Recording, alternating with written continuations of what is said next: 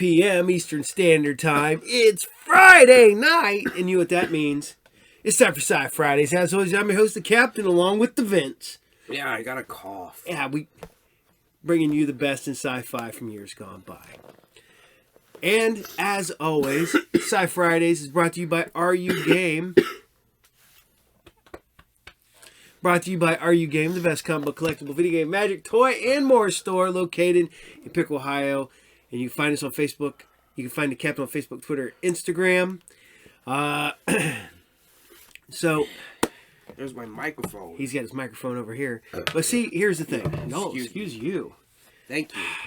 We're getting ready because tomorrow marks 4 years of Saturday morning serials with Saturday all day. I'm not gonna lie, we had a lot planned for this year, and then everybody in the house got sick. Yeah, he's still fighting being sick. I'm getting over it. I'm not fighting over stuff. No, you're fighting being sick. You're trying to fight. You're you're fighting those germs. Yeah. Get away from me, germs. Yeah. Dude. Yeah, you gotta fight them germs. You just punch them in the face, right? Yeah. Yeah. So, me and Vince here are going to bring you some sci-fi. We're going to bring you some sci-fi you guys are already well aware of. Maybe not this order. Actually, it is this order. I should have double-checked that. But it's going to be some of the same stuff that you guys have been enjoying for a while. And, yeah, just so much going on. Jeez. I'm not going to lie. The other day, I finally finished watching all of Star Trek Discovery. It's a building. Yeah, it is a building. So, that is a long and painful 5 seasons. It had a couple good seasons. Draw building. Draw building. And it had things that happened in it. So, yeah. But I was a little disappointed. I really like season 2 because it's Star Trek Strange New World season 0. So, but I couldn't get into it. Man, I tried. I really tried. It took me forever to get through those last handful of episodes. I would watch an episode here and I'm like, oh, it's so bad. Watch an episode here, oh, it's so bad. But I'm like, I'm almost done. I'm just going to finish it. I don't know. Do you guys do that? You ever get to the end of a show and it's just bad and you just don't enjoy it no more, but you're almost done? You feel like that's the finish line and you feel like you need to watch it, so you do, no matter how painful it is to watch. I just don't get it. Yeah, I don't either. I really shouldn't do that, but I do. Ain't that right, bud? Yeah. Yeah. So I think I just got a runny nose. Yep. So what we're going to do now is, you guys love it. We're going to keep bringing it to you, and that's Nowhere Man. So here you guys go. Nowhere Man, episode 10. Father. Enjoy. Yes. My name is Thomas Vale, or at least it was. I'm a photographer. I had it all. A wife, Allison. Friends, a career. And in one moment, it was all taken away. All because of a single photograph. I have it. They want it, and they will do anything to get the negative. I'm keeping this diary as proof that these events are real. I know they are. They have to be. I've been wandering for 6 months without any connection to the life I once had. I spent the first 12 years of that life in Morrisville, Missouri, and I've come back hoping to reestablish some kind of bond, searching for something familiar, something to reassure me that at least my memories are real.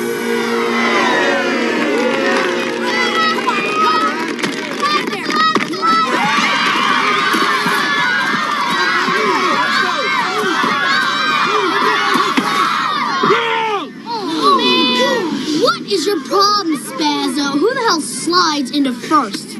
You did great, buddy. I screwed up. Well, you made a mistake, but the hit was solid. You just got to remember never to slide into first. You got that? Yeah. Okay, come on. You got a game to play.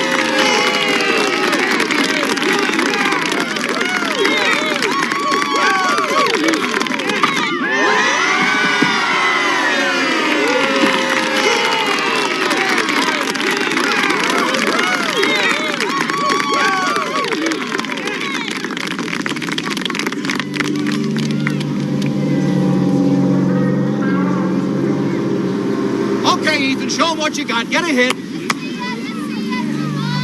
here we go. Focus. Yeah. Come on, take it. Hey! All right. Look alive out there!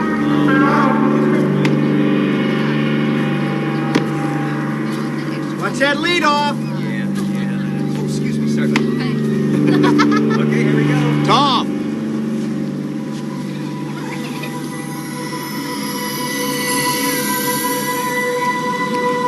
Dead.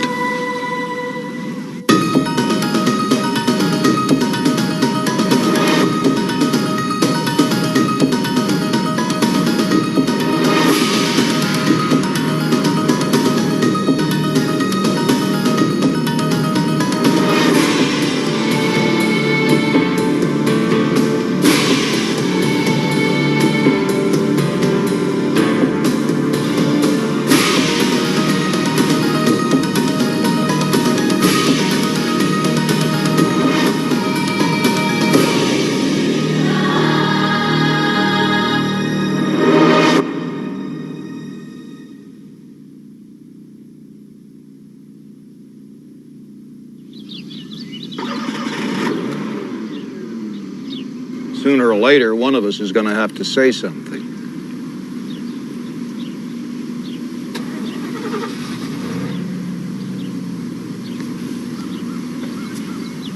You look, different. Must have been 20 years. I suppose I could say the same about you. It's not just that. I guess I'm just surprised, that's all. What are you doing here? What do you mean, what am I doing here? I live here. Is that so hard for you to believe?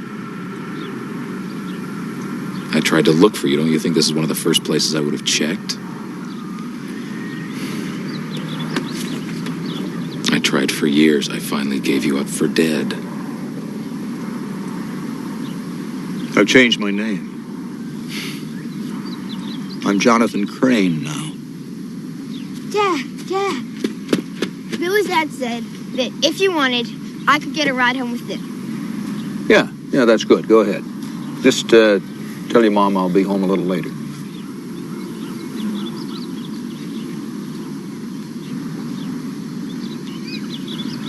I'll see you later.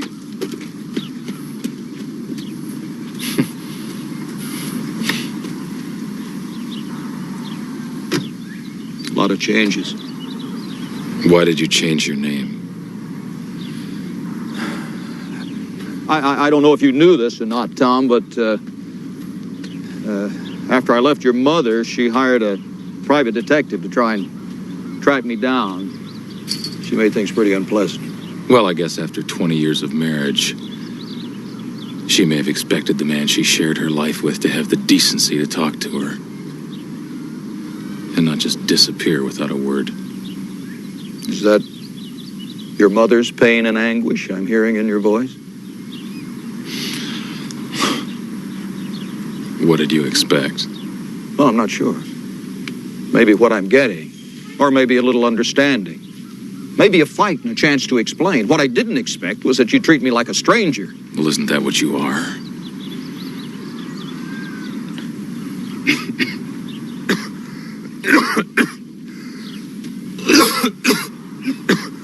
Are you all right? I'm okay. Yeah. So, this is how it's going to be then? This is the way it is. Maybe we should just leave it the way it was. You go ahead and live your life. And I'll live mine. Is your life so full that, given the opportunity, you can turn your back on this important a part of it? What's that supposed to mean? Look, I'm sorry for everything that's gone before. I know that doesn't amount to much, but I am sorry. Now, neither of us planned this, but since it's happened, I mean, can't we spend a little time trying to sort things out?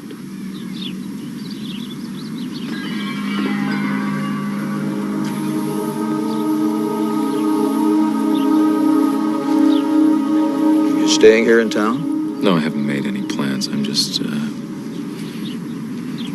doing a little traveling, taking some time off. Have dinner with us.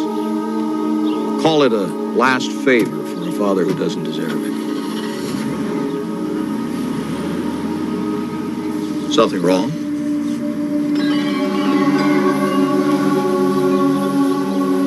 Look, here's my address. It's about a mile from here. Come to dinner. 6 o'clock?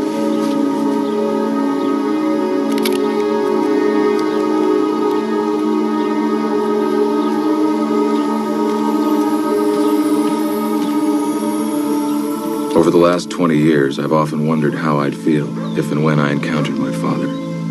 Would I express anger and pain? Or would I be enthralled, excited by the opportunity to regain what was lost years ago? But my life now has become a nightmare I could never have imagined. As I looked at the man who claimed to be my father, I now had to wonder, had someone gotten to him? Has he become a part of this? Is he my father? And if he isn't, who is he? Tom, I'd like you to meet my wife, Beth. Hi, Tom. Hi. It's not much. I had some warning. If you'd had some warning, we would have treated you like a guest instead of like family. Please, sit down. Beth, if it'll make you feel any better, after dinner we'll open up the break front and show off our fancies. Just to show how elegant we can really be.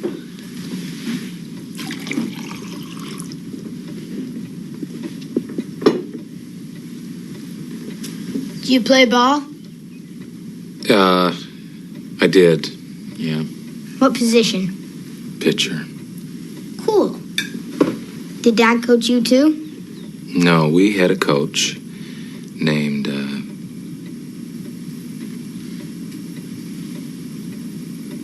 Mr. McGreevy. Yeah, that's right. Dad was, too busy with other things back then. What do you do, Tom, when you're not traveling? Beth, would you let the man take a breather and maybe have a little dinner before we give him the 3rd degree? Oh, I'm sorry. Sister Jonathan's spoken of you so often, but I know so little about you. We'll have plenty of time to catch up after dinner.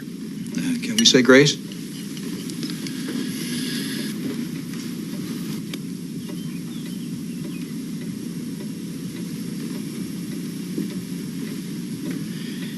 Dear Lord, we're really thankful for this very special day. And Lord, we're also thankful for this food we're about to receive.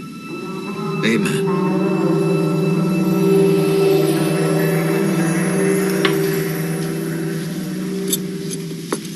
Everything all right? Were you in some kind of accident? Accident? No. No, why do you ask? Oh, no, I just, I noticed a scar there behind your ear. This is fine talk for the dinner table. Jonathan's very sensitive about his cosmetic surgery. He thinks it's womanly and vain. And, private. What's cosmetic surgery? So why would you do that? I just thought it would help if I... He thought it would help me. He couldn't accept the fact that I loved his wrinkles as much as I loved him. And how long ago did you have this done? Can we drop this, please? About 6 months ago, Tom. And he's been cranky ever since he got back. Beth! Well, it's true. You were a different person before you had it done. Happier, more carefree. You see what I have to put up with around here? I'm sorry.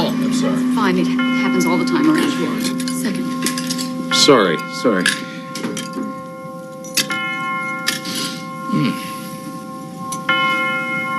Tom, are you okay? Yeah, I'm fine. I'm just a little warm. Are we coming down with something?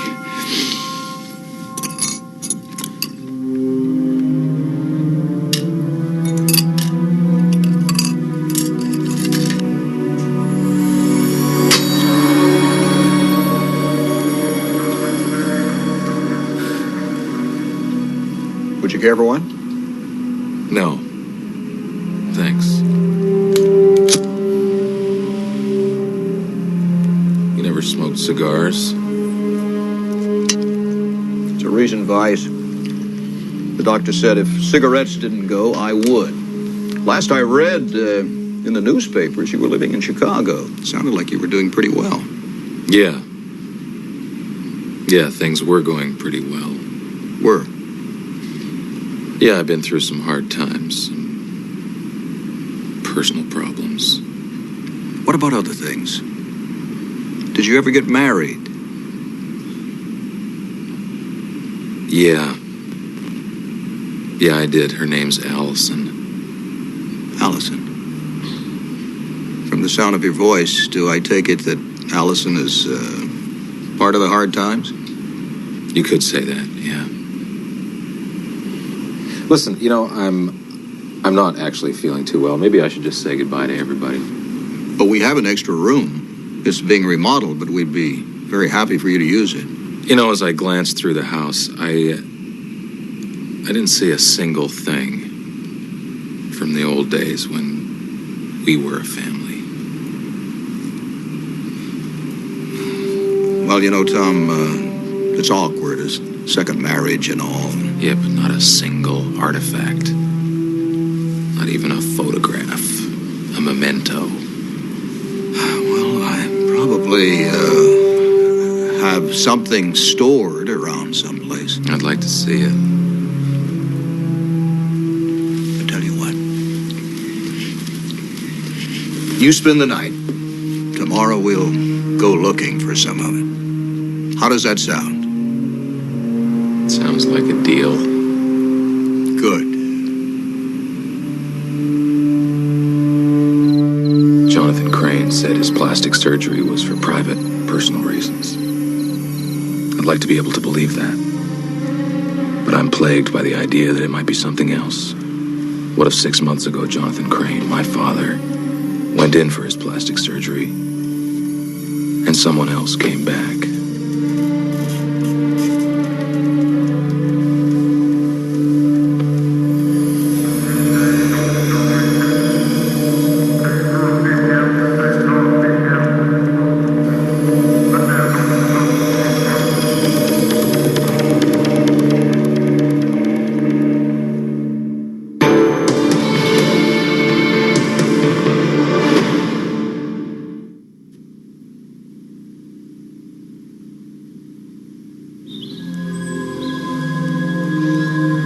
How could a man walk away from an entire life and not bring a single thing along with him? If Jonathan was telling the truth, if he was my father, there had to be something down here from that past.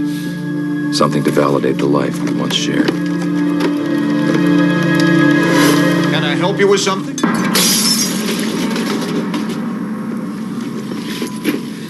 Beth's been collecting those things for years. I'm sorry. Look, I can replace it. I'll just be a store around somewhere I can... There's no store. You can't replace those. What are you doing down here? You mentioned yesterday that you had some stuff stored down here from the old days, and I... So, you just thought you'd take a look around? Look, I apologize for being down here. You have no idea how important it is for me to find something that, That what? Something that connects us to the life that we had. I don't think I understand. There's nothing in this entire house that's even vaguely familiar to me. Not even you.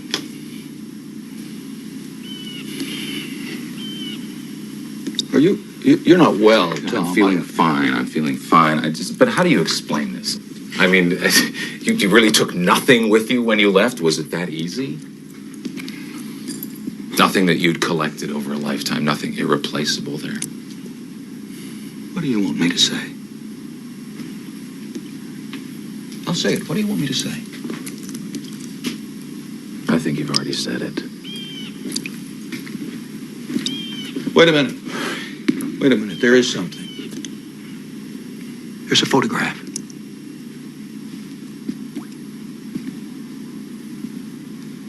It's in that trunk there. Go ahead. Open it up.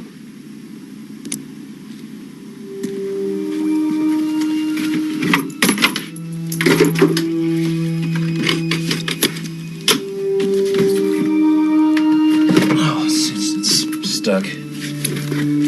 Ow! Damn it. You all right? Oh, man, is that sharp. Man, that is bleeding badly. I think I better take you to the doctor, Oh, Tom. fine. Don't argue with me.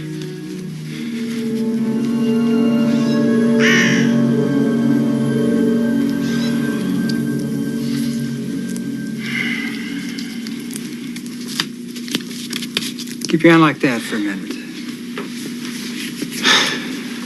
So what is this place? It's my doctor's office.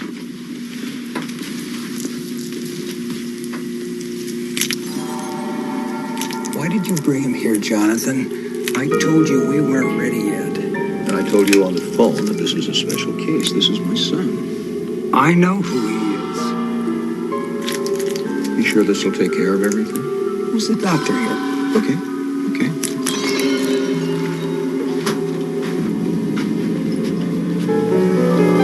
What's that?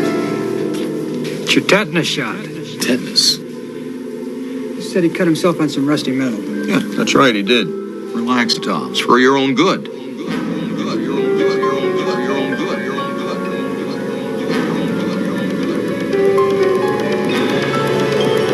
Get away from me with that. Give me your hand here, Jonathan. I said, get away from me. What are you doing, Drunk? Where's Ron? What is wrong with you? Let him go, Tom. I want out of here. What is wrong with you? He's trying to help I you. don't need that kind of help.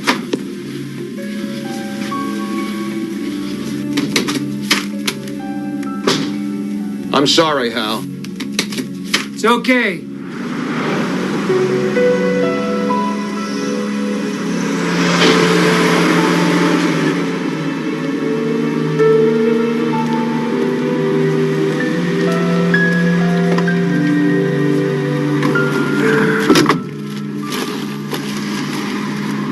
There you go.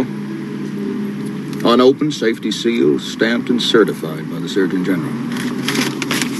Okay, maybe I overreacted. Hal's a very good friend of mine. You should have let him give you that tetanus shot. Those aspirin are gonna do you no good whatsoever. It'll do. Tell me about the photograph. What photograph? The photograph of you and me when I was 10 years old. Remember? It was taken at the county fair, I think, 1965. Your mother took it. You're sitting on a pony. I'm standing next to you holding the reins. I think it was about the happiest time the three of us ever spent together. I want to see it. I'll look for it the minute we get home.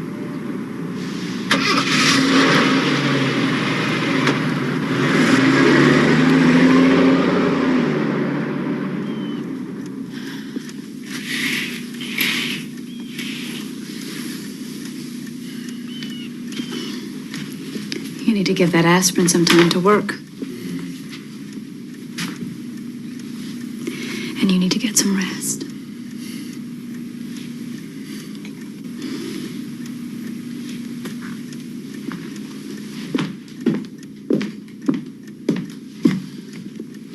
If you need anything, we'll be downstairs.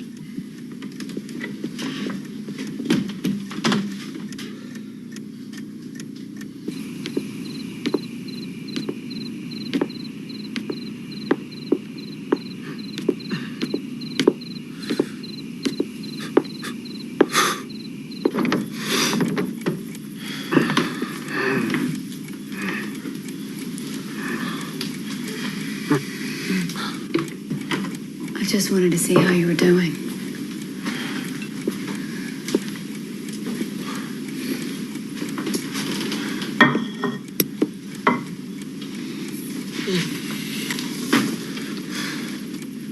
Oh my. You're burning up.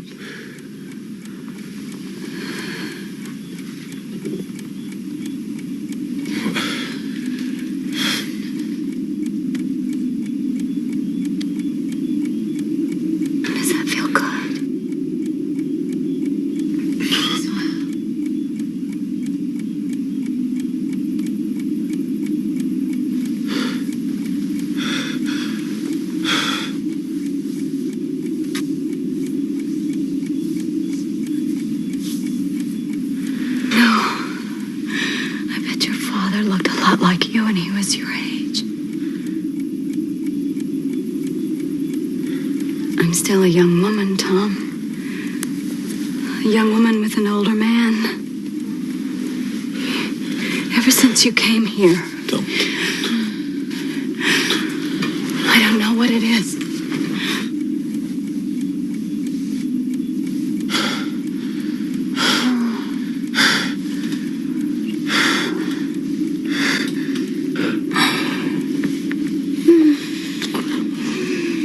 What are you doing in here? Jonathan, you would have figured it out in the end, wouldn't you? The scars, the pretty wife, the perfect house. Get out!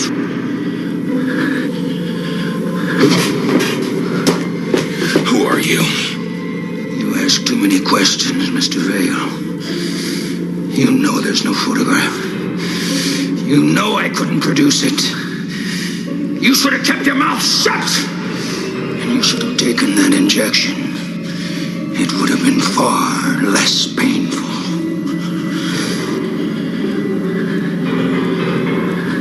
Where are the negatives? We don't need you alive anymore, Mr. Vale. One last time. Where are the negatives?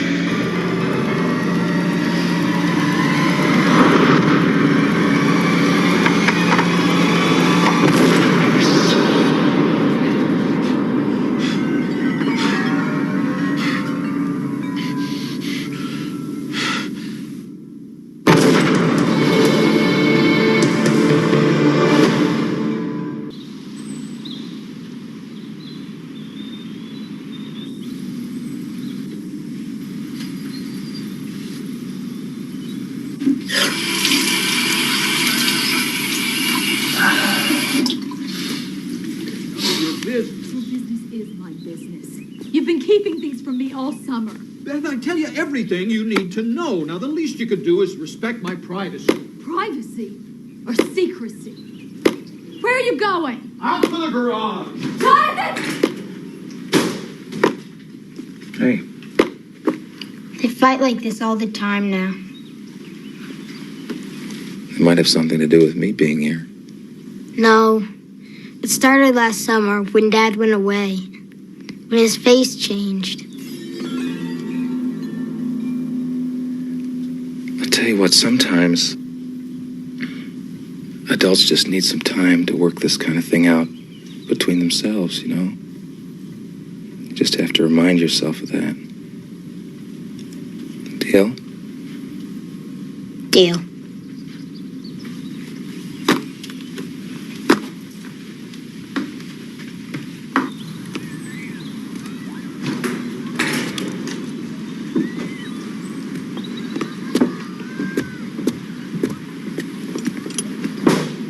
Hey. You're looking almost human. Well, I'm feeling that way, too. Sorry if you got involved in any of that. You'd think I'd know better by now. You know, it'd be better if I left. For who? Look, what happened there this morning has nothing to do with you, Tom. It's just been a difficult year.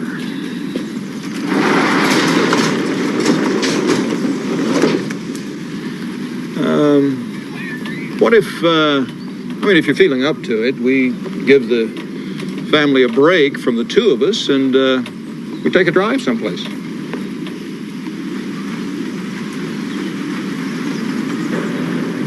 You sure this is a good time? Sure. I'll just go and tell them our plans. Meet you back here.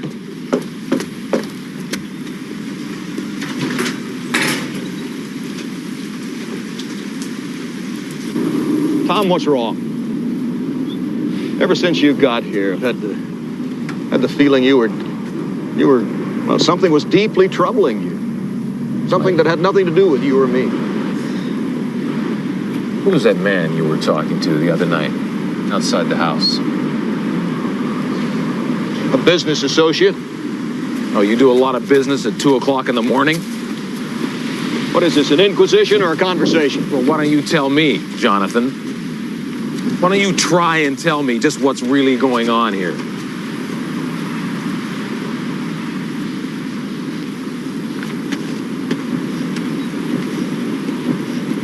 You can't bring yourself to call me Dad, can you?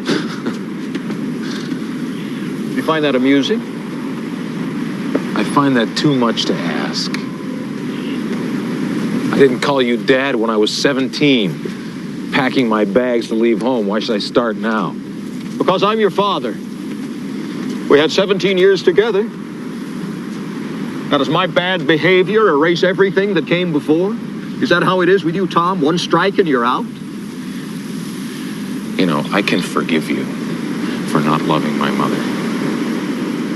We both know she was a difficult person to love, but I can't forgive you for not loving me. 20 years without a word. You said yourself. I have never You saw my name in the newspaper. You followed my career. You know how many times I tried to find you? How many times I tried to convince myself it was probably better if you were dead? I have never stopped loving you, Tom. Never for a moment have I stopped loving you.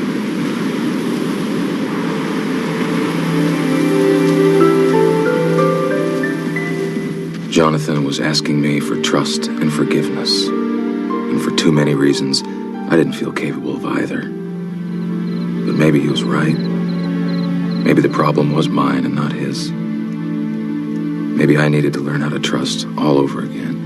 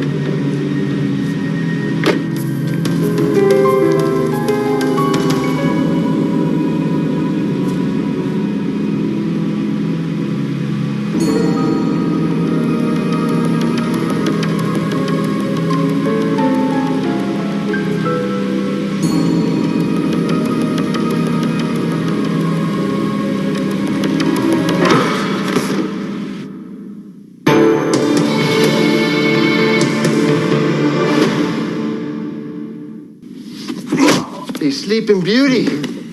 Gonna make me feel like Mike Tyson or something, huh? Oh, Mike Tyson doesn't use a crowbar.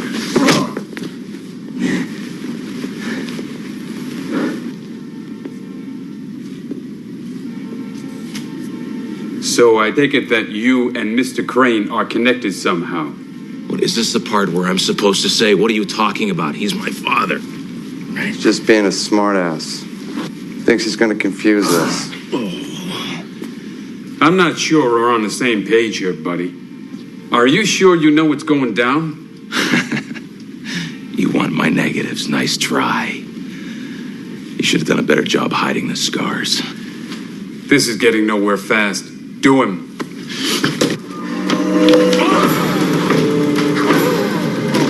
Whoa, ease up here. Nobody wants any violence. They must be running out of operatives. You guys are a bad joke. Aside from the fact that I have no idea what you're talking about, a deal is a deal. You're gonna have to refresh my memory. I don't remember shaking on it. This guy owes us, man. All we want is to collect and go home. This is about money. Yeah, money. What the hell else is there?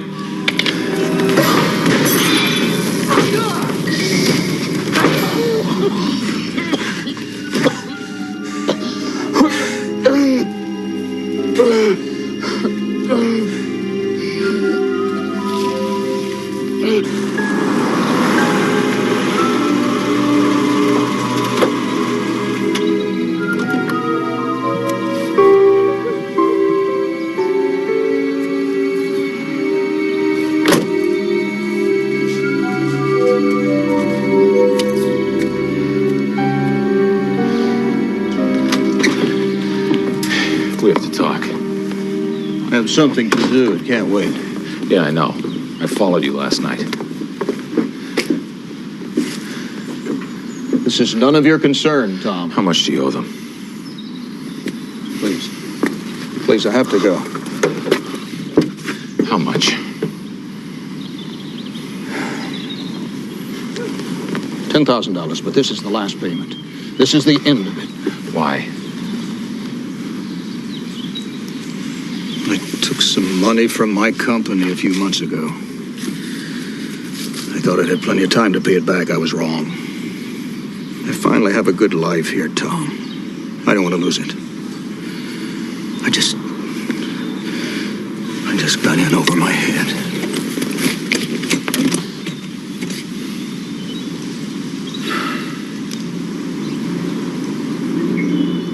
You always did have the most judgmental eyes. All I can ever do in them is fail. You want me to trust you. You want me to believe you. It's not that easy. Tom, maybe it's not gonna work. Maybe it's better if you're not here tonight when I get home. We tried. We did our best. But as always with us, it seems that our best is not quite good enough.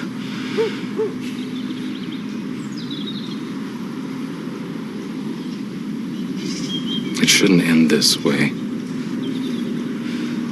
We had 20 years to make things right, son. We're still strangers.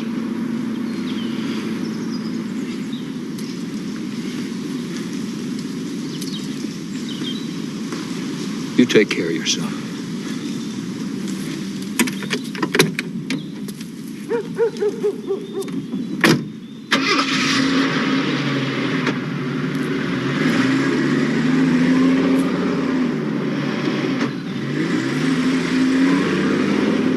You're leaving? Under the circumstances, it's for the best. Now, last night when you were out, Jonathan searched this entire house looking for that photograph. Why is a photograph taken over 20 years ago so important to you? Not the photograph itself. It's what it represents. Tom, Jonathan loves you very much. Sometimes I think he loves you more than he does me or John Jr. Why is that so hard for you to accept?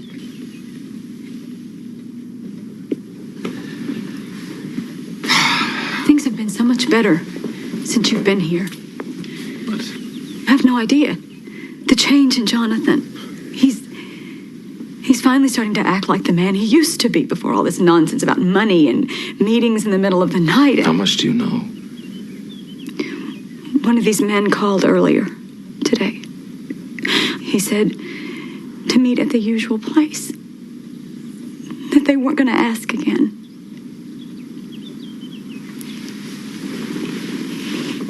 He's drained our bank accounts, Tom. Every penny we'd saved. I don't understand. If there are problems, we could work them out. I think he was afraid of losing you.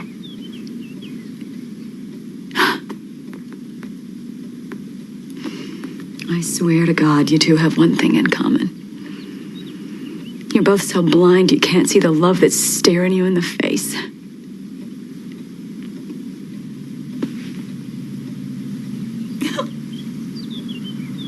If they hurt him. You're not gonna hurt him.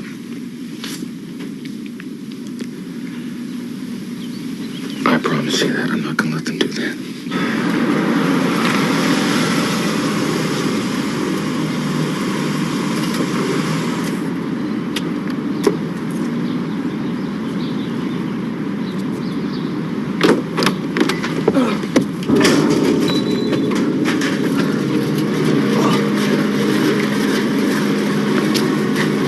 You either brought the goodies or the old man here gets one right in the back.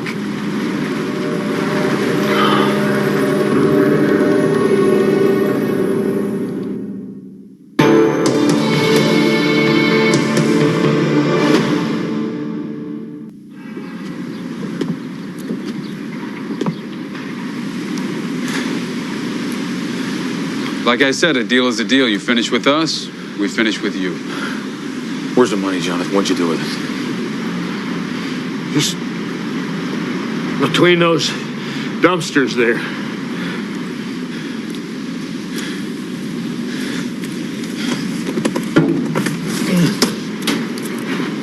Give it to me. I'm sorry, Tom. Bring it here now. Put the gun away and let him go. That ain't the way it works.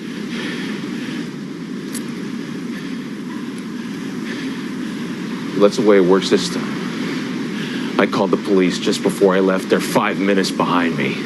He's bluffing. Why take the chance, Morris? Just do this my way. Everybody wins.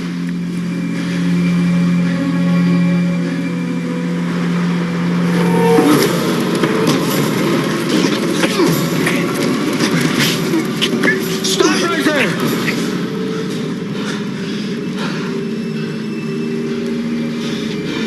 Tom.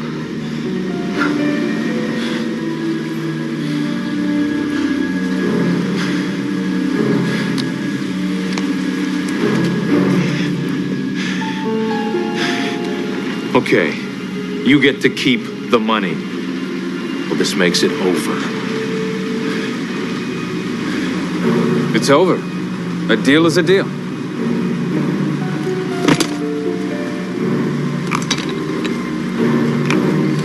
Let's get out of here.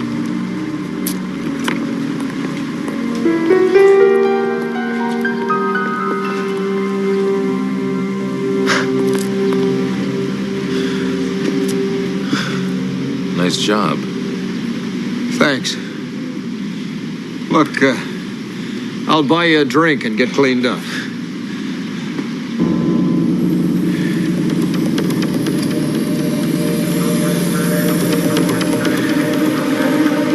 I don't think that's such a great idea. What's the matter? Just not now. You gotta trust me on this one. Come on. Because of the life I now lead, even the possibility of happiness is an illusion. If by chance Jonathan really is my father, then it's best for everyone that I leave. Better to risk my own sanity than the lives of innocent people. This has something to do with your troubles, doesn't it, Tom? It's better for everybody if I leave. Why can't you talk about it? Why can't you tell me? You helped me with my problem. Let me help you with yours. It's not that easy. It's not easy because you make it hard. Look, you have a family here. You have a life. You don't need my problems to. Tom, that's what families are.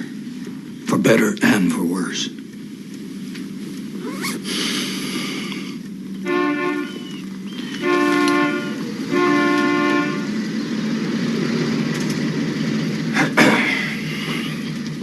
Oh, cab's here.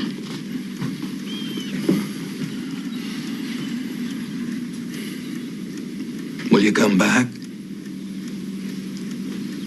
If I can, yeah. There's still a lot that we haven't said, you know. I know.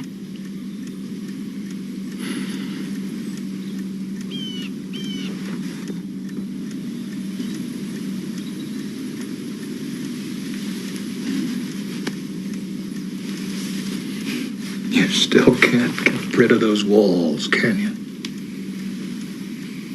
Oh, maybe someday.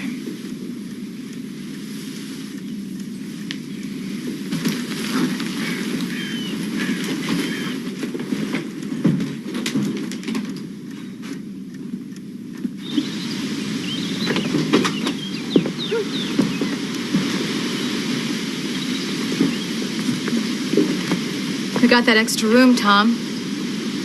It's yours anytime you want it. Well, thanks. Maybe when you come back, you can teach me how to throw a curveball. Okay.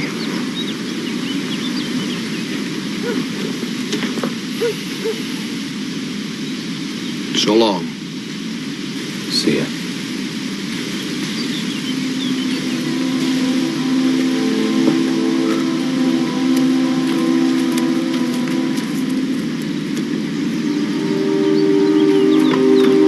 As I walked away away from Jonathan and his family, it reminded me of everything else I've left behind. My wife, Allison, my friends, any sense of safety or shelter. But until I discover just what's happened to me and who's behind it, I have no choice but to continue my search. Alone. Johnny, why don't you get your gloves? We'll pitch a few.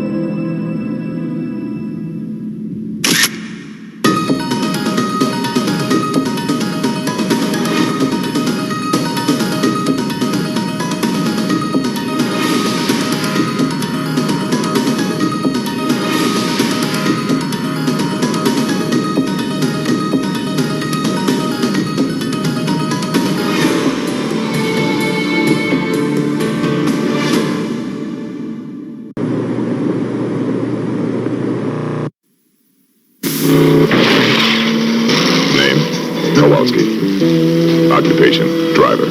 Transporting a supercharged Dodge Challenger from Denver to San Francisco. Background, Medal of Honor in Vietnam.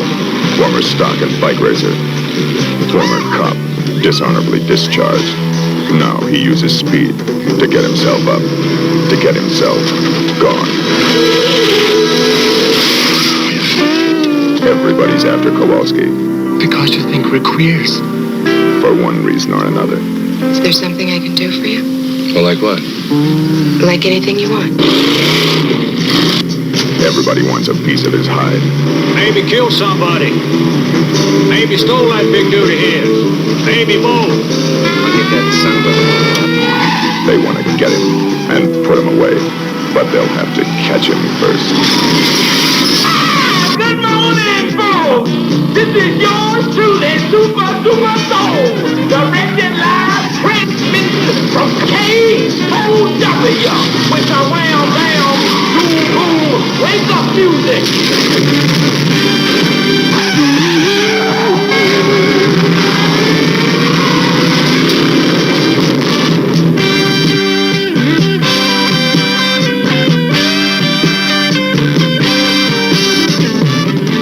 There goes the Challenger being chased by the blue meanies on wheels. The vicious traffic squad cars are after our lone driver, the super driver of the Golden West. The police numbers are getting closer to our soul hero in his soul-mobile. They're gonna get him, smash him, rip the last American hero. It's the maximum trip at maximum speed. Vanishing point.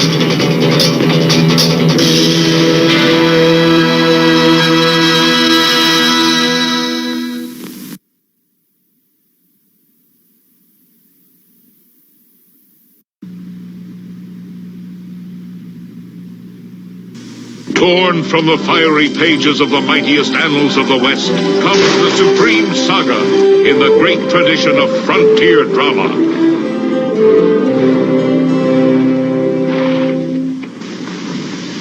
Francis.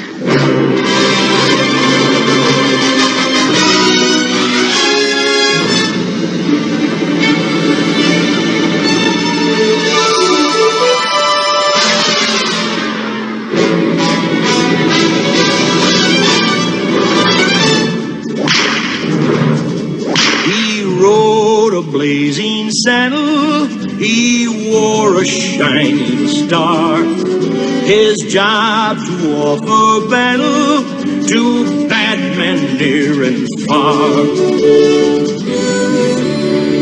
What's your name? Well, my name is Jim, but most people call me Jim.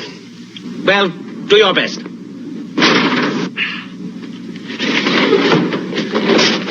Let's see. Where were we? Oh, Rock Ridge. Rock Ridge. I want that land. Clumsy fool. I'm sorry.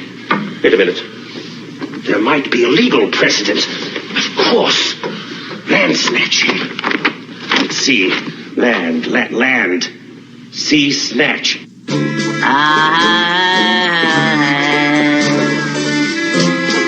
Hello, handsome. Is that a 10-gallon hat? So just sign this, right here. Oh, okay, give us a hand here. All right, sir. Work.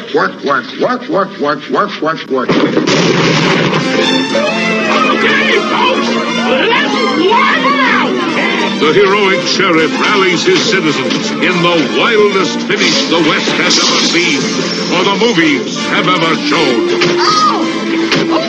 Ow! Have you ever seen such cruelty?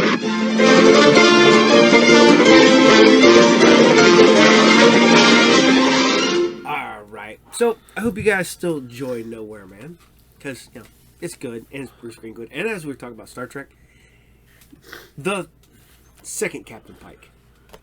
We got 3 Captain Pikes now, and one of them's Anson Mount is a great Captain Pike. I'll leave it at that. So, you know what? Here we go.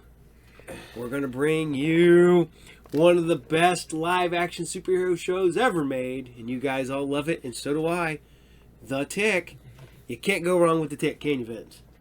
No, you cannot. And you can't go wrong with Patrick Warburton as The Tick, can you, Vince? Yeah. Got my popcorn. You got popcorn. I thought you had popcorn over there. And my Cheetos. He got his Cheetos. And Sour Patch Kids. And this kid loves his blue Sour Patch Kids. And my popcorn. What kind of popcorn? Smart food. White cheddar popcorn. Yeah. And Cheetos. Are those your favorite things other than pizza? Got you Cheetos Puffs. Oh, I don't eat Cheetos Puffs. I don't really eat Cheetos. Oh, cheddar jalapeno. Oh, no. Too spicy. No, it's not too spicy. I'm just not a fan of those flavors together. Yeah. And I'm old, and I like spicy stuff, but then spicy stuff doesn't like me back. So, we're going to bring you The Tick. And, God, I love this show. I mean, I know Patrick Warburton's too old, but man, I think that it would still be on Amazon Prime if they would just brought back the original cast and made The Tick. So, this is The Tick, episode 4, and this is The License. Enjoy. Yeah. May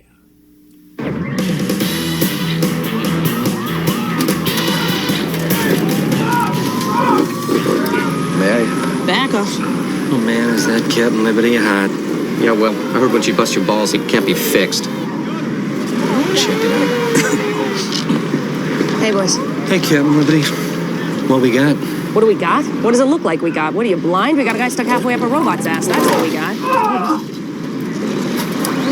All right, everybody, you know the drill. License and registration. What about you, blue guy? What about me? Oh, no license, That's great. So this where I say, uh-oh? Yep. Well, plenty of people operate without the license. Colon boy, no license. Colon boy, really? Oh, yes. Well, don't say anything but the amazing forkhead. The amazing forkhead, you're kidding. I kid you not. How then does one procure this laminated rectangle of righteousness? It's no big deal. You just go down to the DMV, fill out some forms. Yeah, I'll take you. Okay, does anybody know how to get robot grease out of a costume? This thing is dry clean only. Well, why don't we go back to your place and we'll take the costume off, and then Batman has some home remedies. Do you ever stop? No. Well then, shall we? I am the wild blue yonder, the front line in a never-ending battle between good and not so good. Together with my stalwart sidekick Arthur and the magnanimous help of some other folks I know, we form the yin to villainy,'s malevolent yang. Destiny has chosen us. Wicked men, you face the Tick.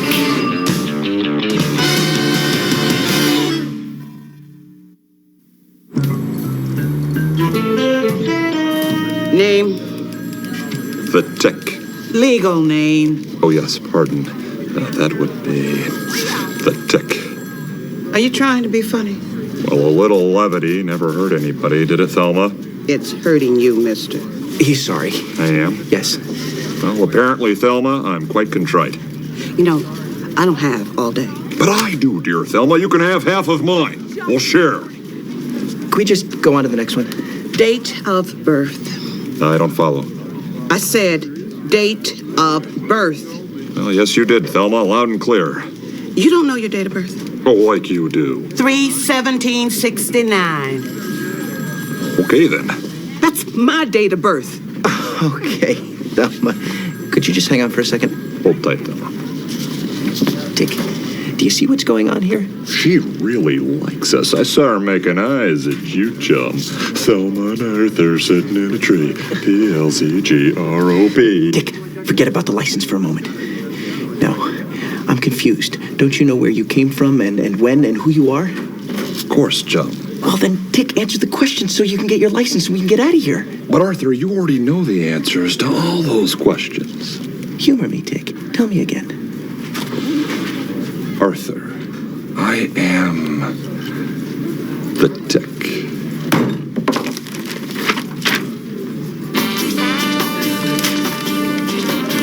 My first letter of rejection, and I haven't even started my novel yet. Tick, come on, just focus for a second. What was your last address? Earth, definitely, and most likely somewhere on land. Are you even an American citizen? Arthur, I am a citizen of the moment. I've built my white picket fence around the now with a commanding view of the soon-to-be. Maybe he's from outer space, eh? Does it really matter? Does it really anti-matter? Have you checked the local loony bin? No, I haven't, and I'm not going to either. Oh, look at this. Can you believe this? That little weasel, the weasel got his name on the front page again. Not to mention a picture, which, by the way, just shows you what the weasel he is. Oh, and for what? Oh, for stopping a jewel robbery. I stopped jewel robberies on my way to stopping major crimes. Batman, well, when was the last time you stopped a jewel robbery? Well, let's see. Well, never, but that's not the point. You're not going to be stopping any crimes yourself the way things are going, Dick. Arthur, I've told you who I am. I mean, how many times must I repeat it? I am the sterling silver ladle of justice, pouring its foamy cream over the just-picked strawberries of crime. Tick! That won't fit on the application.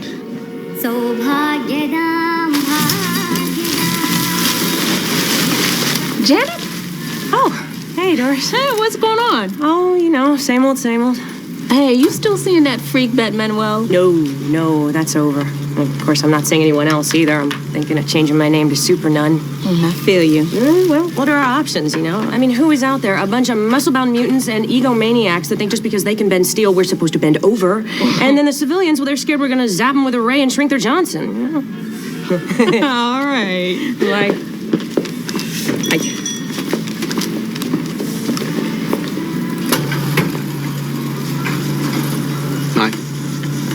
Hi. Blood. I didn't kill anyone. That's good. Just cut my finger slicing a bagel. You should really slice away from the hand. Yeah, but what's the fun in that? Ah, true. Yeah, like to live dangerously. Really? Oh, yeah. Oh, don't say it. I'm sure it's here somewhere. You lost it. It's not lost. Nothing is lost. We do not lose things here. Maybe you did not bring it in. What, are you kidding me? No, I brought it in last Tuesday. No, don't hit me. Buddy, get a grip. Look at this woman. She's not going to hit anyone. She just wants her dry cleaning. Just tell the lady that you'll look for it, and as soon as you find it, you'll give her a call, huh? Yes. Yes. Wow. Thanks. You're welcome. Bye. Bye. Do you have other clothes? Of course. Do you think you could find something else to wear to the dinner I'm going to ask you out to? Look, Weasel, you're talking to Batmanuel.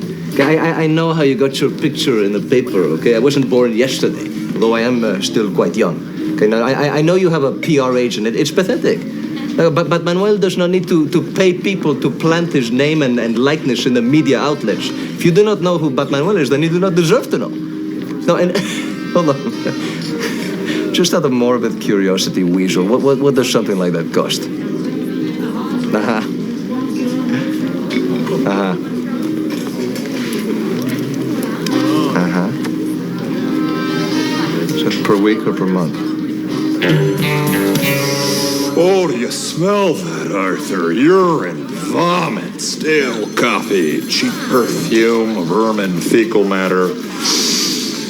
Sweet ambrosia to my olfactory senses. It's the stink of justice that you just can't shower off. Can we just get this over with? Okay, then. Good sir, I'd like to report a missing person. Me. The tick was a missing person, all right, even though he was right here among us. We fed everything into the supercomputer except the tick himself. If there was an ID match, they'd find it. There wasn't. So we decided to go public. But something wasn't making sense. I mean, the tick hardly ever made sense, but this was different. Could the tick be lying or hiding something? Was he an amnesiac or just plain nuts? Daddy. Hello there. It is your little pal. Or maybe all of the above. And I have come to tell you something.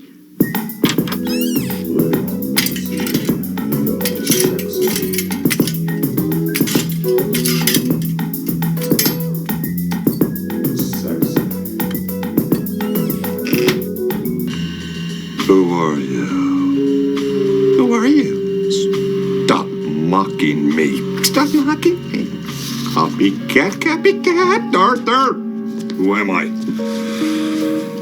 You really don't remember anything? I remember nothing. Does that count?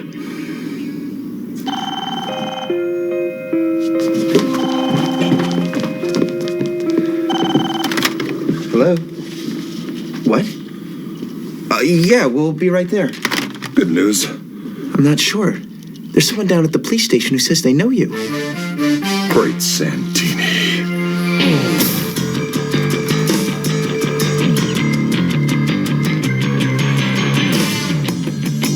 Yes, officer. That's him. That's my husband. Arthur, she's pointing at me.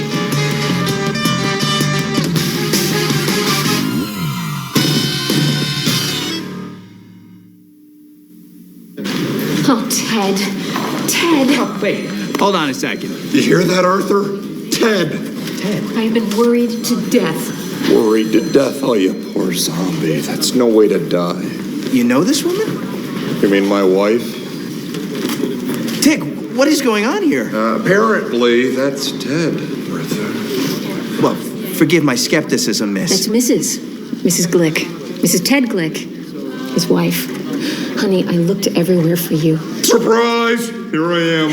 Yes, well, do you have any actual proof that this is your husband? Would this help?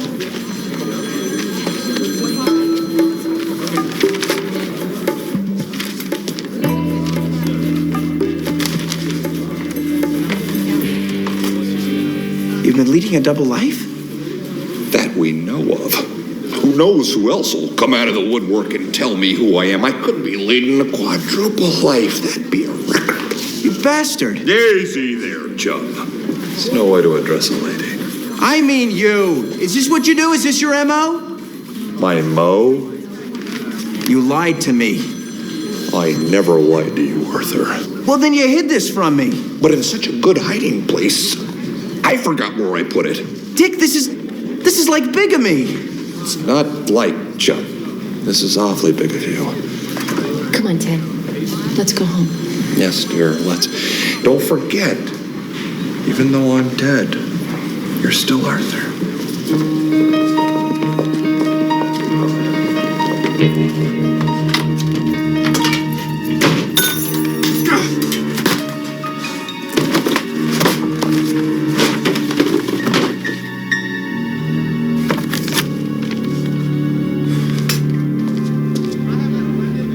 Yes. No, I'm looking at them right now. Well, yes, I'm impressed. How could I not be? I look damn good. Now, listen, I want the same deal as the Weasel. How much? And for that, you guarantee you can get my name and picture in the paper. All right, well then, bill me. Sucker. Excuse me, Sonny. This table is taken. Manuel, it's me. Arthur? You look so plain. Thanks, I am. Would you like to see some really hot photos of me? No. Well, there's nothing wrong with men being aroused by other men. Don't be ashamed of your feelings. No, I'm not. So how is life post-stick?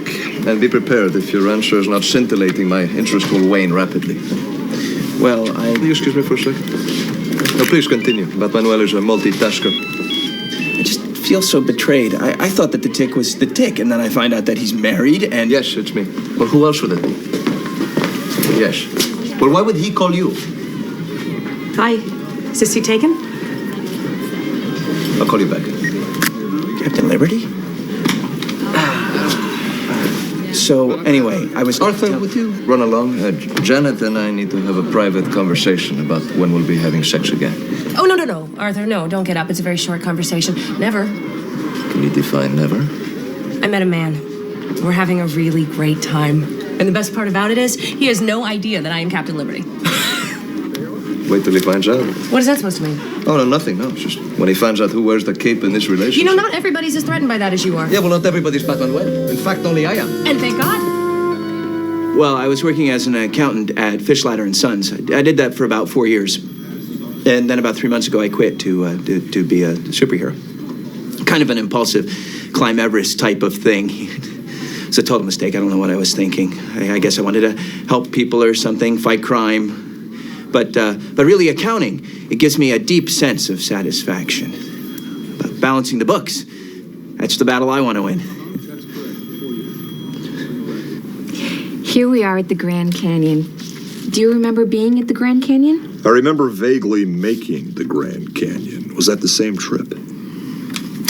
And here we are at Mount Rushmore. Did I battle those 4 stone giants into submission? And here we are at the Eiffel Tower. I fell. No, I fell. You fell. Forget it.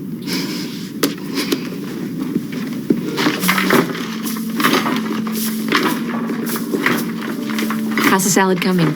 Actually, these lettuce fragments are rather unwieldy. Here, I was wondering if this would be a good time to go out on patrol. I could be back before the piece of animal's behind is thoroughly cooked. Sit down, honey. We're about to eat. Perhaps later.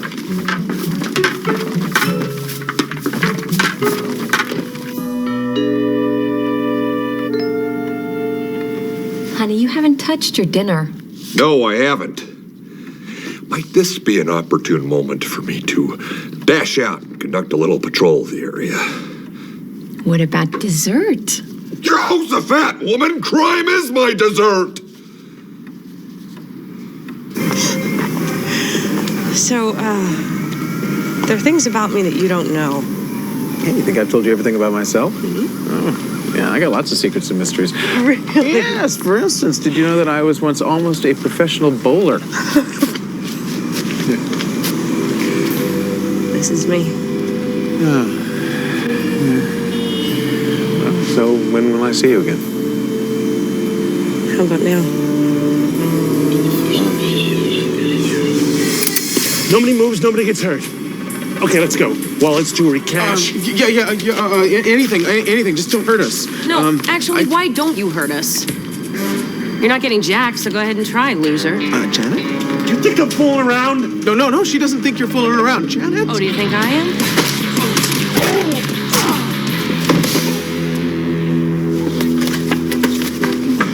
Loser! Damn, I ripped my stocking.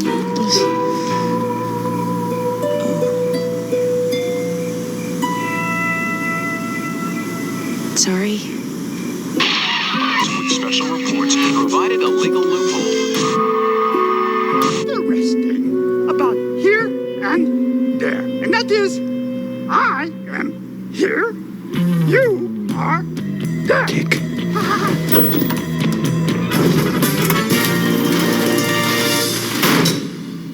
you're back in your... So are you. Yeah, well... Yeah, me too. Come in. You see, there she is. She must do this all the time. She finds missing men and then claims they're her husband. Yeah, she probably used Photoshop and a bunch of other programs to forge the documents. The agency does it all the time. I thought the tick was crazy, but it's her. Well, I wouldn't be so sure about the tick either. Well, whoever he is, he's not Ted Glick. And she's a complete nut job. Let's go. Dear lady who thinks I'm her husband, I'm not. Oh no, that's no good. Dear lady who thinks I'm her husband, we've been through a lot together. The good times, the bad times, the me not allowed to go on patrol times. We want different things. You want a home and a husband and a family. I want to be the yin to villainies malevolent yang. One of us is clearly nuts. You probably think it's me. Which is okie dokie.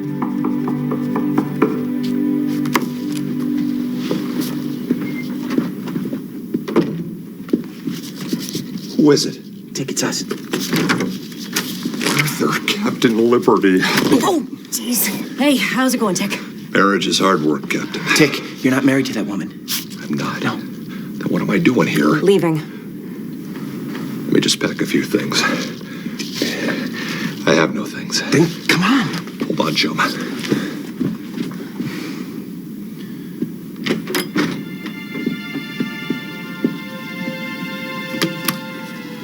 Love, Dick.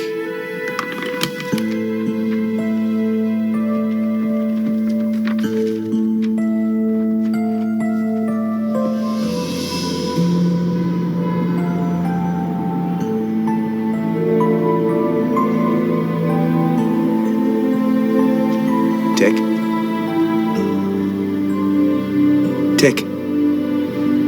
Tick or Ted or Tuna Boat Tony. Who? Long story. The point is, does it really matter what you call me, Arthur, or what I call you? Isn't the most important call the one we make to that party line of the collective unconscious, that string of mysterious, arbitrary digits that we add up on our mental abacus and call us? We call us, and who answers? We do. What the hell did he just say? Do I know? Tick, in order for us to be a duo, to fight crime again, you need to get that license. And more importantly, I need to know the truth. Do you, chum? Well, I've given you all I have. My truth engine's running on fumes. Okay. May I? Please. Thank you. Tick, I agree with the few measly scraps of what you spewed out that actually made sense. Oh, bless your perceptions, you shiny knight of the nocturne. See, this is what I mean. What the hell is he talking Just about? go on. Fine. In my experience, there's only one guaranteed way to ever really know the truth. You must create it yourself. And how do you do that? Lie.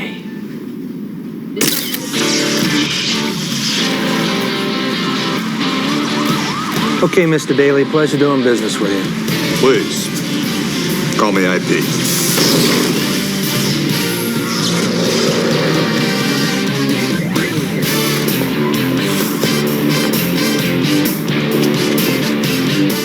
Oh, wait!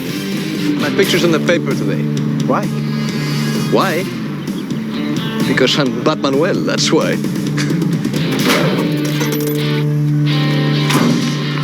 It's not on the front page, it must be page 2.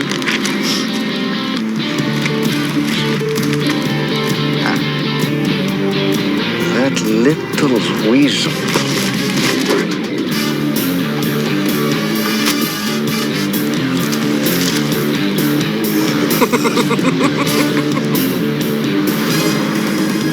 Cool.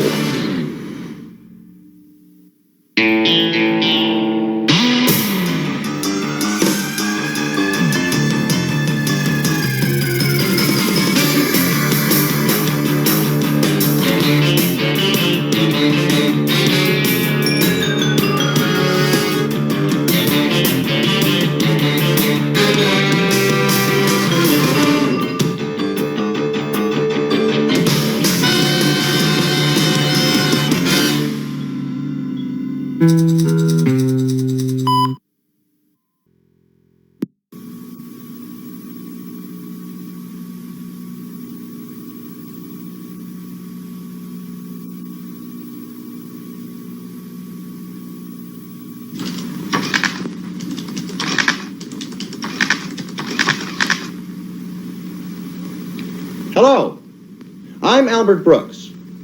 I've just completed a motion picture so exciting that the following announcement will be presented in 3D, so you can literally feel the excitement. You will find special glasses under each of your seats. Put them on now, won't you? Oh, if you happen to be in a theater that has no glasses, don't worry. You can share in the fun too. Simply turn to the person you're sitting next to and borrow a piece of red and blue cellophane. Then put one over each eye like this. You got it? Good. Now we're all ready to enter into the world of 3D. Well, hello again. A little different, isn't it? Does it scare you? Oh, come back, come back. I'm just having some fun. I didn't mean to scare you. I like you. That's why I want to tell you about a new movie called Real Life. Real Life tells the story of what happens when a real family's life is turned into a major motion picture. That family could have been you, or you, or you. Whew. Just the idea makes me thirsty. Look, a refreshment. What a lucky break. It's good. Want some? You're welcome. Well, we're almost out of time. My watch is gone. Somebody stole my watch. Somebody in this theater stole my watch. Yes, you took advantage of this special process and you snuck right up on the screen and took my wristwatch. Well, let me tell you something. I may look like a schmuck to you, but this is one schmuck that knows Kung Fu! Woo! What's that noise? Excuse me. Oh, my God. I'm Randy Brown. You're the world champion paddleball player. Right. What are you doing here? I come to see a new movie. Real Life? Right. Well, Randy, you're a little early. It hasn't opened yet. Then I'll just leave. Oh, no, don't leave. I mean, what a coincidence. As long as you're here, thrill us. Okay. Oh, my. Mind if I join you? This could be amazing. Gee.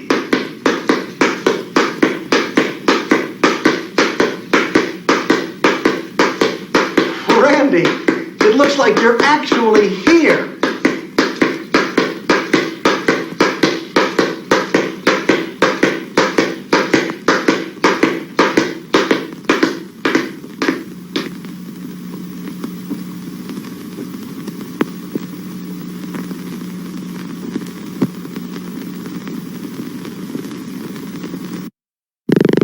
Got to Woodstock.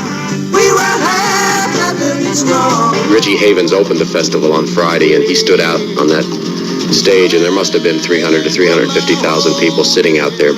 And he was overwhelmed. You could see it in him. You could hear it in what he played. Coming in and joining everyone, and people were just like holding hands and generating tunes between each other, and just incredible, far out. It looks like we're going to get a little bit of rain, so you better cover up. If it does, and if we should have any slight power problem, just cool it out. Please move away from the towers. The lamps might have given us a problem.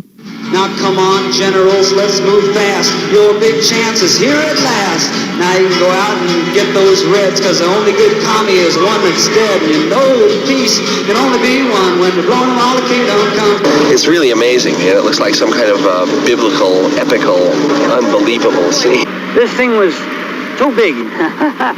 It was too big for the world.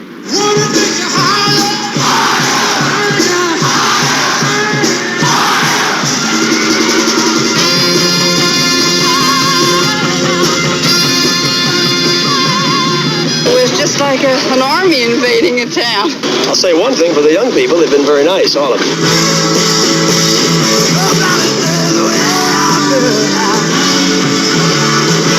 A place where everyone could get together and gather to do what they really would like to do, to be totally free and just to totally experience without the hassles of the city and the game playing of people and the competition, and just total free environment to be beautiful. Having a good time? Very nice. It never should have happened. Why not? Something there, little kids sleeping in the field. And like all the people that come up here asking, if we can page their freaked out friends. I mean, like right now, I'm missing my sister. I think skinny dipping is just beautiful if you want to do it, if you can do it. But some people can't. What do you think about the kids? It's a disgraceful mess if you want to know the answer. Swing low, sweet. Shown by Joe Cocker, Country Joe, Crosby, Stills, Nash, Richie, Jimi Hendrix, John Sebastian, Shania Sly and the Family Stone, The Who.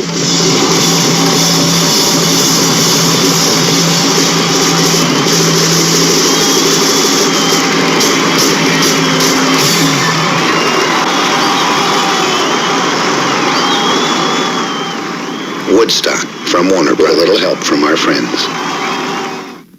So, I absolutely hate when they do comics this way.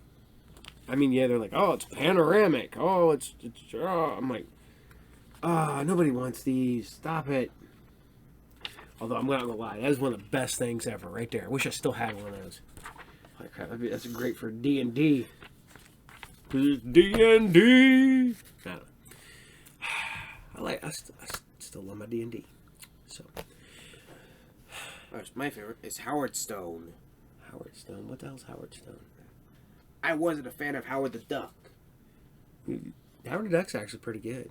Well, my favorite is Howard the Goose. He likes Howard the Goose. Yeah, we love that. So, alright, so we're going to leave the tick. We're going to keep going over. We're going to go out to the high seas. Enjoy some Sinbad, the sailor. And, yeah.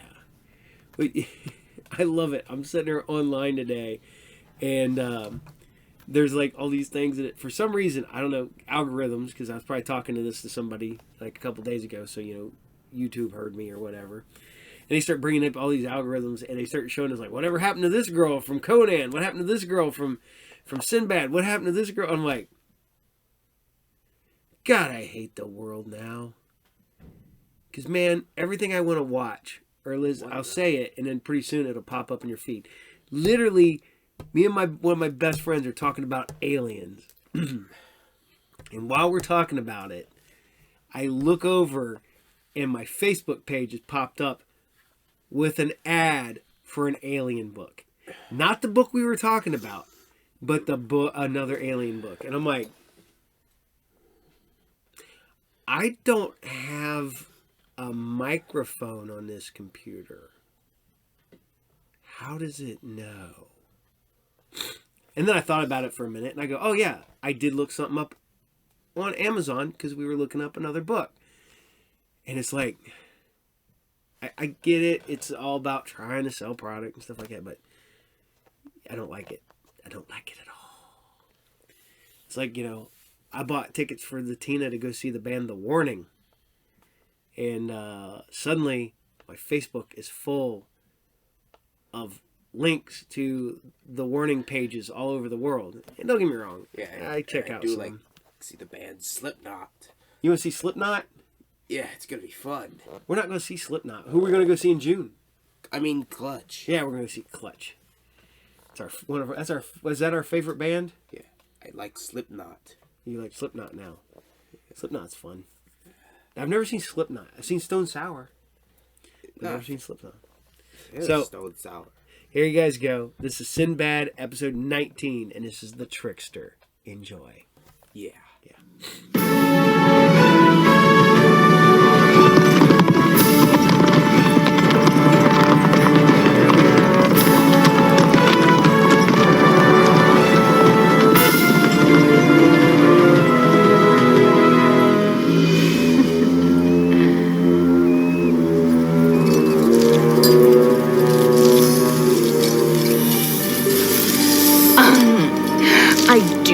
These little vacation jaunts. You never know who you're gonna run into. Here I am in the middle of nowhere, with my enemies all lined up like ducks in a row, just waiting to be destroyed. Please, I'm above all that. And where is your sense of fun? I'm not going to destroy them outright. I'm going to have a little fun first. Now, as much as I'd love to sit and chat, I have work to do. Let the games begin.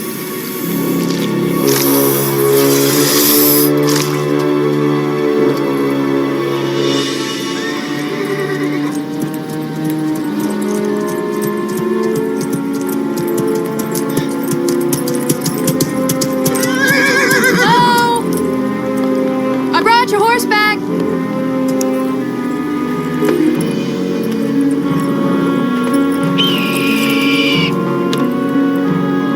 Thanks, boy.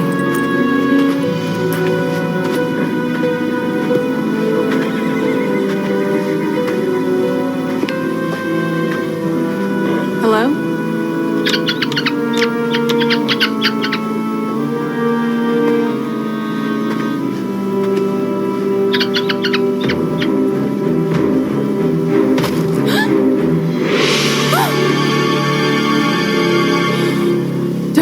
Get out of here.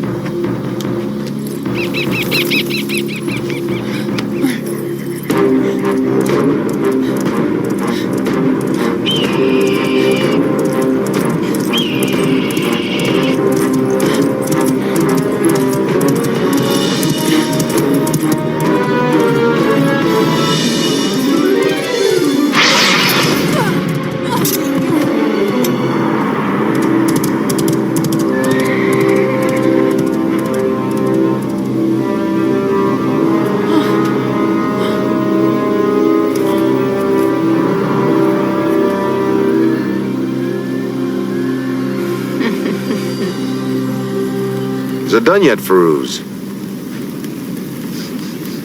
Just about. It's good to take time to enjoy the sky and the sea, isn't it? Aye. Fortune has indeed smiled upon us this voyage. Calm seas, soft winds, generous merchants. May better get here soon, or she'll miss her lunch.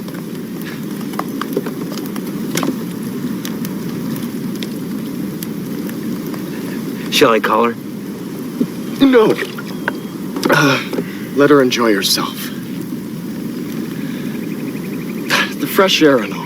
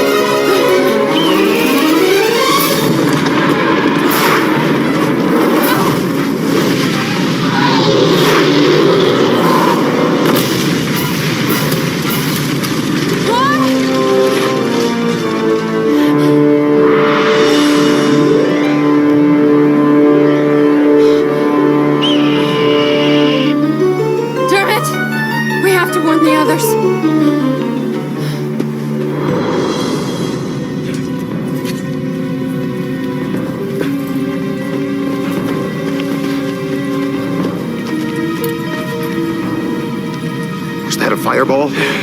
Maeve's in trouble. Dubar, you come with me. Feruz Rongar, stay here and keep your eye out. For what? For anything that might have you for lunch. Maeve doesn't use her fireballs lightly.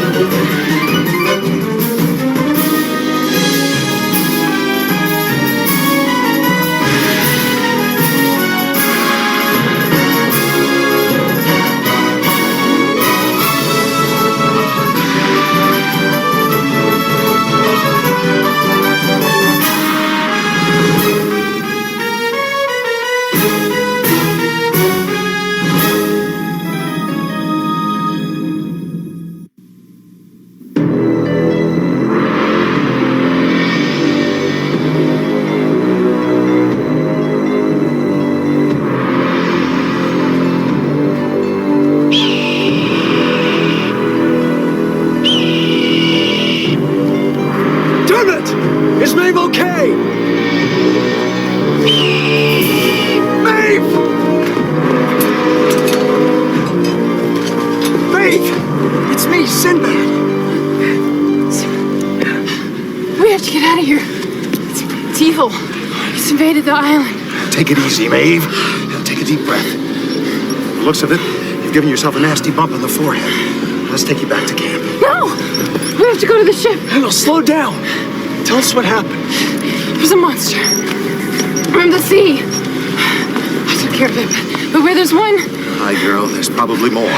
We'll discuss this at camp. It's all right, Dermot. She's safe now. You've spoken too soon. Dermot! Alert the others! What the devil is going on? I don't believe it. Mina? Dear God. It's time I took care of her once and for all. You're in no shape to take care of anyone but yourself. Come on, let's go! Who are you to give me orders? Your captain! And your friend. This isn't the time or the place, Maeve. Save your fight for when you have the advantage. Now, come on!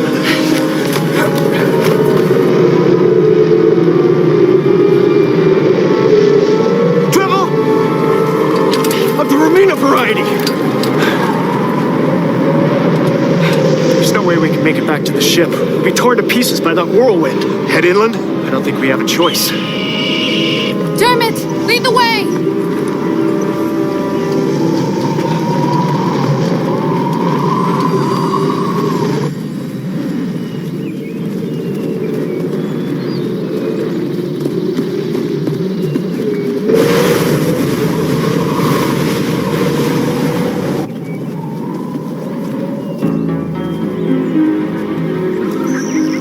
Like the looks of this, Sinbad. Nor I. But these ruins look like the only source of protection from Romina. Sinbad! Look! Rongar's found writing. It's unlike any script I've ever seen before. It's probably pre-Atlantean. It's Alzacian. Fine. We'll decipher it on the way out. No, wait! I can make it out. Dim taught me to read it. It was part of his training. Romina's gonna wipe us out if we don't move. This is a place of darkness and shadows. I could have told you that without reading the rock. What's it say? Beware all mortals. This is the resting place of the old ones. Only their power rules here. No magic from the outside has any power here. Pity to all those who enter herein and disturb their eternal sleep. Fine, it's a graveyard. And it's going to be ours if we don't get out of Romina's way. Well, we have to make a stand. And this place is as good as any. Over there, behind those stones. We're desecrating magical ground. Look, put a coin on the collection plate. Quickly, Maeve, over here.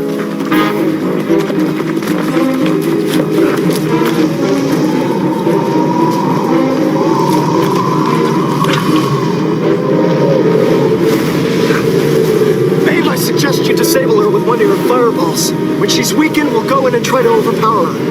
What if she won't let herself be overpowered? And we'll go in for the kill.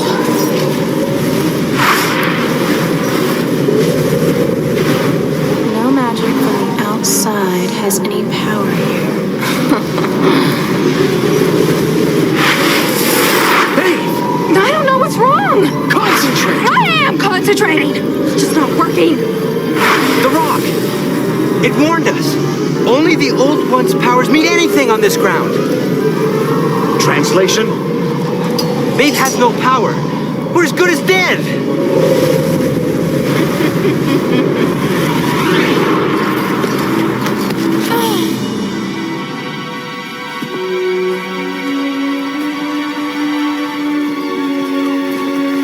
Need some help? Stand back, Sea Dog. I've tolerated your insolence long enough. Now you'll feel my wrath. You'll all feel my wrath.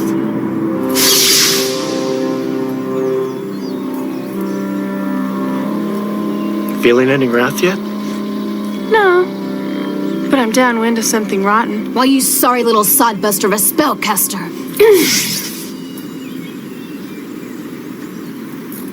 Come on, witch. I've waited for this moment since the first day we met. Your powers won't work here, Romina. Neither will mine. The old ones control this place. Looks like we'll have to settle our differences up close and personal. What's your weapon of choice? Sword? Dagger? By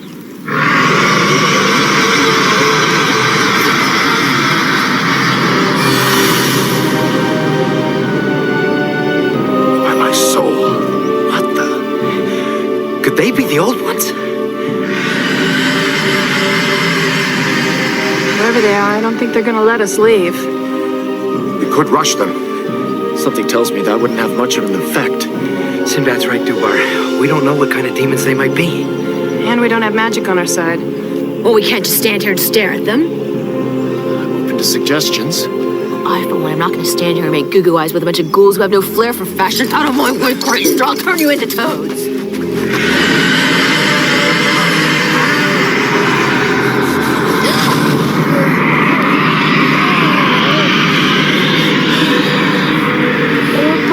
We could stay here for a while and observe their behavior. You know, learn their weaknesses. Yeah. Very savvy scientific observation, coming from a witch. I meant that as a compliment. Romina has a point. We can't get past them in the broad daylight. And we can't stand here forever out in the open. Who knows how many friends of theirs are waiting out there. What about the ruins? We could camp there until we come up with a plan of action. Now to your wisdom, big brother. Now everybody, let's move back slowly. Don't antagonize them.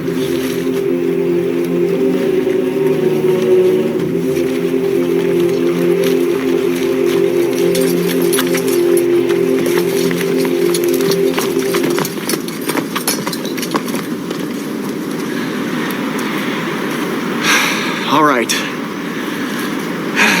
Might as well make ourselves comfortable. Looks like we're gonna be stuck here a while. Comfortable? Have you looked at this place? It's filthy. Why don't you conjure up a few servants? Tidy the place up. Enough! You're kidding. All right, you're not kidding. Sinbad! They're gone!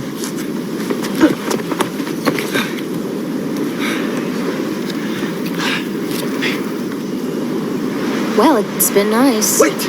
They're not gone. We just can't see them. Wherever they are, they're still waiting for us. Well, maybe I can reason with them, appeal to their intellect. Bruce, don't talk nonsense. Well, at least I'm trying to figure a way to get out of this. Oh, and I'm not? What are you looking at?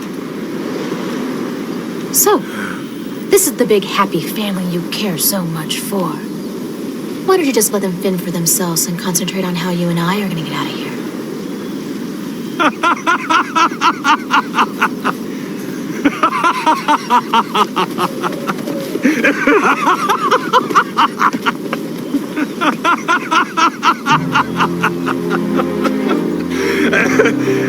Oh, excuse me. Do go on. I haven't heard such amusing chatter for quite some time. Are you an old one? No. I'm not one of them.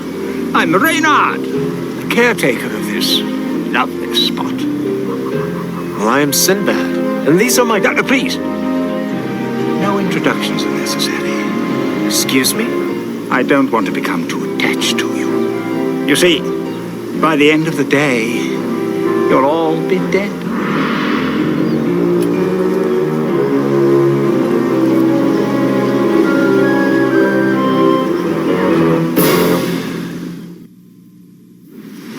I don't understand. Why do these spirits here want us dead? Oh, they're more than spirits, dear Captain. They're the old ones. I've never heard of these old ones. And I'm a sorceress. A sorcerer's apprentice, peasant. I, however, am a true sorceress. The daughter of the greatest sorcerer in the East. Turok. Oh, I never heard of him. Is he here as well? No. He's dead. Oh, he couldn't have been all that great, huh? I don't have to stand for this! Oh, but you do, my dear, you do. No one invited you to this hallowed spot. You trespassed in spite of the warning. And now you must pay for your disrespect. I take it these old ones were powerful. Oh, yes. In the days before time became a fact. There were only two things in existence. The Earth and the Old Ones. Gods they were. Gods they still be. If they are indeed gods, why haven't we heard of them? Well, I'm not an expert, but as far as I can gather, gods have their weaknesses just as mortals do. The Old Ones were primordials, full of emotion. Unfortunately, they were excellent at anger. In spite of the fact that the Earth was all theirs, they squabbled over it. Eventually, their squabbling led to all-out war. Quite simply, they destroyed each other. And those that weren't destroyed weakened to a point of exhaustion, I'm afraid. So where's the threat? Their anger, their power to hate, was so great, it never died. Nowadays, when someone dares to trespass on this small portion of the Earth they still cling to, that hatred emerges once again. All right. We trespassed. Now what? Now you die. Would you care to elaborate? Let's just say the Old Ones have a very healthy appetite. How is it you came to work for them? Oh, you have nothing to fear from me, dear Captain. I came here just like you as a young man, foolish, headstrong. I thought I could cut off a few of these statues, make a profit. The Old Ones caught me, of course. I assume they had admired my gall. They showed you mercy. Not quite. There was a trade-off. They needed a servant, a slave, if you will, someone to honor their memory, tend their grounds. Thus, all my days have been spent surrounded by decay and death and these lovely, crumbling statues. Well, I, for one, have no plans of either being ripped apart or spending the rest of my life scraping moss from these old statues. You have spirit, Captain. Not much sense, but spirit. Much as I enjoy your company, your false sense of bravado is beginning to tire me. If you'll excuse me, I do have to tend the grounds. If I shouldn't see you again, it's been interesting.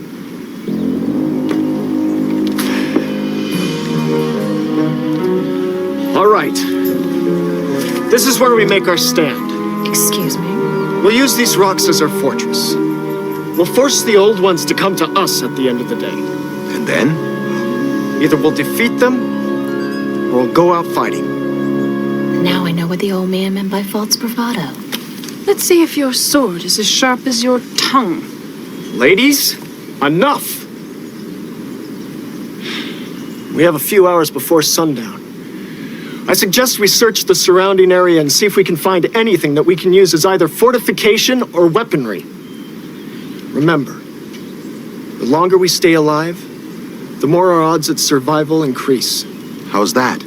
In all our encounters with magic, we've seen that the bigger and more prolonged the spell, the more it weakens the spellcaster. Nonsense. Does the City of Mist ring a bell? Speaking of mist, little brother.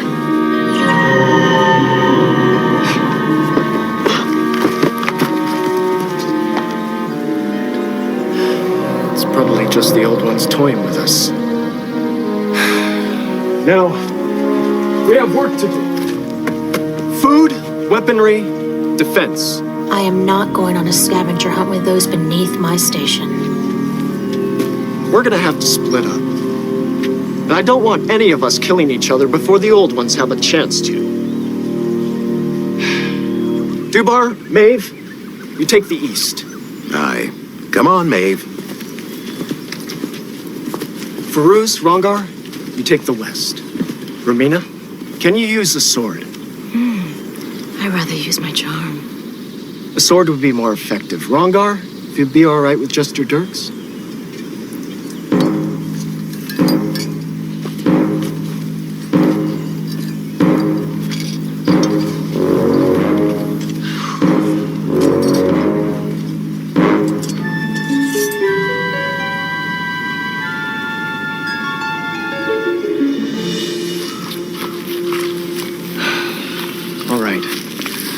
Let's split up. What? We don't have a lot of time, Ramina. We can cover twice as much ground if we take different paths. I'll be close by. If you get frightened, just holler.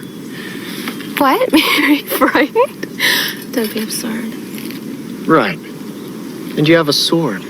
Why don't you concentrate on gathering food? See if you can find any fruit trees. Use the sword to do a little pruning. I will not. Would you rather hunt wild game? Don't stray too far.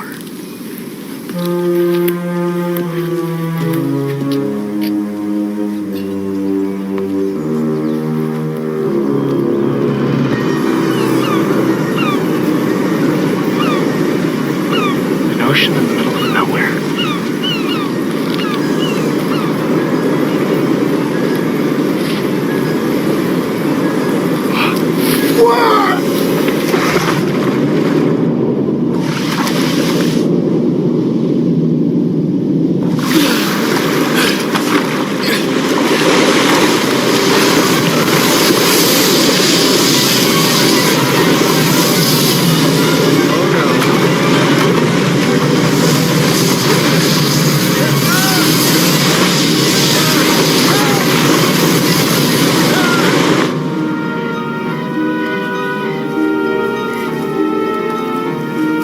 Hello?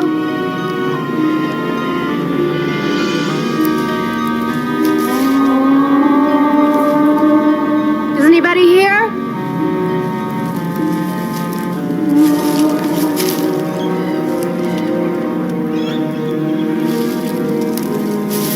Hello?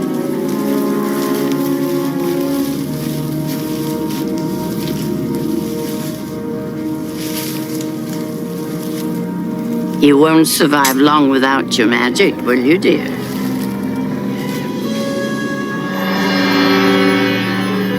Don't you like what you see, dear? Who are you? Who do you think? Now, don't be afraid, dear. Won't you step inside? Join me. I'm so lonely, so old. Join me, dear. Now. What kind of trickery is this? See what a lifetime of hatred produces. There isn't supposed to be any magic on this land. Look at me, dear.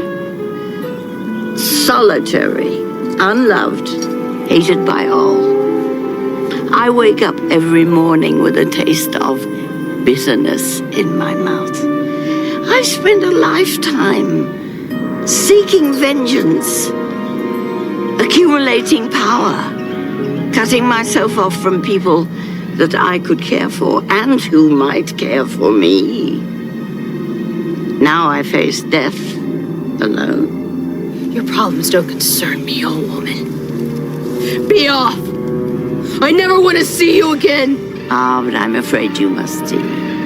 I will appear to you gradually. Every time you pick up a mirror, every time you see your reflection in a pool of water, as time goes on, you will see me more and more clearly. You're crazy. Perhaps. Perhaps that is what loneliness does to a person. No.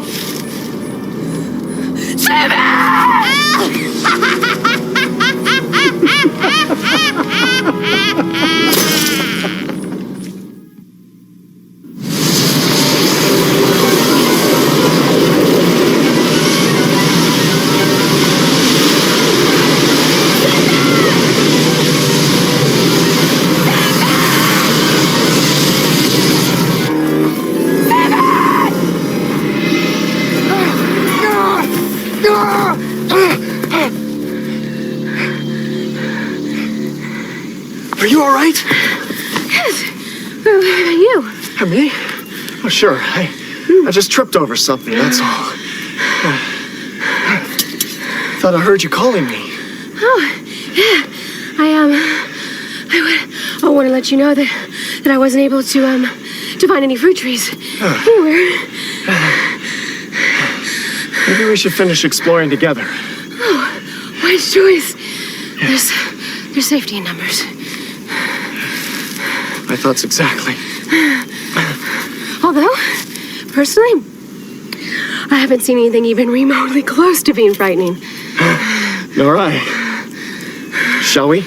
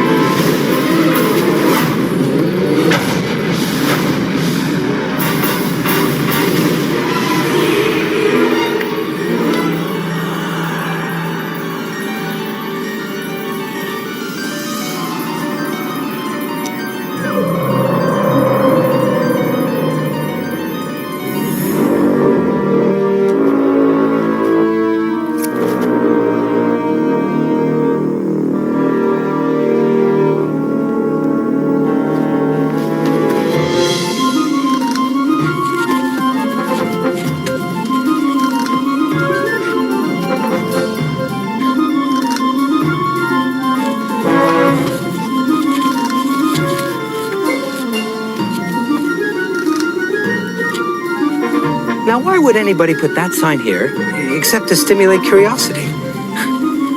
Old ones, you're dealing with a scientific mind here. I weigh the pros and cons of every situation. You probably think I'm going to pull it, but I'm a scientific mind, so I'm not going to pull it. Unless, of course, you know that I'm a scientific mind, then I should pull it. But if you're that smart, childish prank.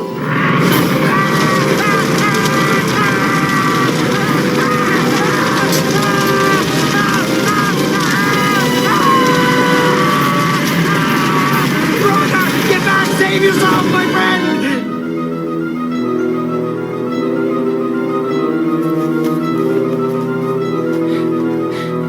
Fascinating. I've always been afraid of fire. Let's go. Oh.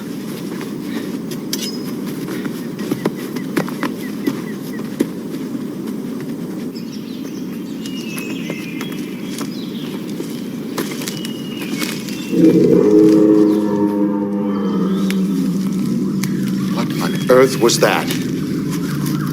Sound like anything on Earth to me. Come on. Sounds like it's coming from that direction. No, I think it's coming from over there. It's probably a trap. If we split up, one of us can lure the trapper out of hiding. While the other traps the trapper. Exactly. There's logic in that. I don't wander too far off. Be careful, too.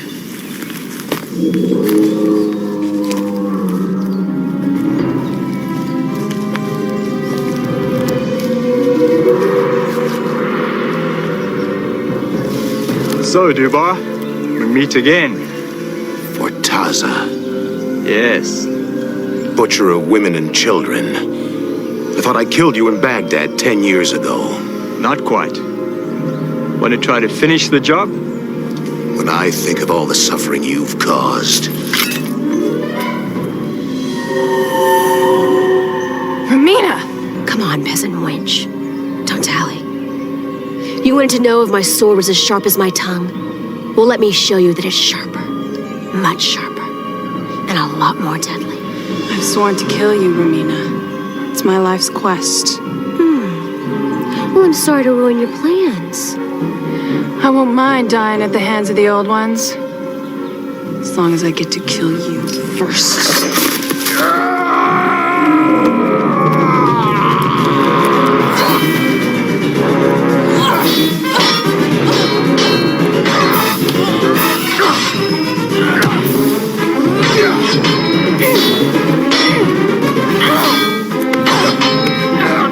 Butcher! Spawn of hell!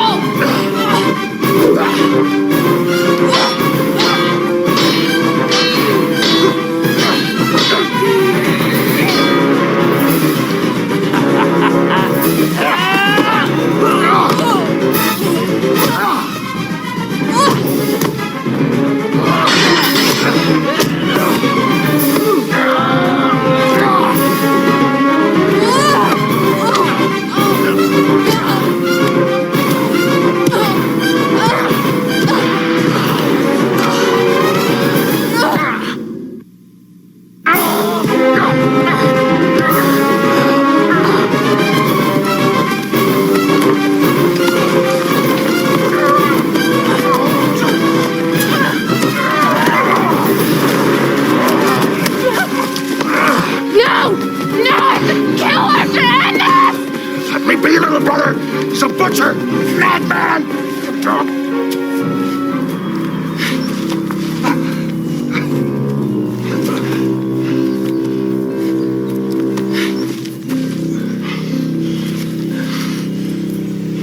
What happened?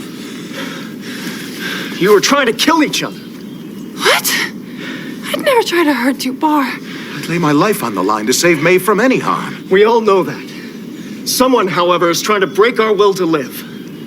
Don't you think it's about time we ask that old man a few more questions?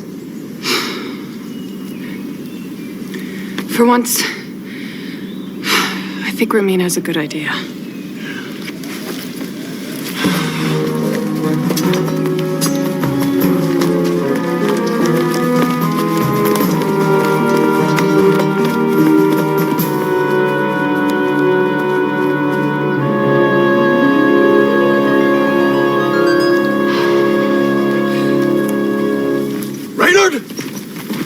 We have a few questions for you. While I have all the time in the world to chat, I'm afraid your time has run out. What kind of riddles are you blathering about now? No riddles. It's just that the old ones have arrived.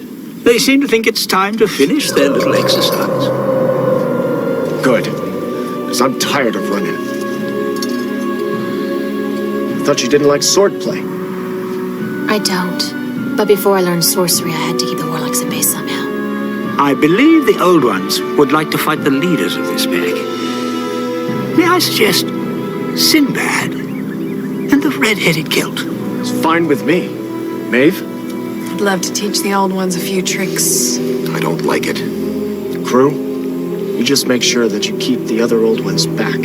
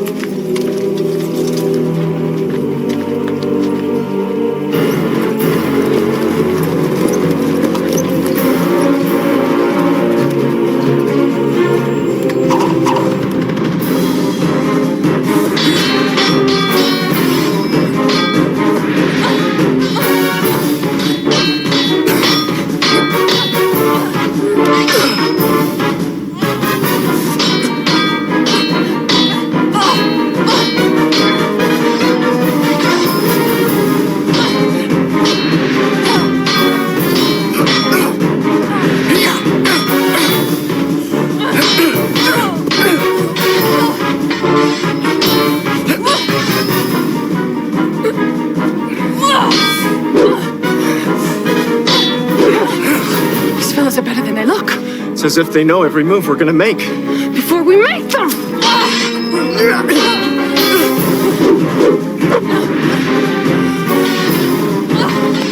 It's like we're fighting ourselves!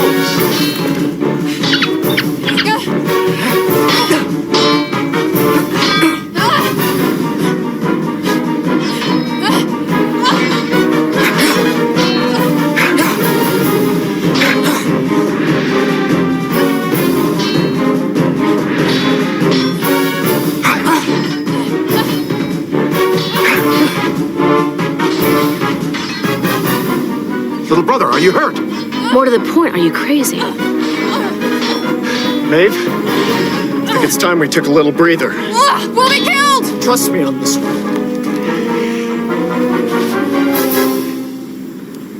What are you stopping for? You nearly had them. Go ahead, you can do it.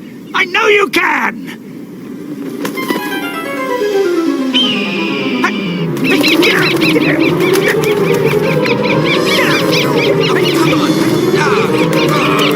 Get out of it! Ow! Ow! Ow! Get away from me! Somebody call this barrel off! Oh, thanks a lot. You've spoiled everything. Coyote? Issue? You know this twerp? Who are you calling twerp? Bonehead. He's known by many names in many lands, but mostly as the trickster. You've spoiled everything. He's part god, part mortal, and all trouble. I'm as good, as clever, and as strong as any god.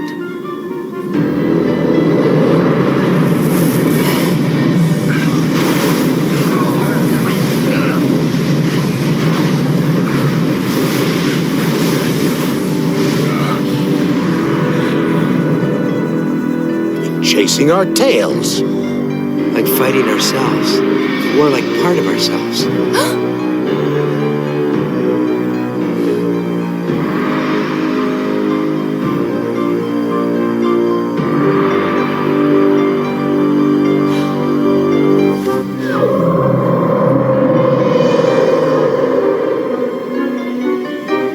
I still don't understand. What was the point of all this? There wasn't one. Trickster's goal in life is to play tricks on mortals. He likes to make them squirm, don't you? And I would have made you squirm a lot if that bird hadn't shown up. Dermot, I owe you one. I set up this island as a trap for fools like you. No one showed up. I was just about to move on when I saw your ship. You arrived, and then the sorceress. I thought I'd have myself a good time scaring the wits out of all of you. And the old ones? There aren't any. But you were just so frightened of what they might do that you imagined the worst. You all thought of what you feared and hated the most. Your deepest, darkest nightmares. You were all so scared that even the witches lost their powers, all on their own. You know, you could have fought me with your magic. You've had it all along. You just frightened yourselves out of using it. So we still have our powers, eh? And we can use them anytime we wish. On anyone we wish. Yeah.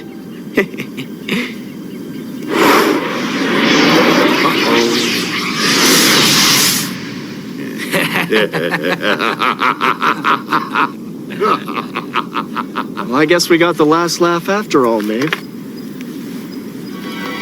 Romina? It's finally time, Romina. You and I. Black magic against white magic, but I will choose the time and place. Farewell, fools. Everyone, out of here! Whatever that was sounded real!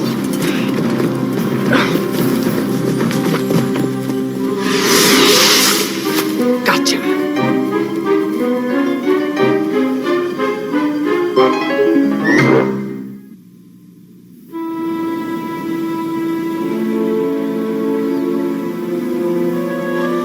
I can't believe that little squint duped us.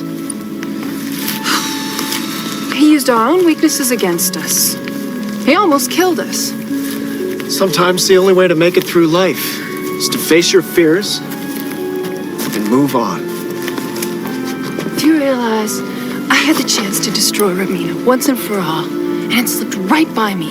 I had the chance to make everything as it should be. I'm sure Romina is as disappointed as you are. Oh, don't make fun of me. Oh, I'm not. I'm very worried about what happens when we run into her next.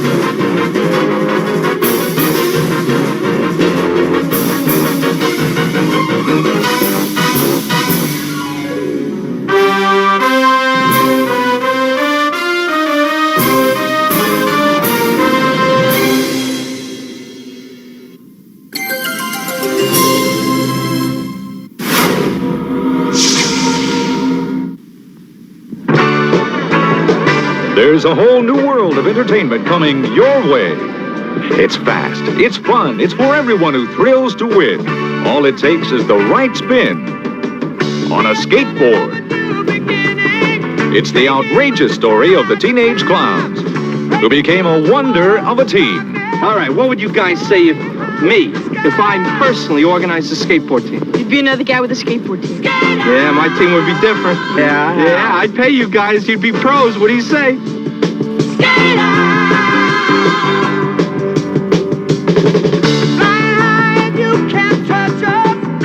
But success never comes easy when you've got to handle teenagers who make you travel this fast.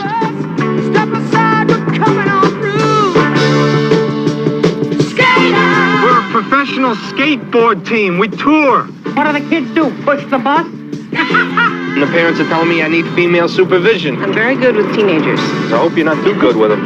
Huh? From the streets to the meets, skateboard brings a new kind of motion to the screen. There's comedy, craziness, love at every speed. Skateboard has it all. This is the final and greatest event, the great 1 mile downhill. Have the kid take a dive. I ain't telling no kid to take a dive, Sully. No, I'm scared. The guy from Brewer threatened me. Yeah, don't worry about it. What? He threatened me. If I don't get that 10 grand, you're dead.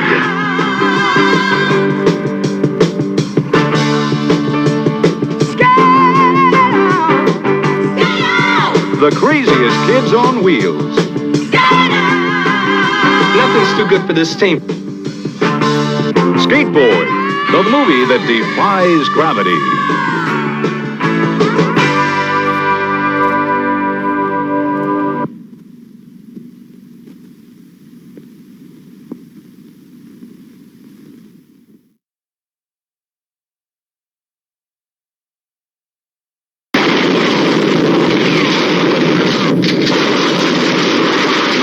East side. West side. All around the town. Everybody's dying to meet Harry Crown. I'm looking for Harry. Harry Crown? Harry. Hello, Harry. Oh, Mr. Crown. 20th Century Fox presents 99 and 44 100% Dead. Starring Richard Harris as Harry Crown. Hello, Harry. Hello, Harry. Hello. Long time no see. Long time no see, Harry. It's been a long time, Harry. Oh, yeah. When things get hot. Hi. Hi, Harry. Harry stays cool. Harry, he just ate.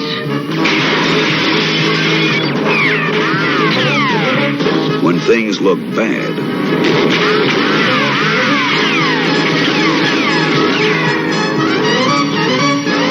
Harry looks good. Hello, Harry. Frank? You see, Harry Crown's the best. You're the best, Harry.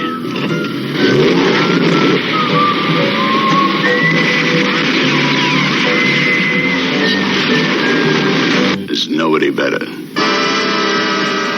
That's why Buffy loves him. Hello, Harry. Hello, Buffy. Uncle Frank needs him. I need you, Harry.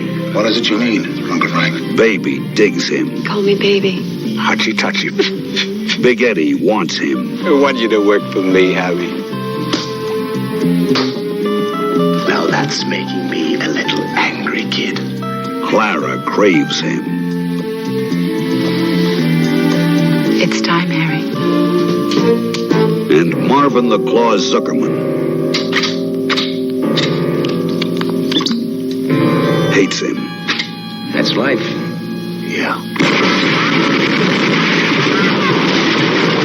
If Harry's on your side, you'll go far. If he's not, you might just wind up 99 and 44 100% dead.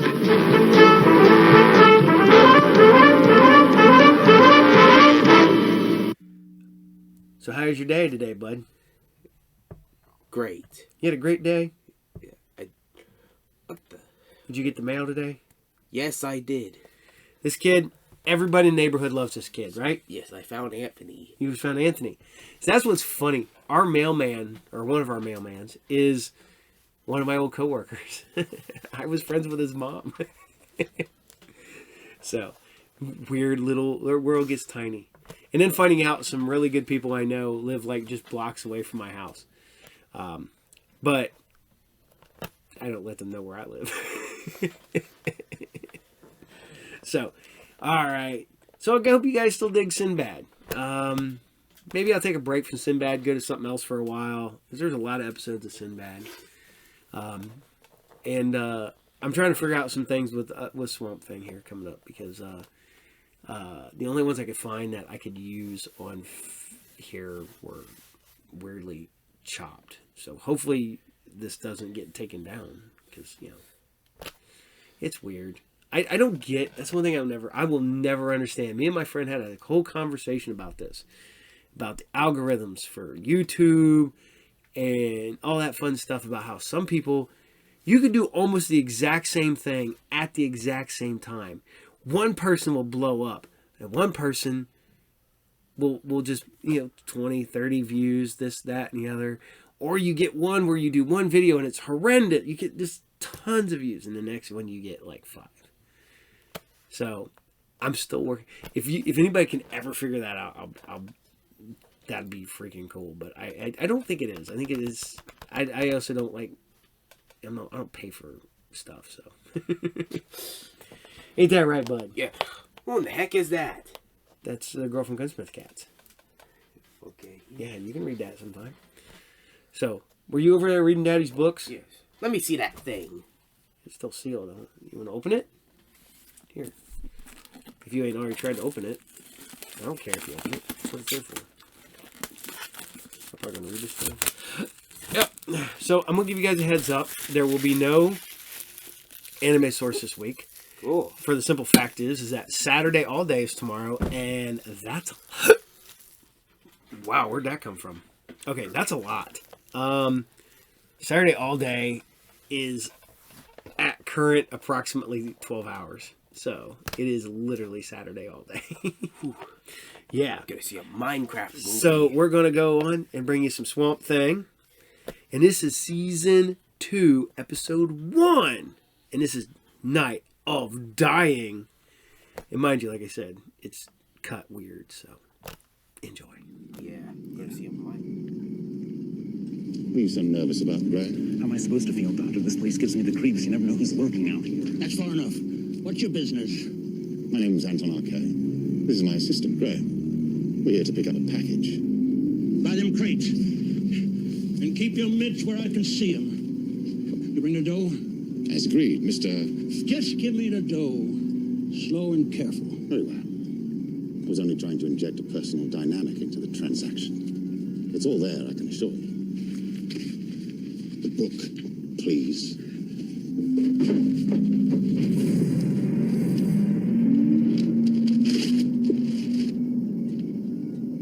Right at last.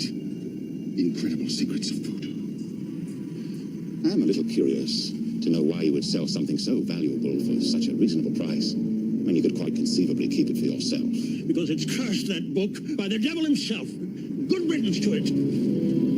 Doctor, can we leave now, please? Savor the sight, Graham. This is the vehicle for my ultimate triumph. Black magic, just like I saw the voodoo priest Duchamp perform with my very own eyes. A unique volume, written by a devotee servant of Baron Samedi himself. I paid dearly for it. How can one put a price on the ability to cast spells on one's adversaries? It's good, very good. Baron Samedi, Lord of all the underworld, Master of all lower, discover your new servant. Your powers are greater than all. Heed what they may achieve, yet surrendered unto me. Baron Samedi, I celebrate you. I plead with you. Allow me to serve you body and soul. Fill me with your darkest magic. Yes.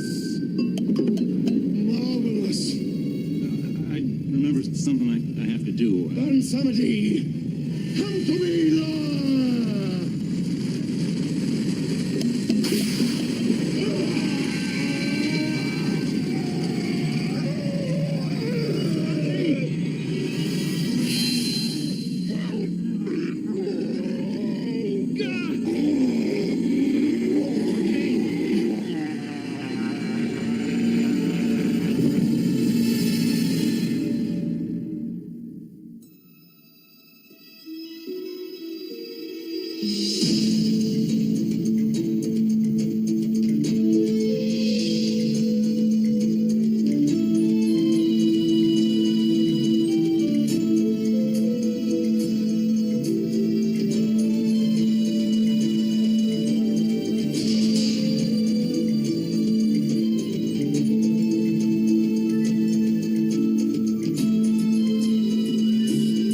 The swamp is my world.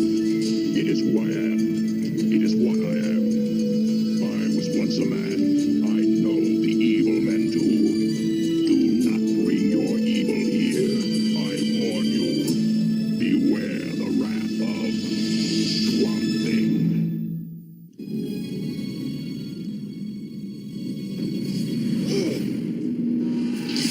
It can't bury me! I'm alive! I'm alive!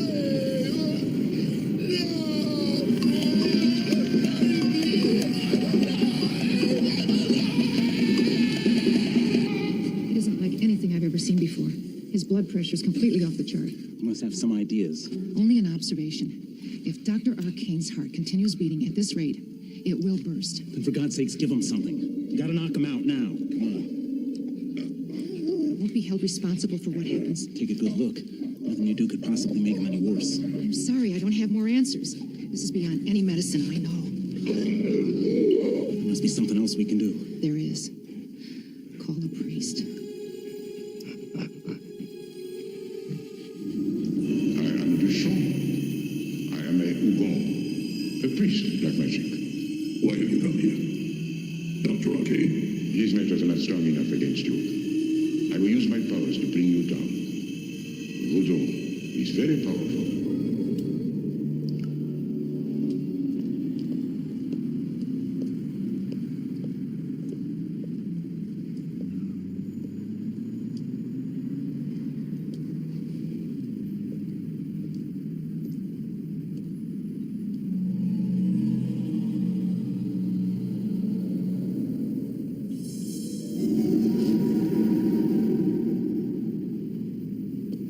Welcome.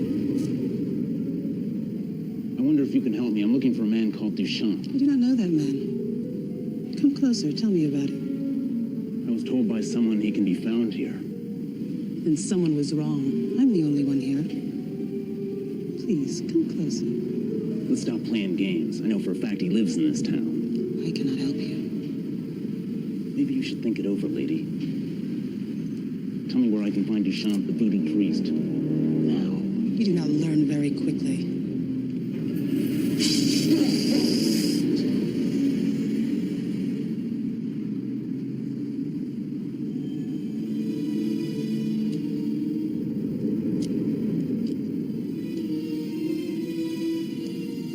Why are you looking for Duchamp? Because I need him. He once worked for my employer, Dr. Anton Arcane. What if he did? I don't have time to explain. Can you take me to Duchamp?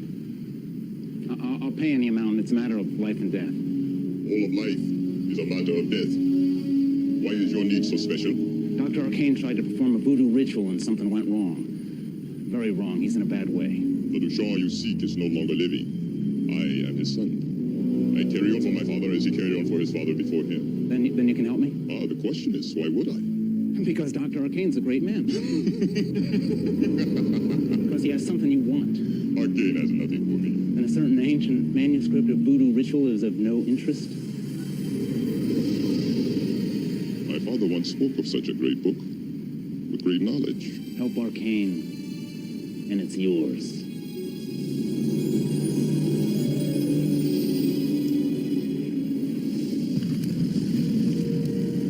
Voodoo is even Arcane.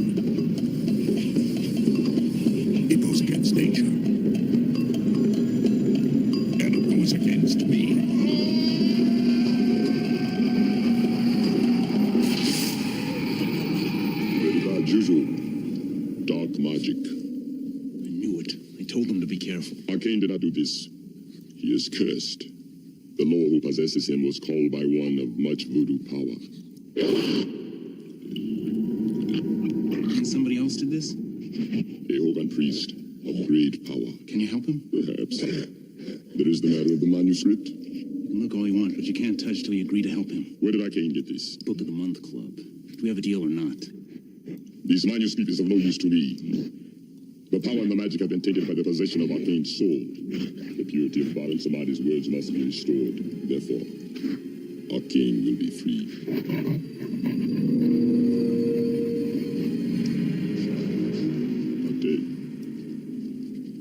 Kate Bulu.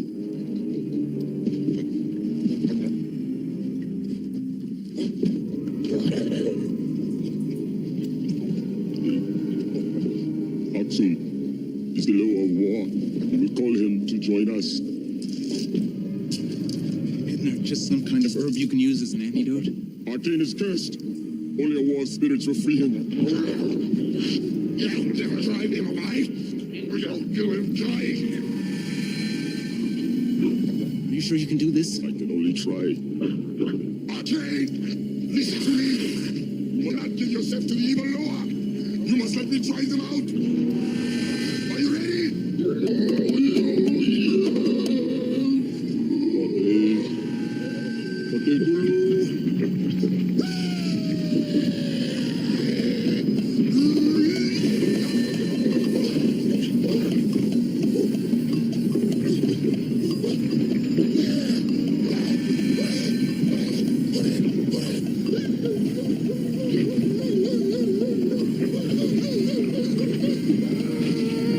Voodoo is evil. It goes against nature, and it goes against me.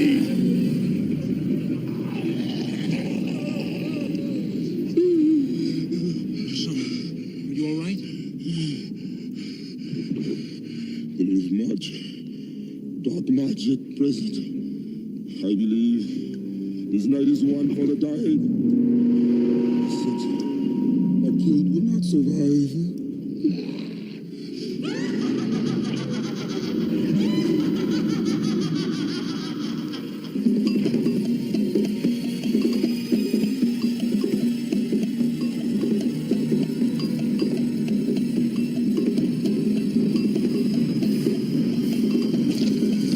You will die, Arcane, but not before you suffer many lifetimes.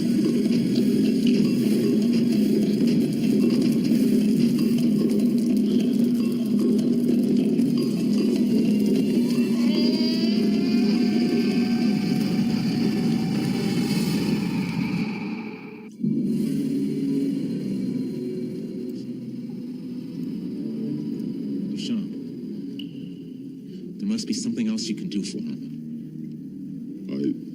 I think not. You can't give up, you hear me? You can't. Tell me this. Why do you care so badly what happens to Arcane? I told you, he's a great man. No! You lied to me! I am not. He is great. He's brilliant. But that is not why you want him saved. You have other motives, and your lies diminish my power. I don't understand. Loa Axum draws his strength from me and those who would ask for help. There is no strength in lies, my friend. Only truth.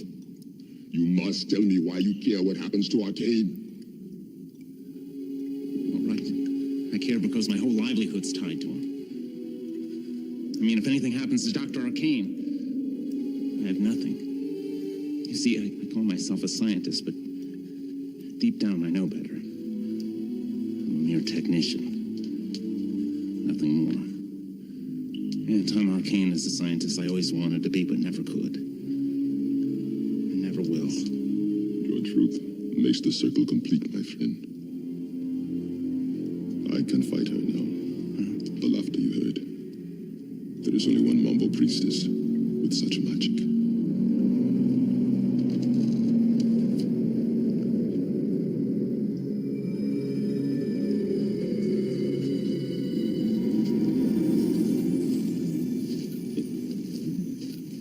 It is good of you to visit me. It has been too long. We have both been occupied with important things, have we not? Just one. Dr. Arcane.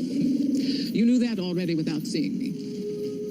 Why do you come? To hear from you why he is cursed. I'm not bound to tell you anything. But I is not as one Hogan priest to another, who as a brother to his sister. You never met our mother's cousin in Brazil, but we are very close. And one day a terrible accident happened. Her daughter, who was not yet 10 years old, fell into the river and was taken by a fast current.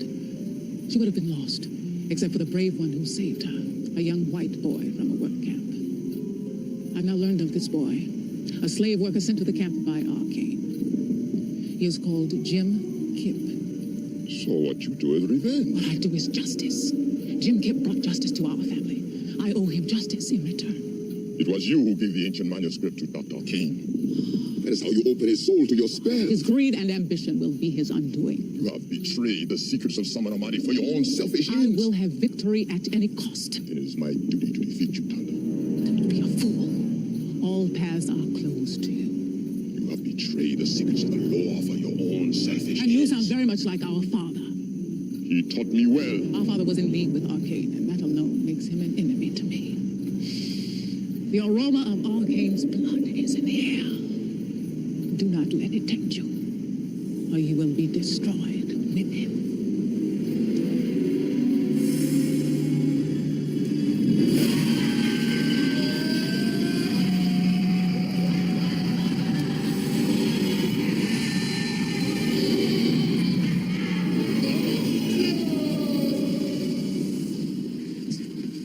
It's all right, Doctor. It's me, Graham.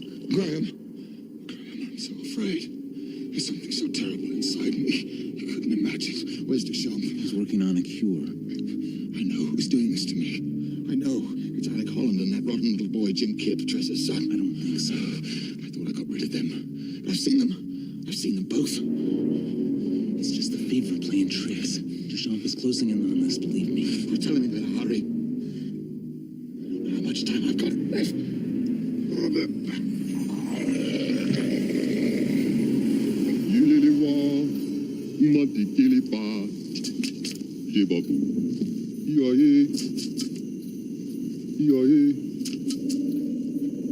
Why have you come here? To find you, Laura, as my father promised long ago.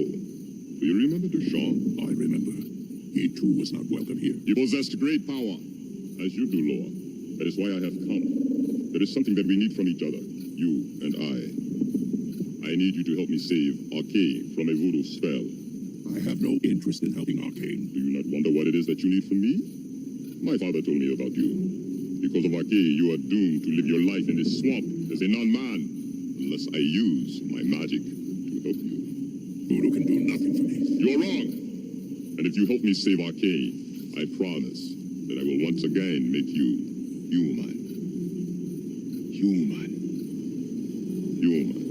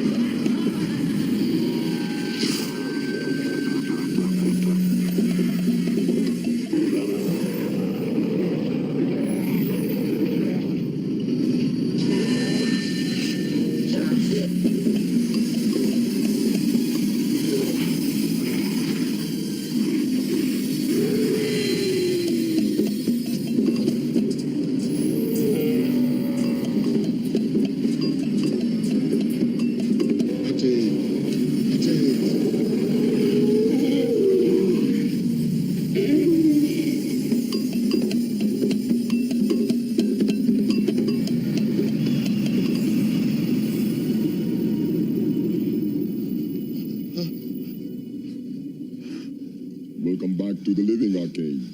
I'm back, Doctor. Is it over? You have won. The curse has left your body. I did everything for you, Doctor. I got Duchamp, and I was here for you, holding your hand and mopping your brow, and I traded the manuscript for your life. You what? You had better rest now. Absolutely.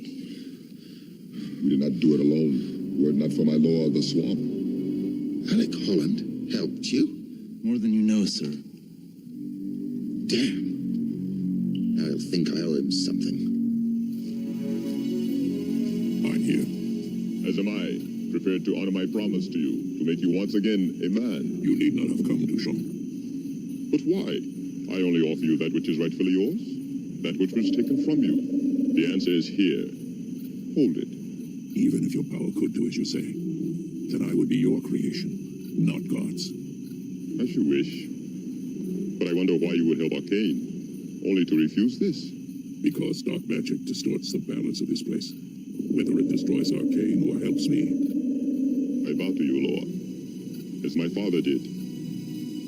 Your power is much more than the nature you control. It is who you are.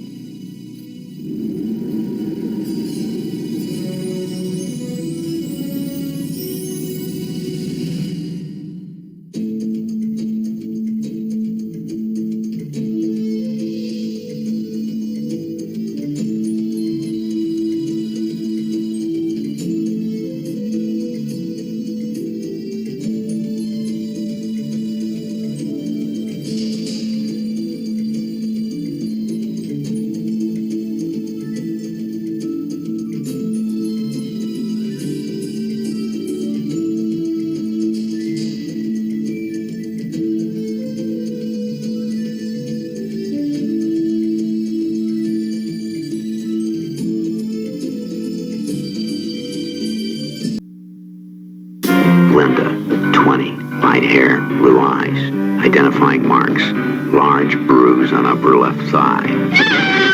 Nancy, 22, 5 feet 5, strangle marks on throat. Angie, mid-20s, keeps repeating details of assault. Teresa has suddenly developed a fear of men. Karen refuses to discuss the attack. All these women have one thing in common. They were violated. Isn't there a policewoman that can question me? You want to go over to my place and talk about it? And one way to strike back. Active vengeance.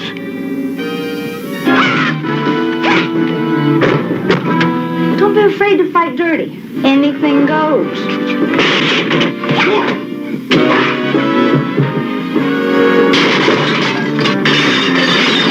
Like to force yourself on women, stud. What's going on? Let the revenge fit the crime. We stick together, we can get him. I know it. There they go, my 5 lovelies. This guy is a maniac and this guy is a killer. And you could easily wind up with your friend. There's a dirty word for what happened to these girls. Hey, gang. I don't think we're strong enough to handle this alone. Maybe we should turn it over to the police. Don't bait on me. This is what we've been waiting for, a chance to nail him.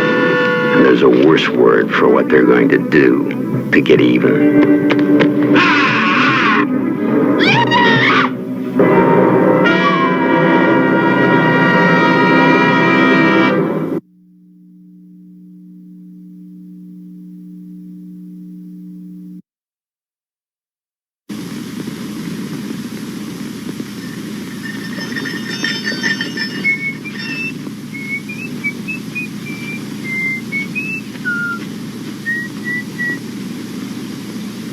Federico Fellini, Amarcord.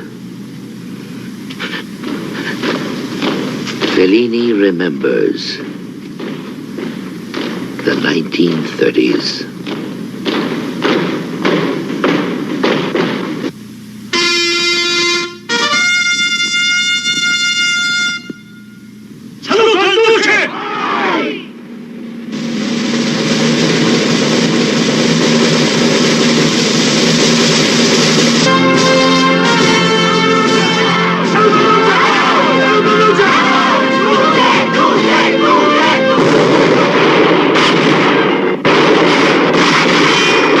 From the maker of La Dolce Vita, 8.5, and Satyricon comes a new masterwork.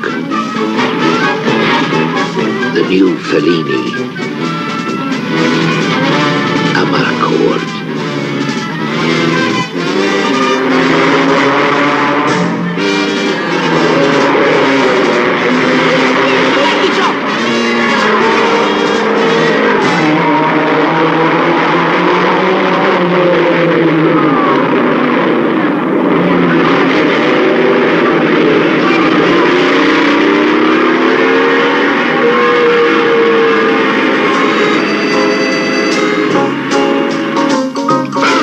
Pezzettino da!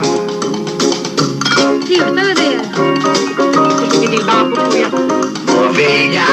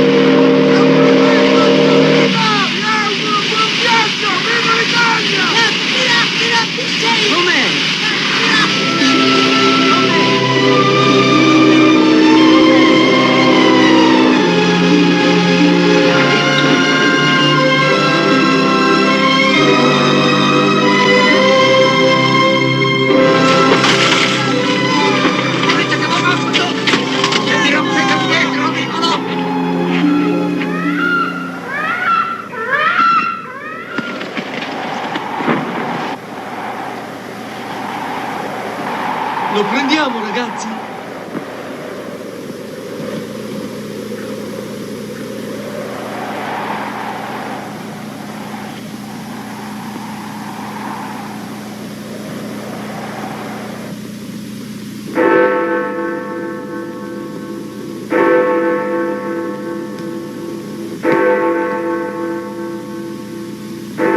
The new Fellini, Amarcord.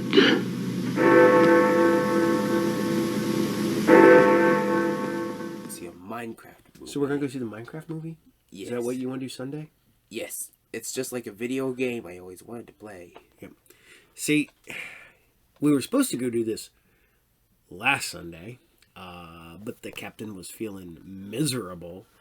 Oh my God. I last week while this show was airing, I got home from the shop. I didn't feel too bad at the shop. By the time I got home, I'm dying. I just want to lay down. I couldn't even eat. I couldn't do nothing. So at that point, I hadn't eaten since I cooked dinner Thursday. So it was like 26 hours or something. And I'm sitting there and I messaged everybody. I'm like, hey, I'm not going to be able to be here. I'm sorry. I feel bad. I just want to lay down. And I laid down. A couple hours go by.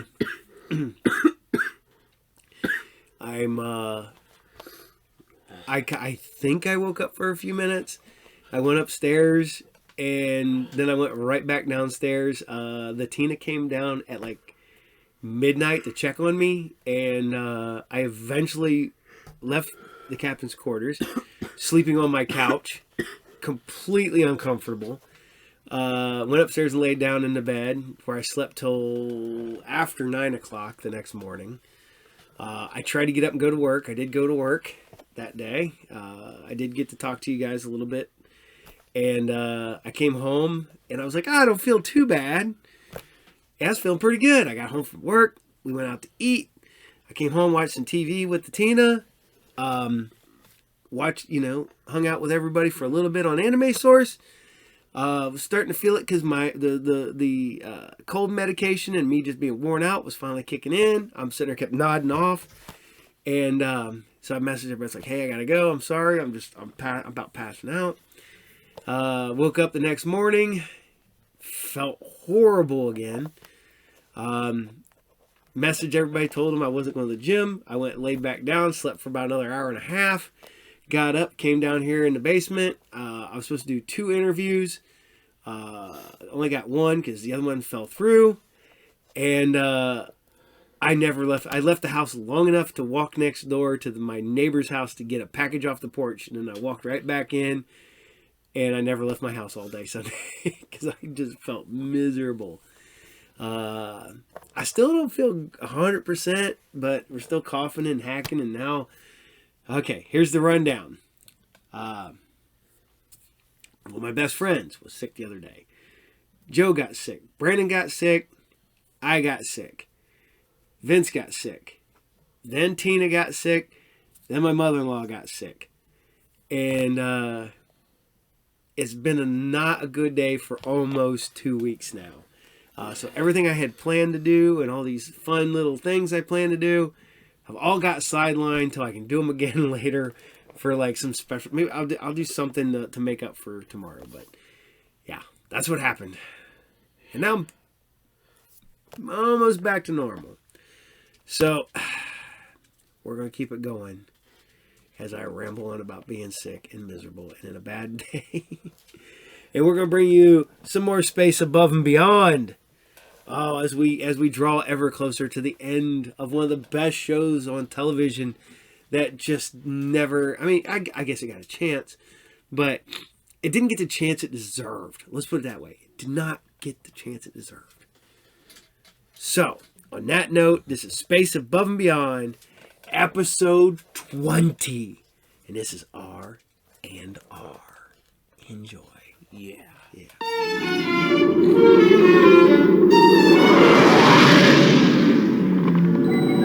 Got a bogey, about 10K clicks out. IFF says it's the Bacchus. Bacchus. It's like Vegas, New York City, and Oz all rolled into one. Right now, I'd settle for a night in Buffalo. Hold the chatter, we're still on patrol.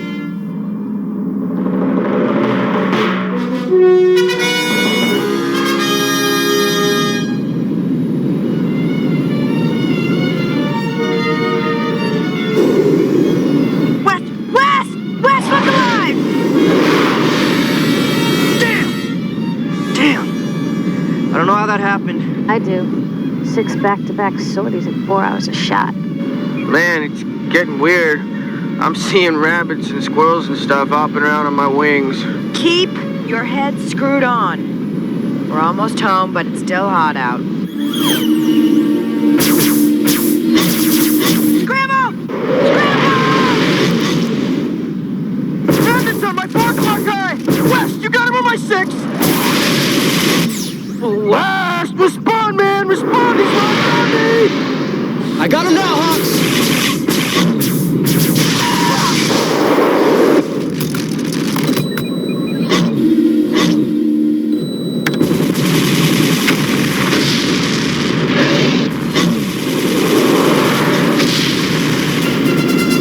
Cover! Go, Egghead! Go, Egghead!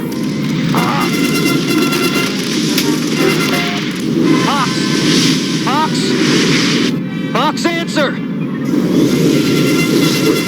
I bashed my head. I gotta rest. I gotta sleep. No, you can't sleep! If you have a head wound, you cannot sleep. Keep control.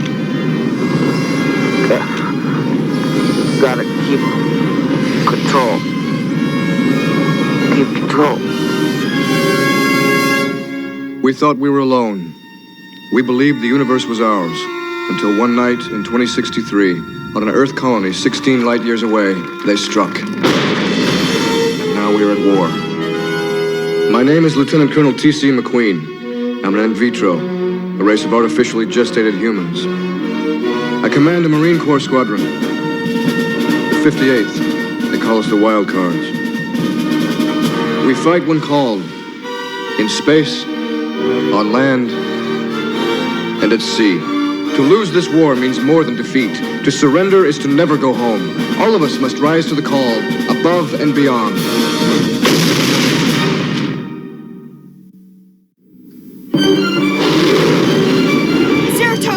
have a wounded pilot. Request immediate attention.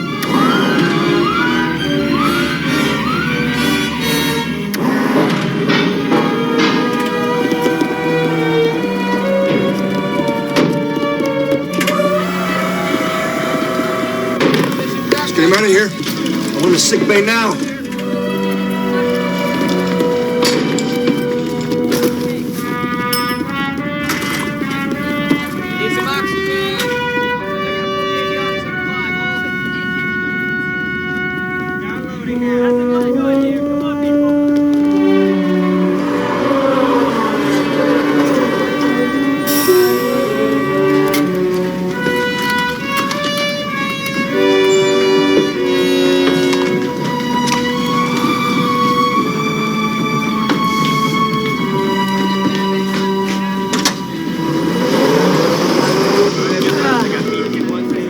Okay, not as bad as it looks. No loss of consciousness, pulse strong, respiration a bit weak. No transient amnesia, mild concussion. Check his pupils every half hour and his pulse rate and give him 2 phylofatamine. Doctor, this Marine's in vitro. Okay, let's get this guy inside and restore cardiac output. Hey, just checking you This here. one is unresponsive, nurse. Get the crash cart over here. Head up. All right, swallow. Nathan, get some rest, buddy. Our rotation is up in 12 hours. I can't sleep. Yep. Maybe you should ask Wang his secret.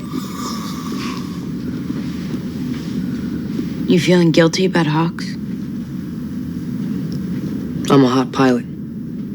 Best there is on this ship after me, McQueen. And if I'm making mistakes on a mission, I can only react at half speed. My situational awareness is 0.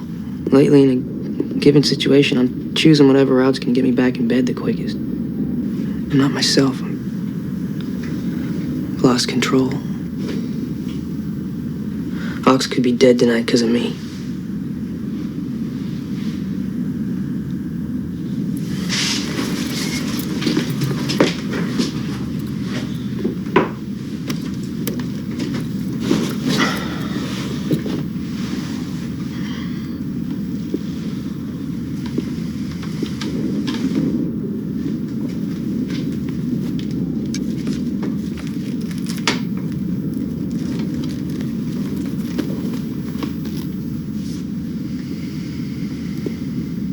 The enemy is amassing around our position. We should be prepared to defend our troops holding IFOS. We'll need the 5-8 down on the ground. Sir, you're well aware that I'm proud of that fact. And you know I'd volunteer them for any assignment, but they are just... We are all tired, Colonel. They haven't had a moment's rest in months. Because they are the best. They won't be much longer. Men and women are joining the Earth forces by the millions. And it's still not enough. Sir, you know how long and hard those kids will fight. Roundhammer could go on for months. They'll just drop. We will have killed them, not the enemy. What about you, Ty? How are you feeling? Me? There'll be plenty of time to rest when I'm dead.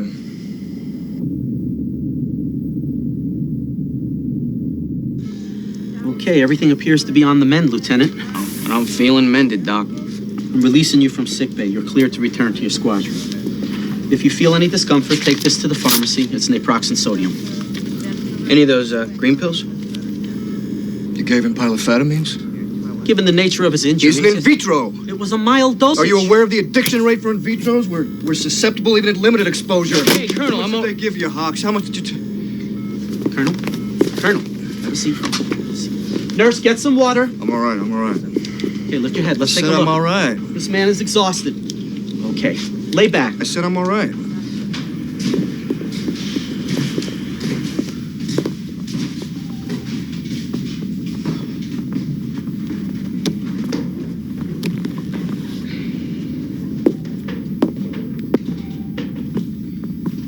Colonel, Lieutenant Hawks reporting for duty.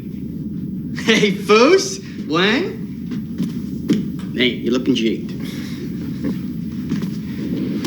That's my chair. I don't see your name on it. You know that's my lucky chair. Give it a rest, you two. Everybody knows it's my chair. You always sit there and you always sit there. Wait, man, easy. You gotta Will you relax? Get off me! Get off me! Knock it off! Tension on deck! Tension on deck!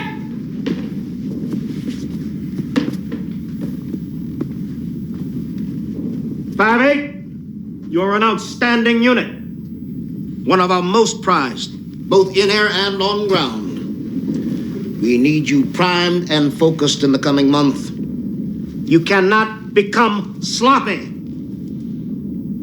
Therefore, today's assignment is to report to the Aerotech vessel Bacchus for 48 hours liberty. That includes you, Colonel McQueen.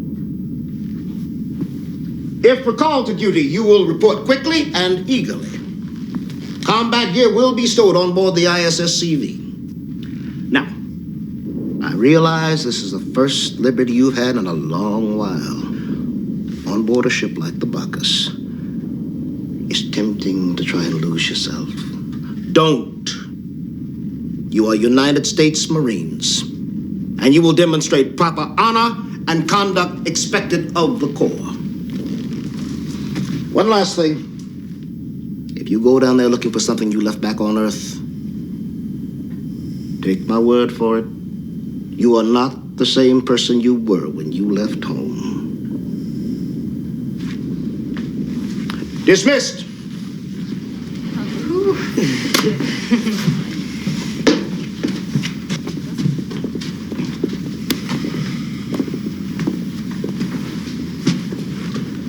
Give them to me. What? The green meanies. No, sir, they didn't give me any more. They may not have given you any, but I know you have some. I know what pilofatamines can do to a tank. Doctors got me hooked once. After my divorce, I got myself hooked. They make you feel good now, but they'll hurt you, Cooper. They'll make you violent, irrational, lonely. The sooner you stop, the easier it'll be to kick. If they gave you the dosage on the chart, you're in danger. Now, maybe you got some stash somewhere. Maybe you BS'd your way through the pharmacy. Maybe you bought some from somebody on board, but I know you have them.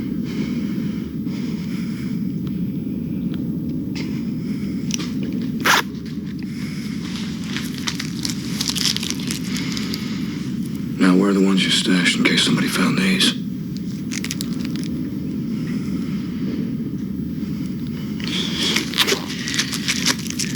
Good. That's good. If you need help, I want you to come to me. You understand me? I've been through it. I'll get you through it. Let's go get some R&R.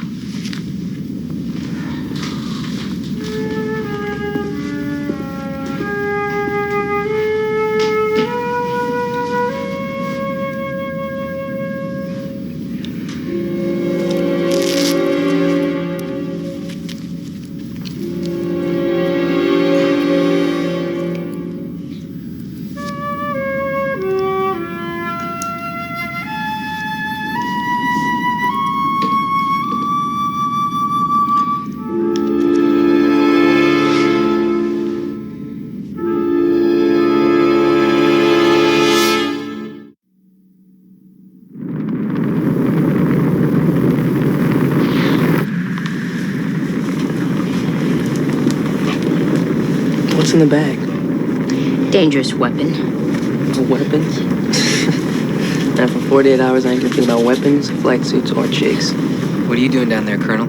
Yeah, can't imagine you relaxing. You guys all want to get together for a drink when we first get there? You know, Wang, they say on the back it's every man for himself. Hey, there it is.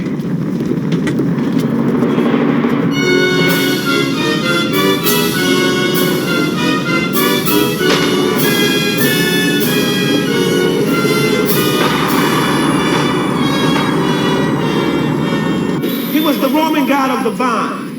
His followers worshiped wine and song, the lover of peace and civilization, Bacchus. Son of Jupiter in the mortal simile, turned to ash by questioning Jupiter's deity.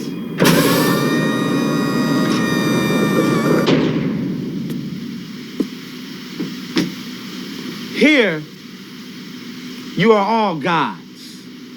Welcome to the Aerotech pleasure ship, Bacchus, where what you can only imagine, we make happen. In fact, where's Colonel McQueen? We have received your request, sir, and as usual, have honored it. There's no virtual reality here, no phony holodecks. Life on the Bacchus is a hands-on experience. Your Earth Forces debit cards will be accepted at all events. However, you will find that cash is preferred at certain venues. From this moment on, there is no pain, no heartbreak. Leave the war behind. Check your uniforms at the door and follow me. Before you enter, check out our fine dress and apparel stores. Our shop techs are here to serve you.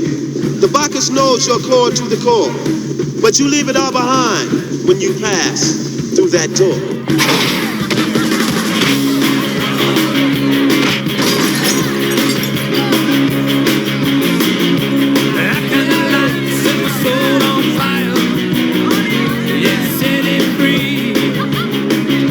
It's just like being back home. What happened to the Colonel? What could he be doing on his time off? Forget him.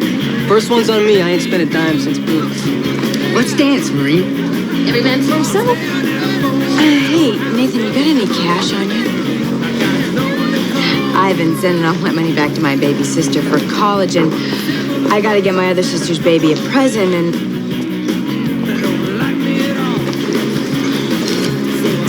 Hey, guys. AMF.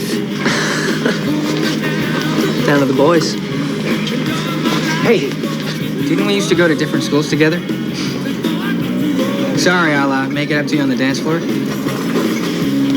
It never worked at home. Is that how it goes?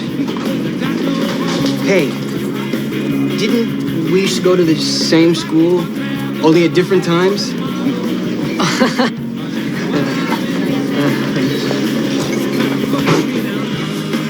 Is that like where they're girls but they don't like men or something? I mean, I'm better looking than Wayne, don't you think? I'll only answer that after a few beers.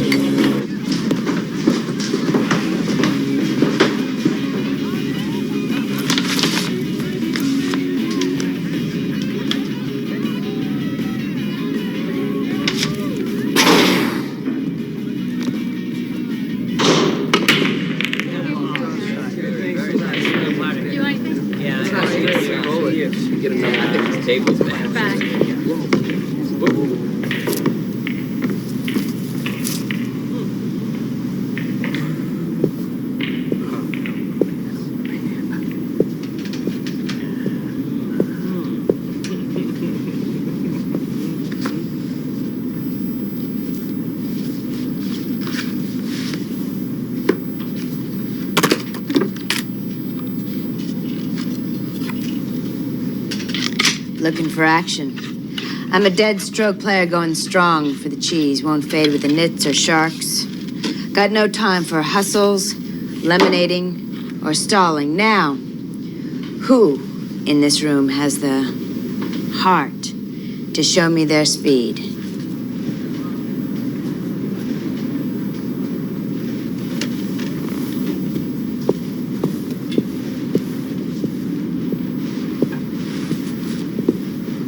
Handsome Alvin, this is my house. And in my house, attitudes like yours get spanked. Sounds like you got the plums, Alvin. Rack 'em.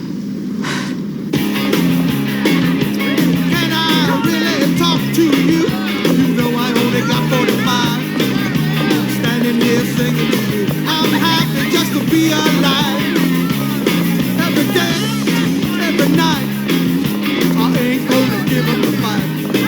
Don't take yourself so 2 shots of tequila and 2 beers. Got it. West. How does girl. Thing. Thing. I'm an in vitro, right? We're born out of the tank at 18. So we got these feelings that we don't know what to do with. It's okay, man. I mean, neither do natural borns. No, but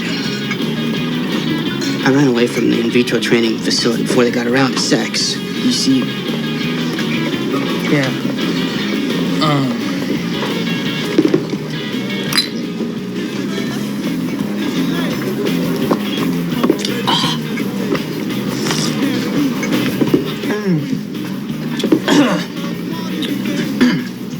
Damn, Coop. You know, it's hard to explain, but all right, let's say women and sex are like space flight mechanics. All right, I'm with you. Okay. So women like light are relative. It's gonna differ depending on your velocity and destination. All right. No, forget it. I can see where this is going. I'm sorry. I'm not trying to mess with you. I never had this kind of talk before. I'll have a vodka martini. Straight up.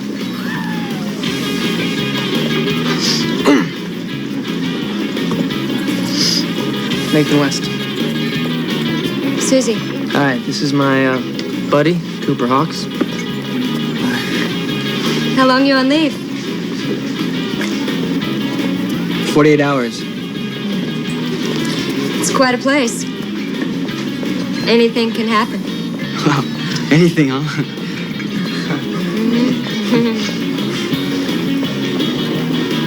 I can offer what I'm sure is the top of your list.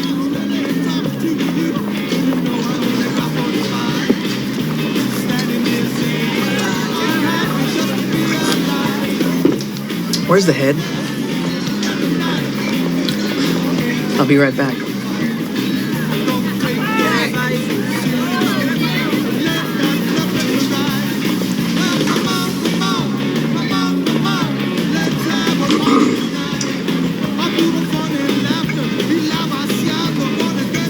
Excuse me.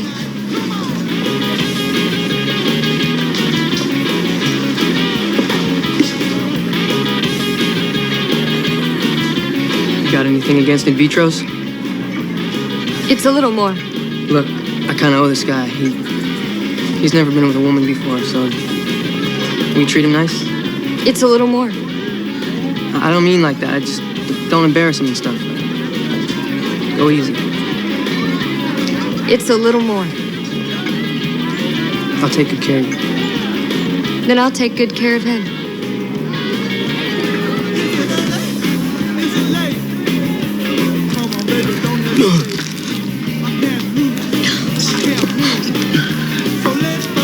You got good meanies?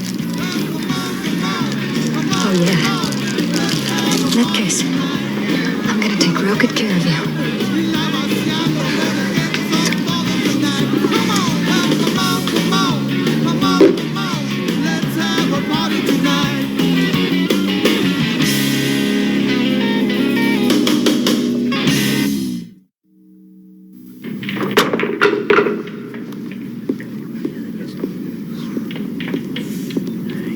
That's a sweet Zambati cue.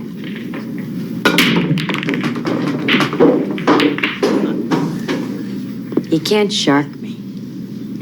2 in the corner. It's been in the family a long time.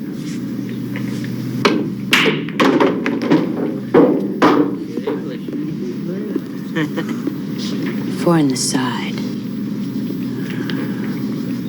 Daddy's stick.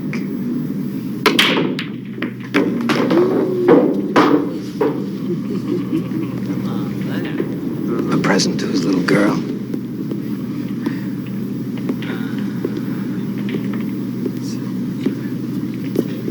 Nine in the corner. Or did he leave it to you before he died?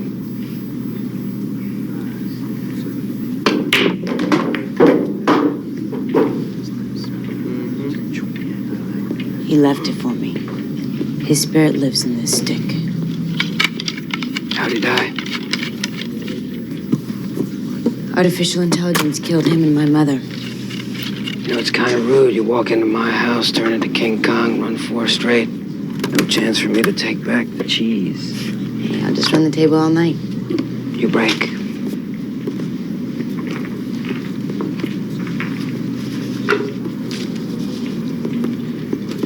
Shame what happened to your parents. Shouldn't let a couple of rotten apples spoil it for the whole bunch of us. The stinking AI.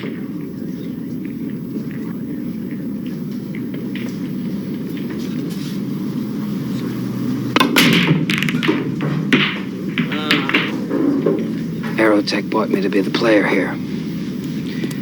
Model Alvin EL 1543, programmed to play billiards and do impersonations. Do you know who Clint Eastwood is? Do ya? 4 in the corner. Under the spreading chestnut tree, the village smithy stands.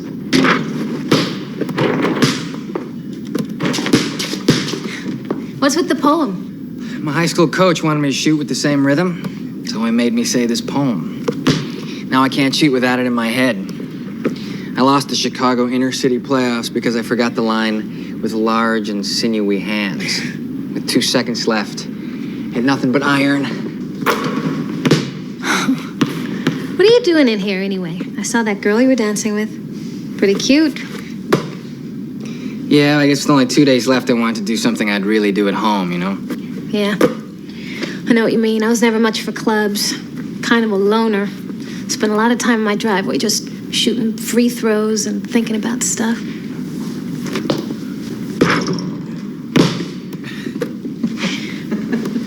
What? I don't know, I guess it's just weird thinking about you at home in a driveway. I guess I've always thought of you as some long-gone hard charger. Really? Well, yeah, it's kind of hard to think of you in anything other than a flight suit.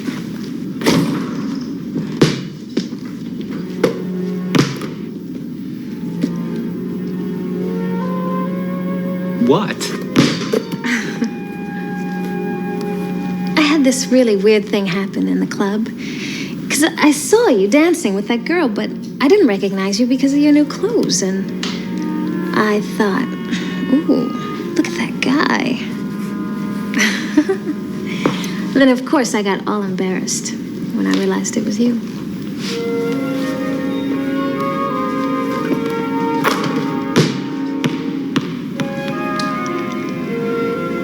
Nothing but net. You weren't looking at the net. I probably should be.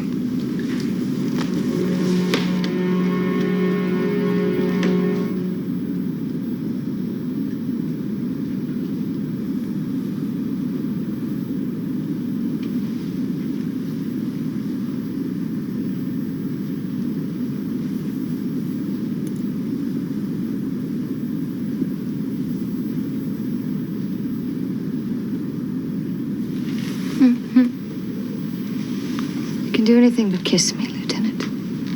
I gotta save something for the men I fall in love with. Have many men gotten to kiss you?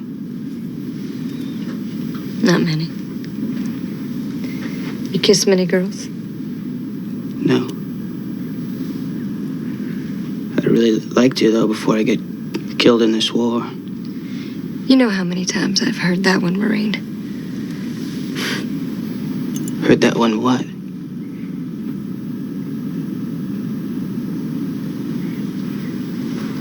You can kiss me. Not on the lips, though.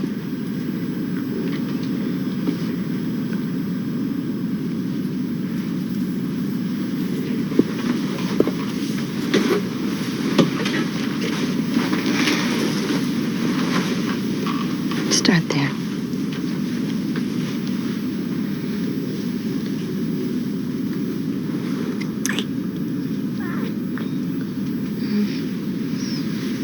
Yours are nice.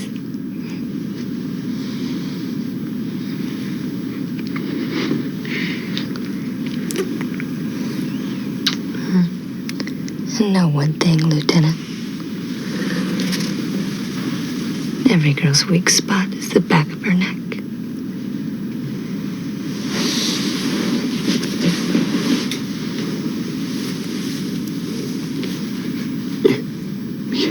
You're an in vitro. Believe me, Lieutenant. An in vitro's first time should be with one of their own. Natural borns can get squeamish. And we know just how to treat each other. No more minis? No.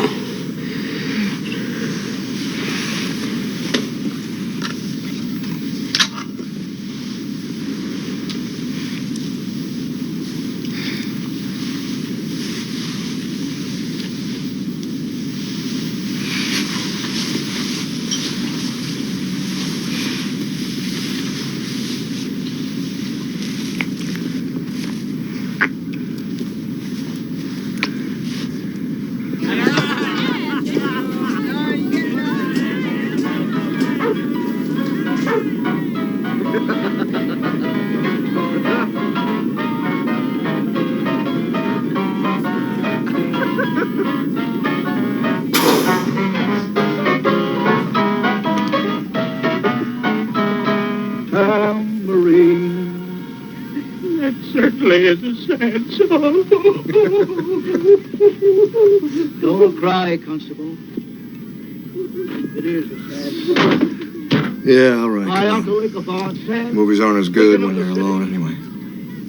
It ain't no place for women, gal, but pretty men goes on. Well, I think I'll be a hightailing over the rim. And it ain't Made a fit night out for man or beast. Otto! Gee! Otto! Game. That's your last C note. Guess you had enough. You know, I got you off your game once it wasn't about money anymore. Now you ain't got no more money. That's what you get for coming into my house and shooting off your mouth better than you do the balls.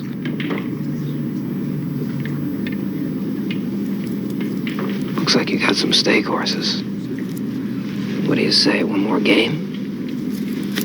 Do you feel lucky?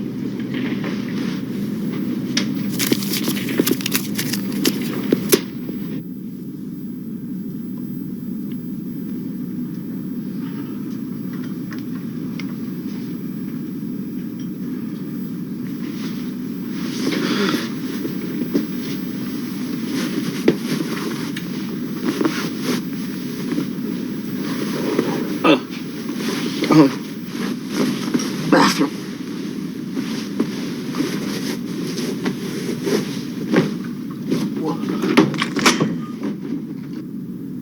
Shut the door! Shut that door! Is that yours? Get out! Well, you got a kid living here? I couldn't leave him back on Earth. Now get out! And you're down in green meanies? Tanks can't handle them. You do him! I'm not a mom. I don't have anybody that needs me. Just shut up! It made me escape myself. It's the only way I can handle how I make this much money. Escape from yourself. Handle it. What do you do? I'm paid to be with men like you. 3 in the corner.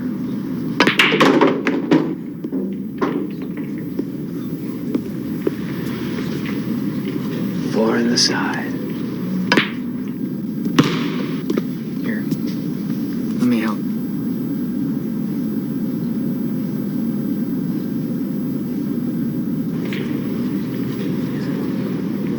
Game.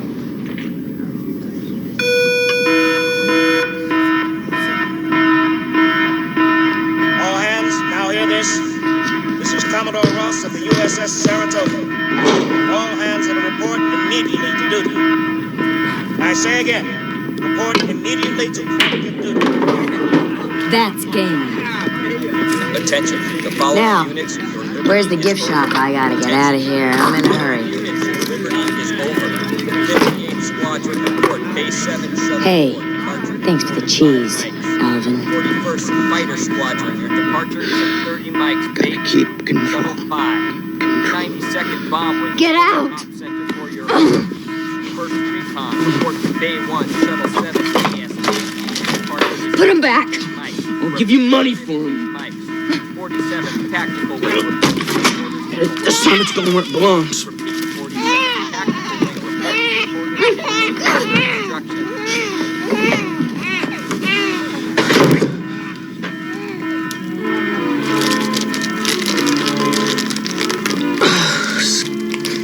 Escape from myself.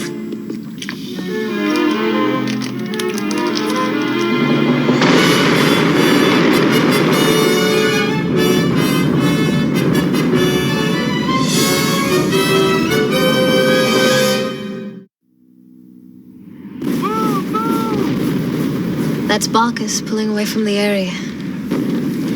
Wonder if we'll ever make it back. 51st MEU, in defensive position on planet Iphis.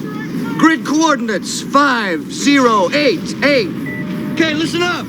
Trig ground forces are moving toward our position, 12 o'clock. This one's gonna be smash mouth. We hold this line, and we advance, meeting 3rd Force advancing on our right flank. This is important ground, people. Iphis cannot be lost. Look alive! It ain't a fit night out for man or beast. Incoming!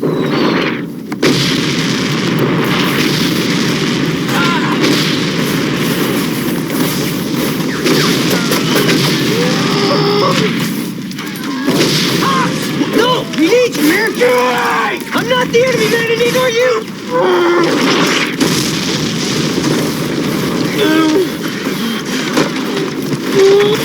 This is no time to escape! We need you!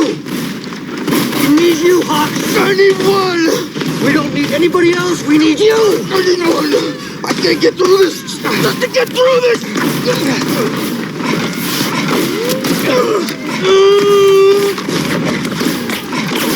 Lieutenant!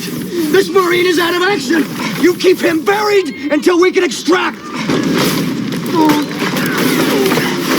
I'm with you, Coop! Just stay down, man! We're pinned! I'm right here!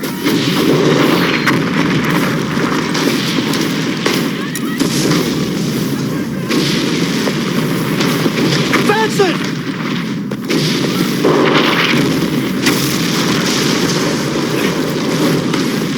You okay? Yeah.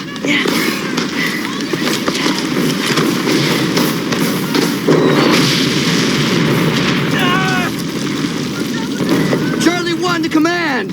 We are in deep serious. High angle hail is at bullseye. Advise.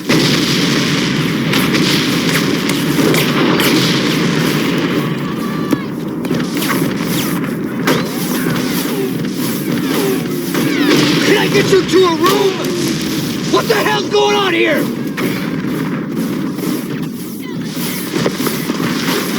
No! I'm gonna help you ride this out!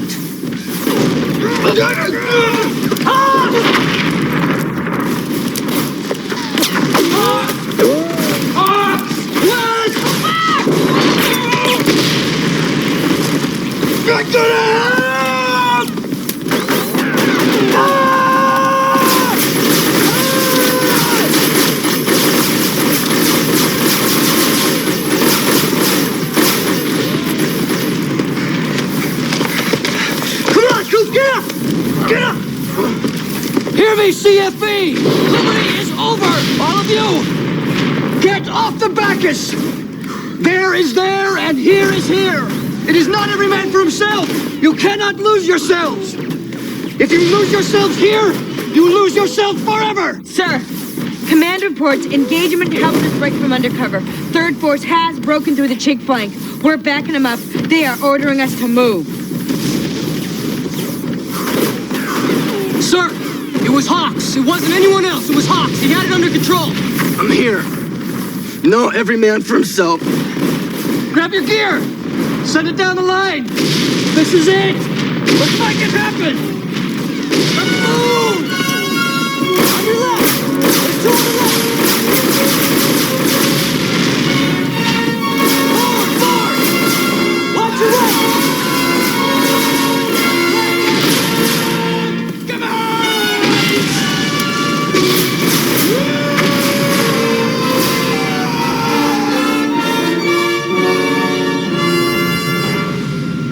Here are the options.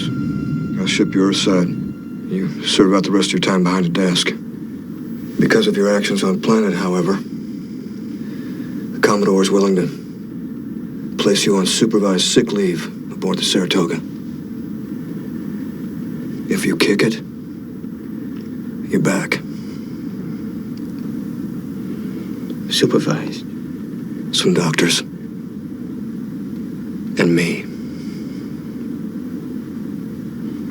If you do it, you'll go through hell. How badly do you want to remain a part of the 58th? They're the only family I ever had.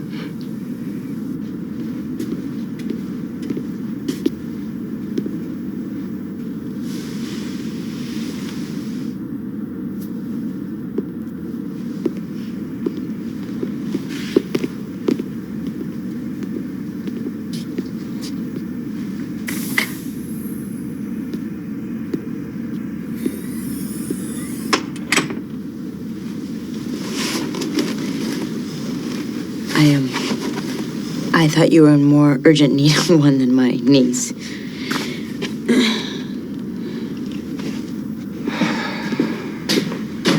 Hey. Hi. I was just on my way to see Me you. too.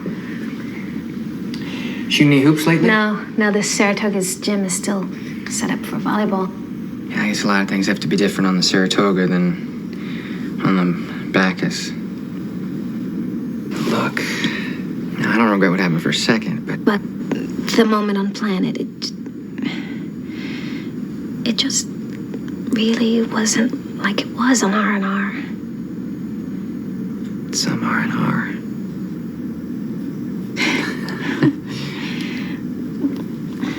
Come on, let's go see Coop. Hey, Coop. How you doing, big guy? Hey, Hawks. You're looking pretty good. Pretty G there, buddy.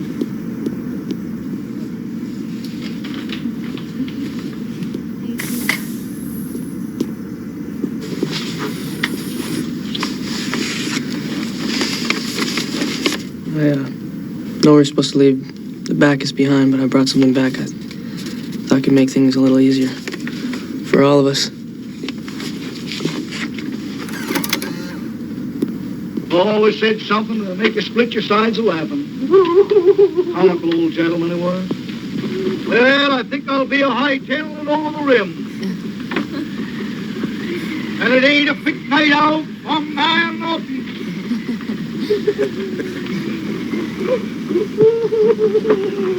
Walter! Hey! Gee! Walter! Hey! Walter! Hey!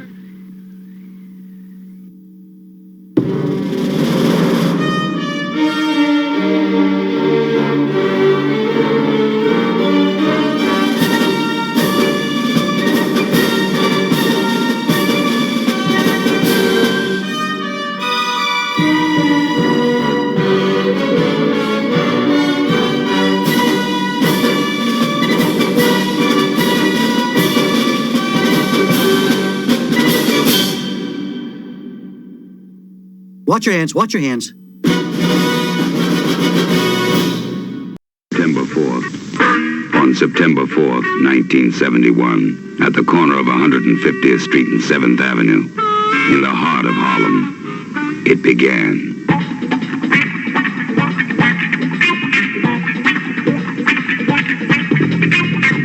Golden stallions, Brahma bulls, and black cowboys rode proudly through the streets.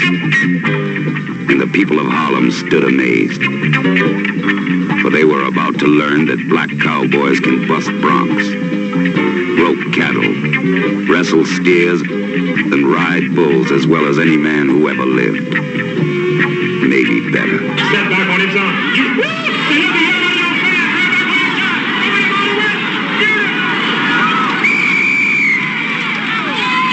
I mean, we were out in the West too. You never see it on TV, but we were out there. We helped put it together. Muhammad Ali was there. I said you crazy. Yeah, you crazy. And I'm a bad nigga. I heard you just gunned down Wild Earth. You ready? Oh! I'm not no switch, no pointing with you, but we got one. You ain't as dumb as you look.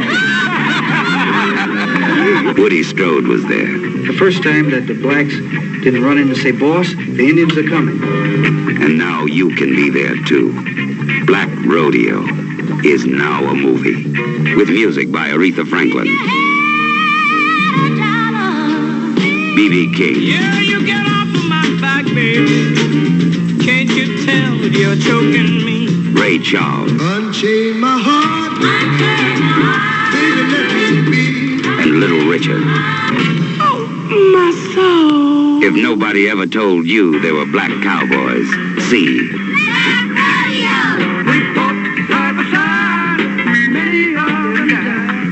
Nobody ever told you they were black cowboys. Singing, your love, yellow, yellow. Your love, yellow, yellow.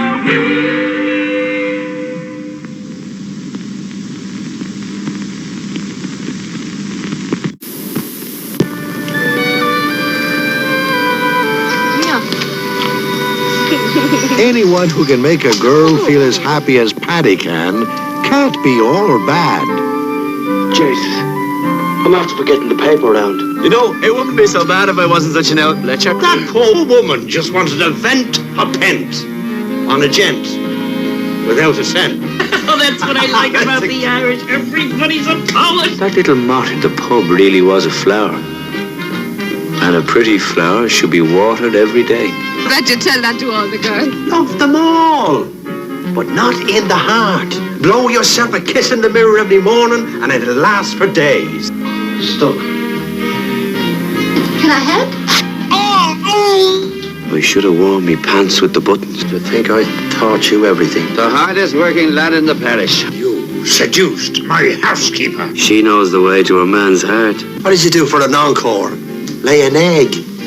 Can you deny that you placed your hemlock person inside the innocent Bowery of that dear gentlewoman? Oh, God, don't the Irish ever look inside their trousers? There's no end to it. She's got a pal. Yeah, a real angel. Oh, Jesus. An angel.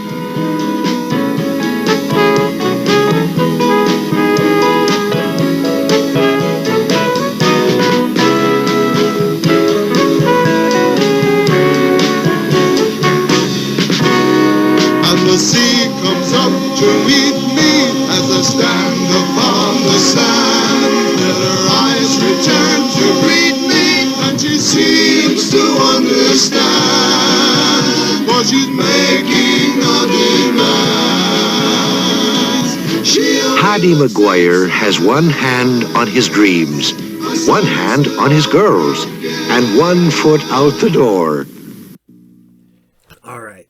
So, I hope you guys had a good night. I hope you guys had fun. I hope you guys you guys unfortunately got to hear me complain a little bit about just a absolutely miserable last 2 weeks of everybody being sick, everything getting postponed, everything getting moved around to the point where I'm like, I could have tried to get some, but then, oh yeah, and on top of it, we're supposed to film some stuff outside. Check your local listings and see what Ohio's weather has been looking like going into these last couple weeks. And I don't think that's how it hurt either on everybody being sick. It was literally almost 81 day and it snowed the next. We got torrential downpours. We got flooding. So everything I had planned on doing got legitimately essentially washed away. And I even planned on doing some stuff at the shop, but it's just been so crazy. And on top of it, it's tax season. So I've been doing my taxes. What a huge pain in the butt. So, yep. Oh, was that the dog? Courage got up there. Ah, the Courage jumped up on the couch. Everybody needs 2 corgis. One fat one and one skinny one. As the skinny one comes over because we're talking about him and he knows it. So, I'm going to bring this to an end. And I want to say thank you guys for being here for 160 episodes. I want to thank each and every one of you for dealing with me being impatient and sick the last couple, everybody in the house being sick. And then me being sick, and it's just been a crazy week, crazy couple weeks. So hopefully things will kind of get back to normal, but we'll see. So as normal as my life can get. But remember, June, I got pushed back. It is July 6th, 2025. Piqua Comic-Con returns to the Piqua Knights of St. John's Hall. We will be posting stuff there, so you can go soon. You can go to the Piqua Comic-Con Facebook page, or you can go to my page, or you can go to the store's page, and we post all the stuff there. We're getting vendors, so the vendors page will be up soon, so you'll be seeing all that stuff. We got some artists and vendors coming in. We got some other stores coming in. Yeah, we got a lot going on. Plus, the good oldies. We always got something going on. And it's 11 years of Piqua Comic-Con, so that's a lot. And yeah, hopefully I got some announcements I can make soon, which unfortunately the one big announcement I had planned has all fallen through, and I think sometimes I need to dream a little bit smaller. Or, I don't think I dream too big, but I think I need to dream a little bit more, I don't know. Everybody goes, tell you, dream big, and then you're like, I did, and guess what happened? Nothing. Nothing happened. I didn't fulfill my destiny. I don't know. So, on that note, I want you guys to all take care. We'll see you all there. From the Captain of Vince. Bye. Later.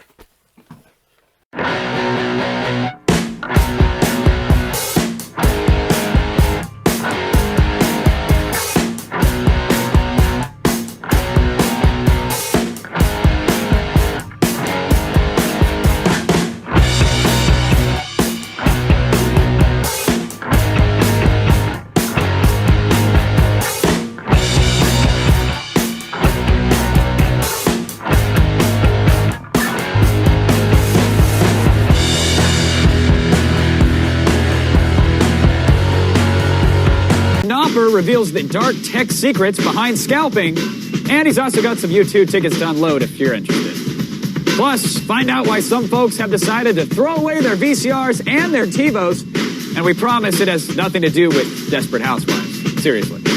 And we'll take advantage of the motion sensor inside your $3,000 PowerBook to play some free video games. Work? What's that? Now get ready for the program that knows that skinny guys fight till they're burger. It's Attack of the Show. Big up on this.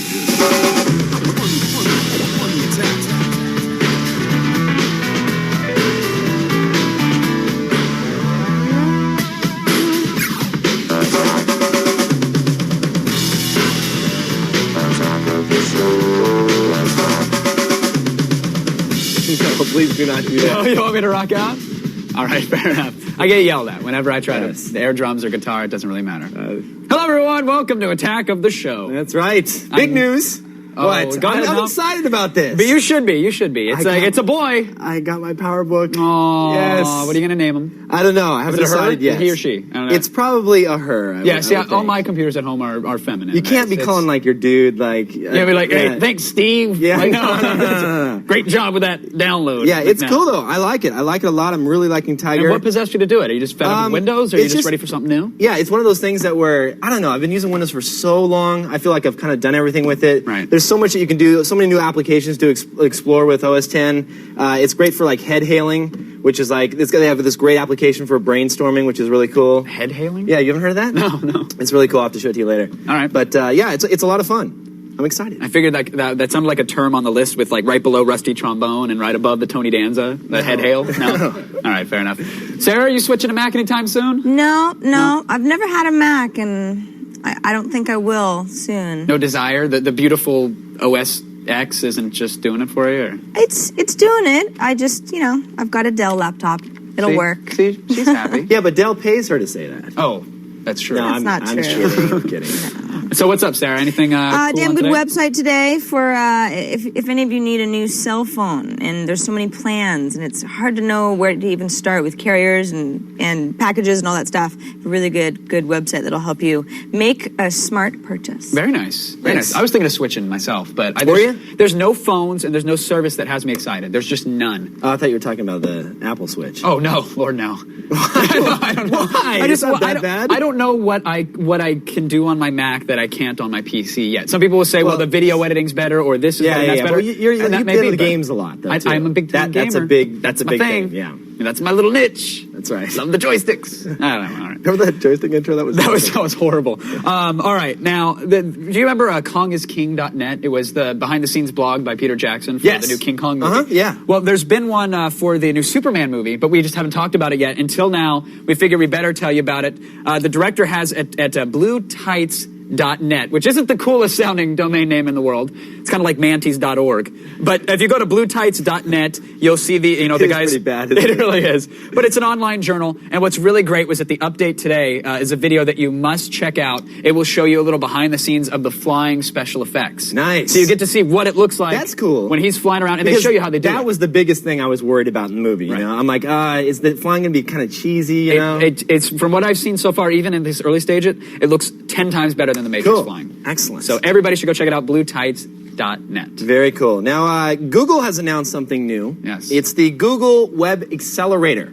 One step closer to taking over the world. That's right. It's in beta right now and actually works on IE and Firefox. It's pretty cool though. It works like caching. So it goes out and prefetches some of the pages for you that it believes that you're going to browse to, and it speeds things up behind the scenes when you're really not. If you're at like standing still at a page, it'll go out and do that caching for you. It's like they're the middleman for you. Right. I want to go here. They go grab the pages and bring them to you. Yeah, I think it's a good idea. I like it, but there's some privacy concerns right now about like certain information being cached that shouldn't be. Right. Well, they say that they don't cache any pages that are like SSL. They don't do any of that, so it's all non-secure pages. They don't keep any data. Yeah, they don't send your cookies out to anybody else or anything like that. Right. Who knows? That may change in the future. But my thing was I think it all depends on your browsing habits. They say that it's not going to accelerate it much if you're on dial-up, which is odd. That's weird because all accelerators up to this point have always been for dial-up users. Only. Oh, it's compresses the images and things like that. And Google's like, hey, we're all about the broadband user only. I downloaded it. I browsed with it all day, and it saved me 0.3 seconds. Nice. It actually tells you how much time you're saving, and my little bar graph was like this. And I was like, I guess, because, when our internet sucks so bad here, it's like we're on dial-up. But that's why I thought it would help, because it does suck so bad. But I think it's more about your browsing habits. Like, I go to a site, I generally know where I want to click, and I want to watch my one page. I'm not waiting an hour and then going, oh, here. Right. I think it has to do with that. Yes. But we need to get a faster net connection here. We have, like, cable modem for, like, 200 people. Carrier pigeons from now on. It's pretty bad. That's how we're going to carry it out. All right. That's right. Finally, this is one of the cooler art projects I've seen in a while. It's the Kronos projector, and it's an interactive art installation. So here's their webpage. It's at the University of Tokyo. Basically, it lets you touch the image of a video to manipulate the time. So here's their explanation of it. Here we can see the ordinary video. The woman's turning her head, right? Right. Now here's how it looks in the space. So the front where the image is the end of the video, and the back is, or rather the beginning, and the back is kind of the end. Right. So when you put it all together, you have a screen that, when touched, will play back the video at a different point in time. Crazy. So it really creates some weird effects, but later on in the video, which you should all check out on their site, it shows you how to make it look like, it has two people riding a bicycle, and they're like, well, look, if I touch the screen here. So how is this doing this exactly? They have how many projectors is it? Is it like different projectors? It's just one projector shooting the image towards the screen, from the back, and then it's got these little like IR-ish sensors that are looking sense for your hand. Yeah, it actually goes off the shading of the screen. So when you push it in, it notices the light changing. Gotcha. And then like interpolates off that. That's really cool. I like that. You're into this kind of stuff, though. I'm really into this stuff. stuff. I know you like these kind of art project type stuff. Everybody should definitely check it out. It's the Kronos projector. We'll put a link in our show notes, of course. Really, really interesting stuff. I don't know what it's useful for necessarily, but it's cool looking. Yeah, I mean, you have a similar, like, really cool art project like you got to your bring on laptop. here when you get that thing done. Yeah, it's never going to get done. It's just never going to get done. We'll have to talk about I'll it get later. around to it later. All right. And, of course, we are taking your calls today. The number is 800-839-7880, and you can email us. Of course, we have a web form. Yes. At g4tv.com/askaots. And you can chat with us in our IRC chat room, too. Just point your browser to chat.g4tv.com, and all callers on today's show will get a copy of Star Wars Galaxy's Total Experience to play in our Rage of the Wookiees LAN party in June. You're going to be dressed as a Wookiee for that, which is awesome. I'm so excited for that. I didn't hear about that. You didn't get the memo? No. Oh, I got it. I'll bring it to you later. Yeah. Kevin Rose has a Wookiee. Talk to management about that one. Speaking of the LAN party, in today's, we're playing Star Wars Galaxy. So if you're a lover or just new to the Intrepid server, you can chat with our little game guest today. It's the host of Filter. It's the unfiltered beauty, Diane Mazzota. Hi, Diane. Hi. Aw, she's chatting it up. But if you're a fighter, we've got a special hunt event going on with one of the strongest guilds on the Intrepid server, the New Republic. So all the details are on our website. Go there, get them, enjoy, play along, and good luck with the fanboys, Diane. We will chat with you a little later in the show. Yes. Coming up, who knew you could play video games on a Mac? You can, right? Yeah. All right, we've got a PowerBook trick that might bring gamers to the Apple side. Maybe.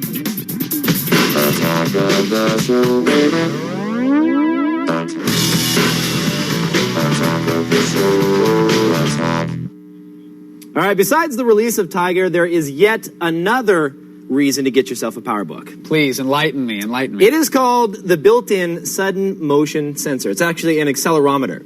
Have you heard of this? Wow, that sounds like a feature and a half. No, it's really cool. It's in the PowerBooks. It's built onto the logic board. It's basically 3 plates. So picture 3 plates that are inside the board, and it senses which way the center plate will kind of tilt based on which way that you're tilting the notebook. Okay. This is actually used, so the main primary reason that they put this in there from Apple is that if you drop your notebook or you're about to drop it, it'll sense that you're dropping it, it'll lock the hard drive so your data doesn't get corrupted. So the computer goes, oh, shit. And it looks up. Yeah, okay. And then it hits the ground, and hopefully it doesn't break. Yes, hopefully. So it works quite well, but some people have kind of course, hacked it and come up with some other ways to use it. So this feature isn't being exploited by Apple as some other thing. This is what you're about to show us is somebody's hack. This is somebody's hack. Oh, definitely. great. Okay, so take a look at it here. The program is called AMS2HID, and it allows you to control what? What's wrong with that? Apple Motion Sensor to HID. Just which tilt is, the laptop. Okay, tilting the laptop. It allows you to control your mouse or keyboard. And take a look at you can actually see the scan out of the screen right very now. nice. And based on which way I'm turning it, it actually is turning the windows and sensing the direction in which I'm tilting the laptop. Now it's actually moving the window behind that main window. Why is it? Right. The main window behind it is set up so that no matter which way you turn your laptop, it'll always remain upright. Oh, that's great. Yeah, it's pretty cool. Very cool. So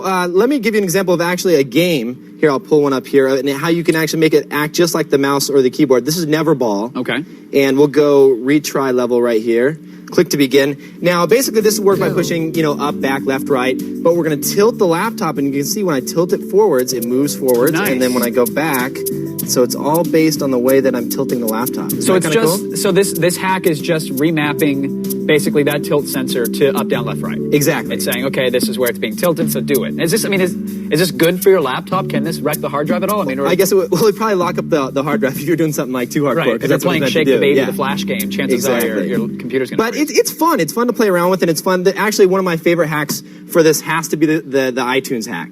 So if you want to change songs, you can just slap your laptop, and it'll change the songs for you.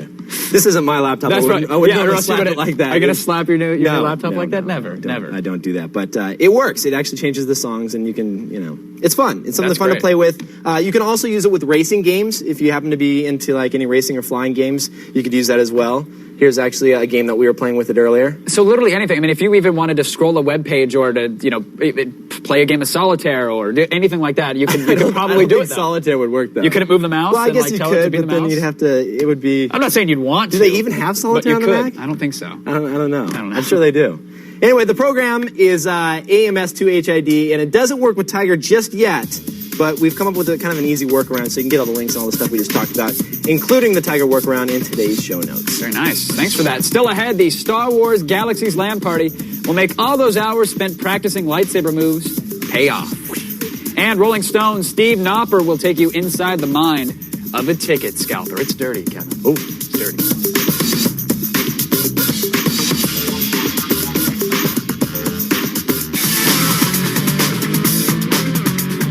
right, ticket scalping has always been a nuisance, but now with modern technology, it's gone to the next level, sadly. And with us is Rolling Stone's Steve Knopper to clue us in on how these ticket scalpers are plying their dirty little trade. Thank you for joining us, Steve. Thanks for having me. All right, so now tell me, how big of a deal is the ticket scalping these days? It's very serious. There's a lot of frustrated fans out there. There's people from, U2 is kind of the obvious one, but small club shows like Nine Inch Nails or Weezer or Audioslave, when there's a high demand show with low supply, fans are they go to the on sale dates at 10 a.m. on a Saturday. Right. They get shut out, and suddenly the scalpers have hundreds of these tickets, and they can't figure out why. And in the end, it's the fan being hurt because they're the ones who actually want to see the show. The scalpers could care less, right? They're just there for the markup? Pretty much, but it is capitalism. So, some fans think it's a convenience. So if they can't get the tickets from Ticketmaster early on, if they want to spend 5 times that much. Some guy's like, I'm not sitting in the gutter for 5 hours before the sale starts. They know they can always get a ticket that way. So it's kind of a funky way of capitalism. That's great. Now, what happened with U2? You said there was a big deal with U2 earlier on this year. Yeah, earlier this year, U2 tried to get around it. They tried to sell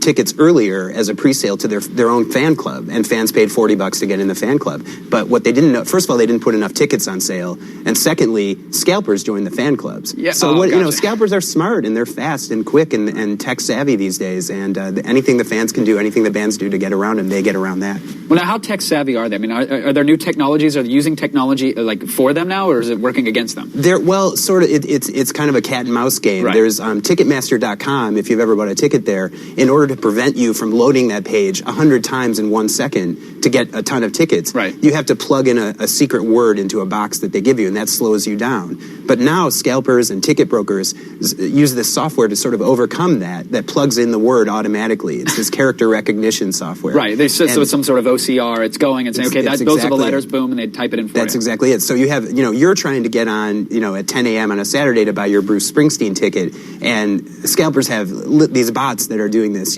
thousands and thousands of times. You don't have a chance. Right. Now, I've seen, I just bought some tickets today, actually, and, the words were very distorted, and they were kind of twisted, and there was a psychedelic pattern in the background. It was even hard for me to figure out what some of the letters were. But is the technology at a point now where it can still get past that? It can still figure it out? Pretty much. I mean, my understanding, I've heard that it works from 10 to 40% of the time, but that's still a lot. If you do it 1 million times, that's still, however it still allow them to get a whole row of tickets and sell them for twice the price. It's crazy. Yeah. Now, so U2 did the fan club thing. Are there other things that performers are doing to stop there's this? Different things. I mean, Springsteen is one example. He's got this small tour of small lecture halls that's going out right now. And in order for the best seats in the house in those shows, they can't do it for all the seats, but for the best seats, you actually have to show up in person with your ID, get a wristband, and that's the only way you can get into the show. So if you bought the ticket, you actually have to go in and pick it up. Right. So that blocks. You can have 10,000 different fake mustaches, but chances are they're going to catch on and say, okay, you're scalping these. But the problem is that you can't do that with all the shows. I mean, if U2 tried to do that at a basketball arena, then you'd have thousands of people descending on the will call booth, and that it's impractical in a lot of ways. And isn't that too much? Is that too much inconvenience on the part of the fan, the person who just wants to see it, or no? Inconvenience as far as picking up the wristband. Yeah, making sure that they have to be there, wait in another line, get the wristband. I think most fans understand, so they're okay with it on a small scale, like the Springsteen example. But yeah, I think that if it was too big a scale, too big a show, and I don't think that the concert industry could do this on a wide basis. Right. Now, is there any way to get the scalpers? I mean, is that the root of the problem? I mean, I know it's illegal in some states. It's legal elsewhere. Is that true? I mean, that's true. It's illegal in, I think, 16 states, including New York and New Jersey, but it is legal elsewhere. And, scalpers, there's this one broker site called ticketsnow.com, and they're out of Illinois where it is legal. And so their argument is, it doesn't matter if we buy tickets in New Jersey where it's illegal. We're based in Illinois, so you can't prosecute us. So, there's still some legal things that have to be worked out. There's some aggressive... See, I tried that approach with a buddy in Amsterdam, and I still got busted. So, oh, really? Yeah, so why... No, I'm just...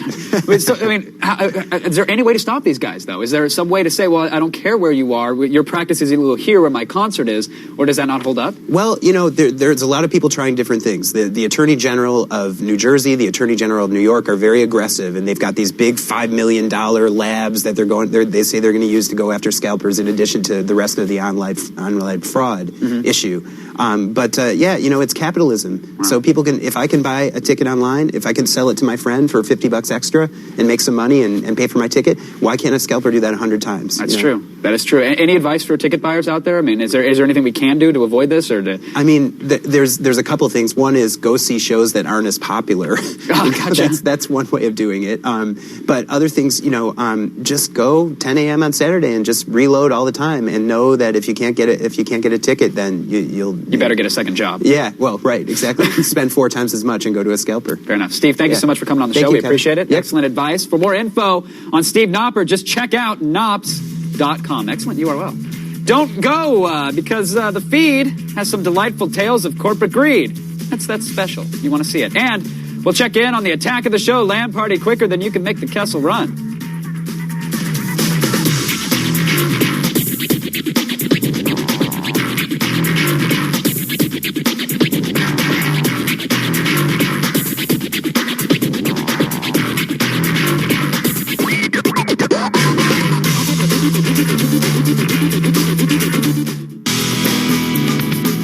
Welcome back. We'll be showing you how to make BitTorrent work even harder. Plus, if you need a cocktail made of Red Bull and Amazonian fire ants just to wake up in the morning, then you need a better alarm clock.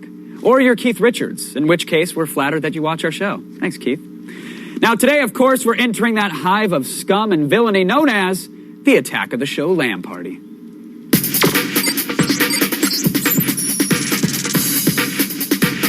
All right, the game is Star Wars Galaxies, and the guest today from G4's own Filter is Diane Mazzotto. Thanks for joining us, Diane. Thank you for Appreciate having me. So first off, let's talk about what happened in New York.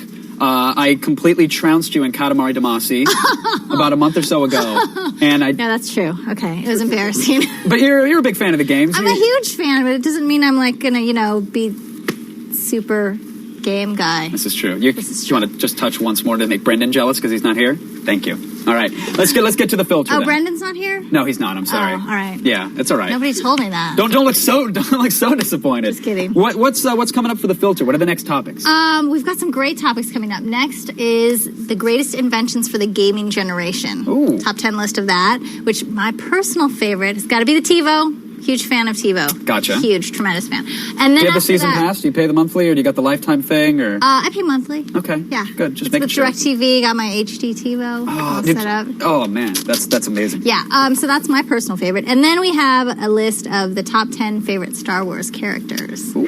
Yes. Who's your favorite? I'm gonna go with Leia. It's the slave thing that kind of did it for me. I mean, I don't. Or the Cinnabon in the hair. I don't know. Gold bikini. Is that heated? I mean, how do you do a top 10 list with something that has so many fanboys like that? I mean, are you? I don't know. We're going to see. So we want everyone to go to the forums and tell us what their favorite characters are. You're encouraging that kind of behavior? Totally. Oh. Vader. It's Vader. It's all about Vader. That's all I have to say. Is that your favorite? You're a yeah. Vader? All right. Fair enough. Now, E3's coming up. Yes. Like you said, you are a fan of the game. Katamari Damacy 2 will be there. Yes. You love the Katamari. I'm very excited do you have about any plans other than, being stalker of the Namco booth?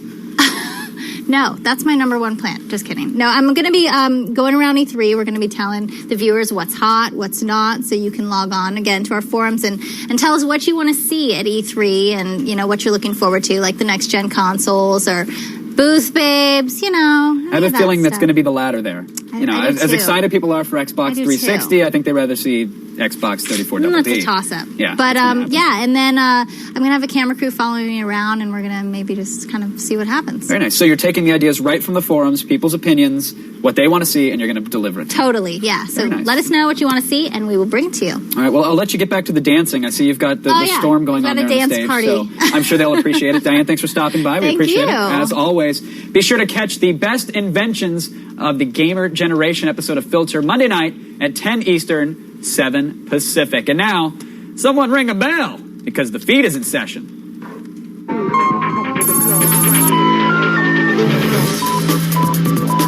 Former Vice President Al Gore will receive a Webby Lifetime Achievement Award for his contributions to the development of the Internet.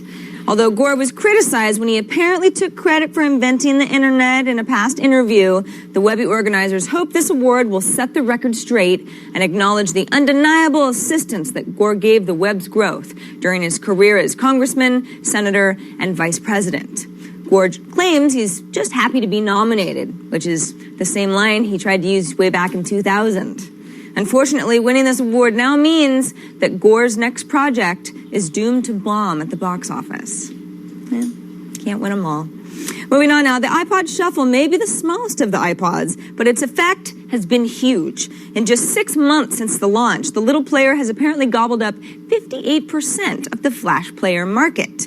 Combine this with the huge portion of the market already dominated by regular iPods, and Apple now commands roughly 90% of the hard disk player market. If you can name anyone in the remaining 10%, odds are you work for them.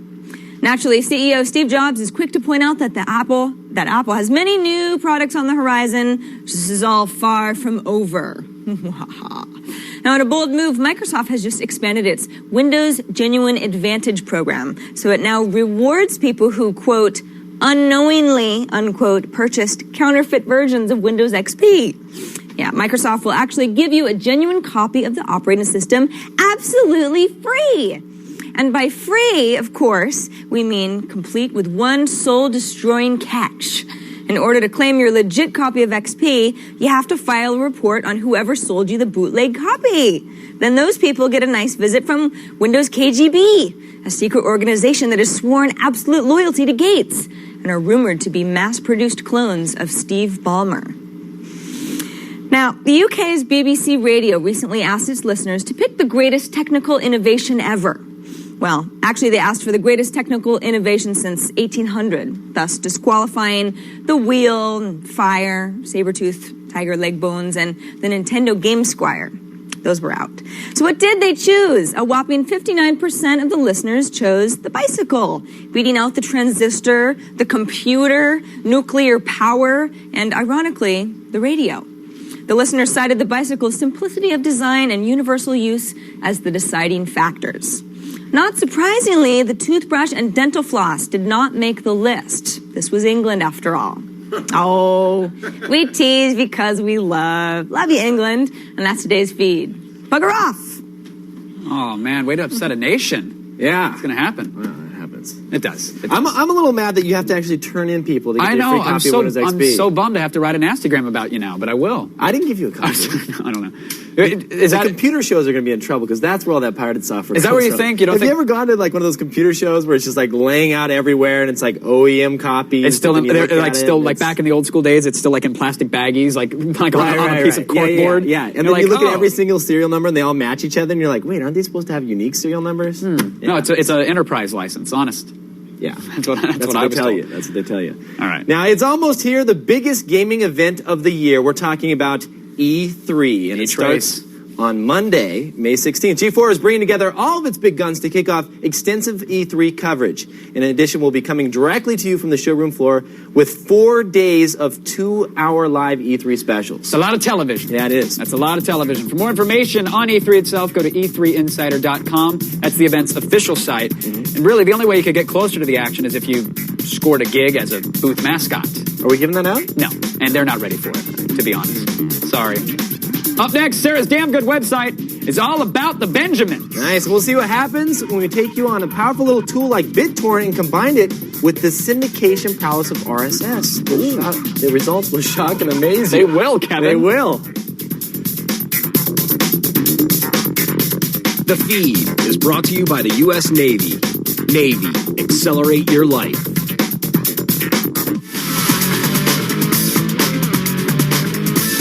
Now, Kev, BitTorrent is huge. Big, popular. The kids love it. Ginormous, even. I would say that. Yes. People are using it to download applications, music, TV shows, you name it. Everything. They're pretty much going out and downloading it. Now, you know RSS, real simple syndication. It's basically blogs use it, podcasters use it when they're releasing a new podcast. They kind of wrap it around RSS so that the readers will know to go out and download it and bring it right into It's like the new front page extension. You're not cool unless you're using it. Kinda, yeah. It's like, I hated front page extensions. So did I. Okay, so basically what it does is it's allowing all these people using BitTorrent to automatically download content that they feel that they're interested in. Okay. And so now picture that, combine the two now, figure you combine P2P, kind of like with the TiVo, you can get rid of your cable TV altogether, and you could download your shows all over the internet. You know, I have to be honest, after cruising like TV torrents, I really thought, why do I have cable? Because there's just so many television shows. It's all there, and it's all in HD, and it's all. Sometimes you can even get it earlier because you're pulling it off an East Coast. That's awesome. Yeah, it's like, what the heck? I know, I do that too. So, if it was legal, now there's a couple. There's a couple. Well, we don't know if it's legal or illegal. We should probably address that. No, let's get there later. Let's talk about how cool this is first. This is how it works. So here's our favorite program. We still haven't decided how we're going to call this. Azorius? It's Azarius. Azarius, just because it's the one that you have a harder time saying. That's right. Azarius. Okay, so it's Azarius, and it's a open source application that allows you to download torrent files. But not only that, it allows you to put plugins in. And we've added a plugin called the RSS Importer. Nice. So we're going to enable that plugin, and then we're going to put in an RSS channel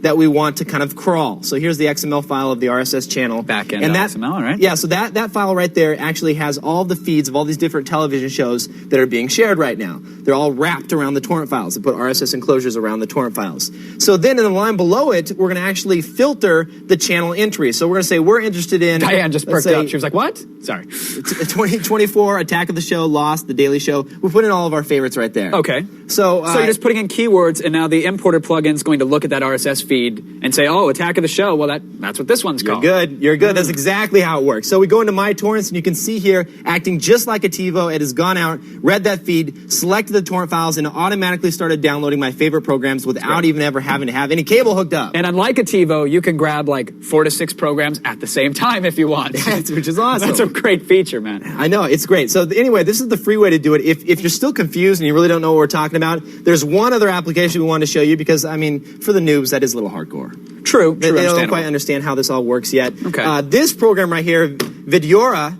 is a very easy front end to BitTorrent. So basically, it is shareware. You do have to pay for it. Okay. So basically, you go in here. It already has pre-selected all of the different feeds that are out there. It goes in, nice. Here's like Hack TV, TV Torrents, Pound TV Torrents, Legal Pure Torrents. Ponage? Oh, Pure man. How Ponage. did they become a default? I don't know. But there's all these different defaults in here that you can search from. You can go ahead and put in your different filters. You can see we've added 24. So you just basically like type in the shows that you're looking for. 24, The Daily Show, Lost.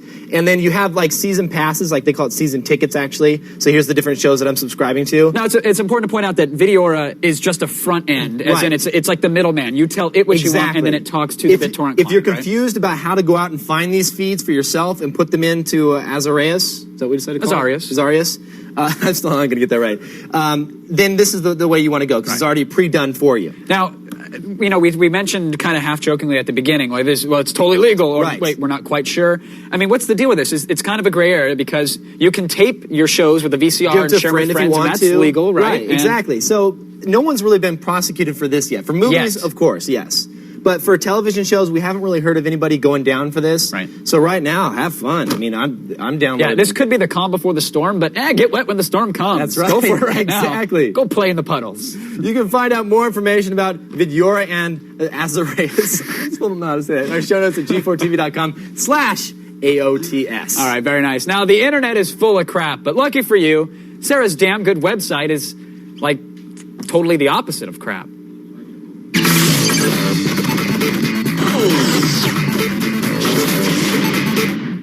So recently, my mom decided she needed a new cell phone. And she wanted a new service, she wanted a new everything. So the Next Damn Good website has become very handy because, of course, she comes to me and says, figure out a plan and a phone because I don't know what I'm doing, right? It's called myrateplan.com. It's great as far as knowing what kind of providers, what kind of services, what kind of packages, what kind of phones, all right? Nice. So I'm here on the homepage and it'll say, all right, well, where do you want to start? Do you want to start with a phone? Is it the phone that you're most interested in narrowing down on? Or do you want to start with a carrier, whatever? So I've just said, let's start with a phone. Okay. Because phones are very important. Sure. You want to like the phone that you're holding and using. So at this point, it takes you to a page. I put in my zip code here, so because it wants to know where my area is. And at this point, I've got all these phones over on the right-hand side and a bunch of variables on the left-hand side. Like, for example, what's the maximum price you'd like to pay? Ooh, right now, the slider towards the left, please. Yeah, it's set at $700. I mean, you got to be kidding me. I mean, maybe 100, right? Okay. Like, we'll say 102. As you can see, some of the phones have disappeared on the right-hand side. It's going, okay, well, some of these phones aren't going to work for you then because they were going to be more than $100. The really cool phones are now disappearing. The really cool phones are now disappearing. Well, not crap, just not the fanciest schmanciest for whatever reason. Okay. But, as we've learned with the Razor, sometimes things are overpriced and they don't need to be. Okay, and at this point, you go to carriers and brands. For example, let's say you had a really bad experience with a Motorola phone. Just say, no, I don't want Motorola phones. Take those out. Gone. Never getting one of those again. And then down, it gets a little bit more specific, like, hey, do you need Bluetooth? Right now it's saying it's set on I don't need it, but what if I do? So there goes the entire field, There goes the entire field, but at this point it's like, I think the problem most people have is that there are just too many phones. Oh, definitely. So now I have, 10 10 phones here to choose from rather than 100. Unfortunately, one of them was the N-Gage, and if your mother bought one of those, then she would want to kill you for giving her this website as advice. But other than that... She's not going to get an N-Gage. Okay, good. So let's say we've got 10 phones left. I've put in my parameters. I'm really happy, and I'll just click on one of them, and at this point, that specific phone comes up at the top. This particular one doesn't have any description available. Usually they do in this area. And then if I want to go to purchase, it'll take me now to where I can find out more about the specific plan. You know, there are anytime minutes. We have roaming fees. What's going on here? And I can buy it straight off the website. Now, is this like an independent third party's website, or is this something that like a guy from Sprint is running out of his home and getting some kickbacks? No, it's an independent. It's a third party website, and it's great because, as most people know, well, not everybody knows, but if you go into like a singular store, you're just never going to get the best prices. That's right. It's like, you know, shopping for jeans at Blue Flag rather than going into Diesel. That just, I'm like, Army surplus store. The three girls watching the show are going to be like, I hear you, sister. Okay, get the link for my rate plan at g4tv.com/the Sarah Lane Files. It's like a Sarah encyclopedia, but way more fun. All right. You know, encyclopedia. Yeah, it's a Sarahpedia. Now, when the show comes back, we'll take your calls unless you really, really like hold music. I mean, we got some good stuff. Up to you. Yeah, MIDI tones. And if you're a heavy sleeper or just borderline narcoleptic, we've got some gadgets to help wake your ass up. Wake your ass up. Woo!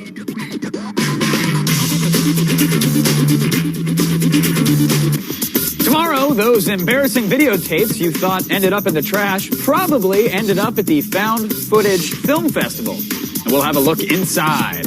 Plus, you ever feel like Kevin Rose is watching you? Well, he is. But we're going to show you how to hide spy cams in everyday objects, too. And finally, live in our studio, the schoolgirls take their protein pills and put their helmets on for a glam rock extravaganza. You know, Kevin. Yes, when sir. you live kind of a hard rock and roll lifestyle like I do, you never get enough sleep. It's really hard to wake up in the morning feeling refreshed, feeling rejuvenated, feeling renewed. You know what I'm talking Yeah, about? without a shot of vodka. Right.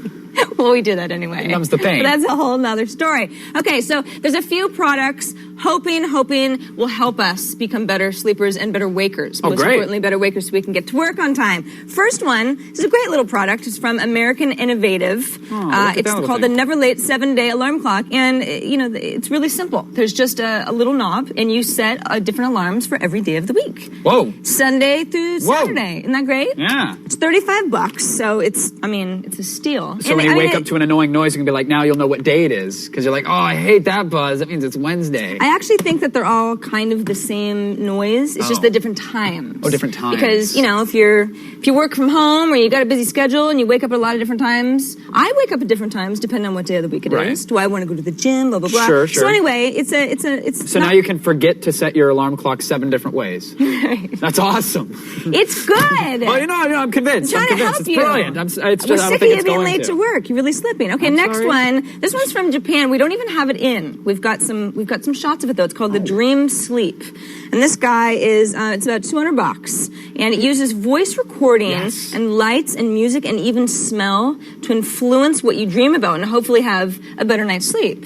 Because sometimes I don't have good dreams, and I wake up and I'm bummed, and I feel like, you know, got put through the ringer. Right. All I what wanted the to heck do was was that? sleep. I just wanted to chill out. Yeah, and I had nightmares. The monsters were chasing me again. It was awful. So that's kind of cool. I don't know. What kind of things would you like to smell if you wanted to sleep But better? that's the thing. I don't know. Like, that's... We're still waiting to get that creepy. one in. It's And only I've in heard Japan right now. I've heard that waking up to flashes of light is apparently much healthier and much better and much more soothing than waking up to like an annoying beep. So Flashes of light? Yeah, well, well, that's what I think Wake it does. I think that's what it does. Is it flashes light in the room so you kind of wake up. It was in some hippie book. I don't know. Yeah, well, you What are know. gonna do? Who isn't? Who isn't a hippie these days? There's a third one. Okay, this is the strangest, so just try to stay with me here. All right. It's called the Sleep Tracker Watch. And there are internal sensors on the watch that track how your body moves while you sleep. All Okay, right. so here it In is. case I'm you're about, pop and locking I'm at about to go to bed. I put the watch on. It's kind of big, All right. especially for a little person, but you know. Here we go. I wear the watch while I sleep. I set it right before I go to sleep saying, okay, start now. And it will track how I move during the sleep. So then, but before I go to sleep, I will set a range. Like, I want to wake up between 8 and 8:30 a.m., right? Okay. Now, based on how I move, in that time, when I start moving, the watch will, you know, vibrate and make a little sound and wake me up at the most opportune moment when I'm already sort of coming out of sleep anyway, so I'm not jarred into the world. Or when you're in the middle of running away from the monster monsters, and then you Or get when I'm in sucked the out middle of of that running dream, away and from you the can't fight it monsters. all night. Now, I haven't personally tried it, but someone in our lab has and says that sounds weird, but it really works. Really? He woke up very pleasantly each time that he wore it. Wow. So all you have to do is, set it once, let it know that you're going to sleep, and, wear it at night. If you can get over I like that, that you give it a window it's of time. fun. It's like wake me at like 7-ish. Yeah, I like that. That's it's cool. $150. So Ooh, not so cool anymore. It's not quite a steal, but if you're one of those people who really need to wake up the right way, give it a try, right? Thumbtacks around the border of the bed. You move too much, you're awake. Done. Save yourself a boatload of money. Oh, Kevin, if Sorry. you need a good alarm clock to wake your ass up, now you have a few ideas. You can get the links for all these bad boys in our show notes. All right, but now it's time for some phone leave. calls. Oh, I'm sorry, Sarah. I must. There are people on the line. They have questions. They have concerns. That's right. Kevin, who do we have lined up? Steven is on the phone right now. Okay, Steven. Yes. From Palmdale, California. That's Steven. You, buddy. Yes. Yep. There we go. How's See, it I going, felt Steven? Hey, how you doing? How's your day? I'm doing all right. Yeah. Good to hear. Good to hear. That's good. Yep. So, I'm a longtime fan. I've been watching the show quite a bit. I work a night job, so, I got to say, I don't go out in the sunlight. Instead, I watch your show. Good. Sun's bad for you. Yeah. Skin cancer, all that stuff. CRT suntan. That's all you need. Boom. That works, Right. too. It does. LCDs will do it, too. Turn up the brightness contrast. Refresh rate. Get it in there. Yeah. Got a question for us, Steve? Yeah, basically, I want to know if you guys feel that with Xbox Live becoming so popular, if you think it's going to destroy arcades. I mean, Electronic Game Monthly and GamePro Magazine both state that they think in 4 to 6 years, arcades are going to be completely gone. Yeah, I don't know that I agree with that necessarily, but I don't think it's Xbox Live's fault. Yeah. I don't think that's what's killing it. I think the appeal of the arcade at first, it was the social aspect was cool, right? But Xbox Live doesn't replace that being next to you kind of feeling. Like even with LAN parties, you got the headset, you can talk to people now. No, you can listen to people like 12-year-olds curse over and over and over again. That's what you can do. It's not a quality. I always turn experience. that off. Whenever I'm playing Counter-Strike, it's like turn off the Yeah, there you go. Like, see you later. No, the reason the arcades were cool is because the hardware was so much more powerful. And it was this visceral experience. You couldn't get it at home, but now there's consoles are just as powerful. There's games like that, though. I mean, you still can't get the DDR, like, full-blown setup like that. And you think, like, games that where you have to participate a little bit more? And that's the thing. I think you're starting to see more VR games. There's games that harness you up and you're flipping around and flying around. There's VR experiences for groups of people. So that's the future I of think that's the arcades. future. Yeah, because why do you want to go and pay a quarter each time to get your ass handed to you in Tekken when you could just do it at home? Right. And it's a lot more than a quarter now. Exactly. It's like $1.50 a and game. And you waste the money, and there you go. Unless it's like at a bowling alley or something like that, where you're waiting around for something and there's nothing else better to do. Right. I think arcades will exist. Someone will figure out how to make the arcade experience good again. I hope. I truly do. But as of right now, it's just home console games. That's all it is right now. Yeah. With nice joysticks. I agree. There you go. James is on the phone now from, go ahead and say that one, Kevin. Fredericksburg, Virginia. Nice. Yeah, Fredericksburg. Well Boom. That was good. Hey, that was good. It was Azarius. weird. Yeah, it was weird because it was like wrapping around. In Yeah, the it was. top. Anyway, you juked us. You got a question for us? Yeah, actually, I wanted to find out what you guys think about the RIAA going after everyone. Oh, Kevin's a huge fan. He's got the bumper sticker on his car. Yeah, I'm a pro. All right. No, I don't know. For me, it's always been like I used to download illegal music all the time because there was no other solution out there. Right. And now that iTunes is out there and I can preview the songs and I want quality music. You know what I mean? I don't want different rate levels. For me, I'm still one of those guys that's angry about music downloads because I'm paying the same price at the end of the day for the CD that I could get in the store that is better quality, that comes with packaging and album art. See, I don't want the packaging. I hate all that No, crap that's the thing. around the I don't house. care about it either. But if you're saving money by not giving it to me and by not shipping it to a store, I should save money on my music download. I don't know. Dude, instant gratification of clicking. You just moved the entire home page. I know, but you're pretty strong. I get Holy fired up crap, about the RIAA. Don't touch me like that again. I don't know. We had this discussion, and we'll have it You're again. getting buff. I will home row you. You're getting I will. buff. Take the keyboard down. I'm still bigger. All right. Now. Come on, you made it this far. Leaving now would be so anticlimactic. Besides, we're checking in with the IRC chat room. That's right. And that always makes you smile. You're on roids,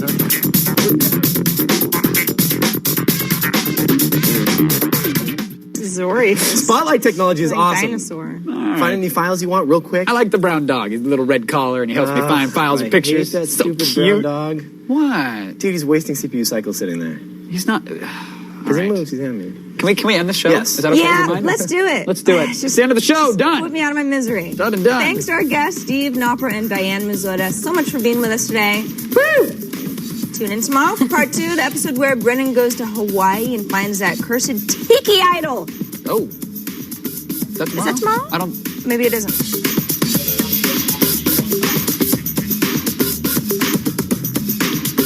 Wardrobe for Attack of the Show provided by Jinx.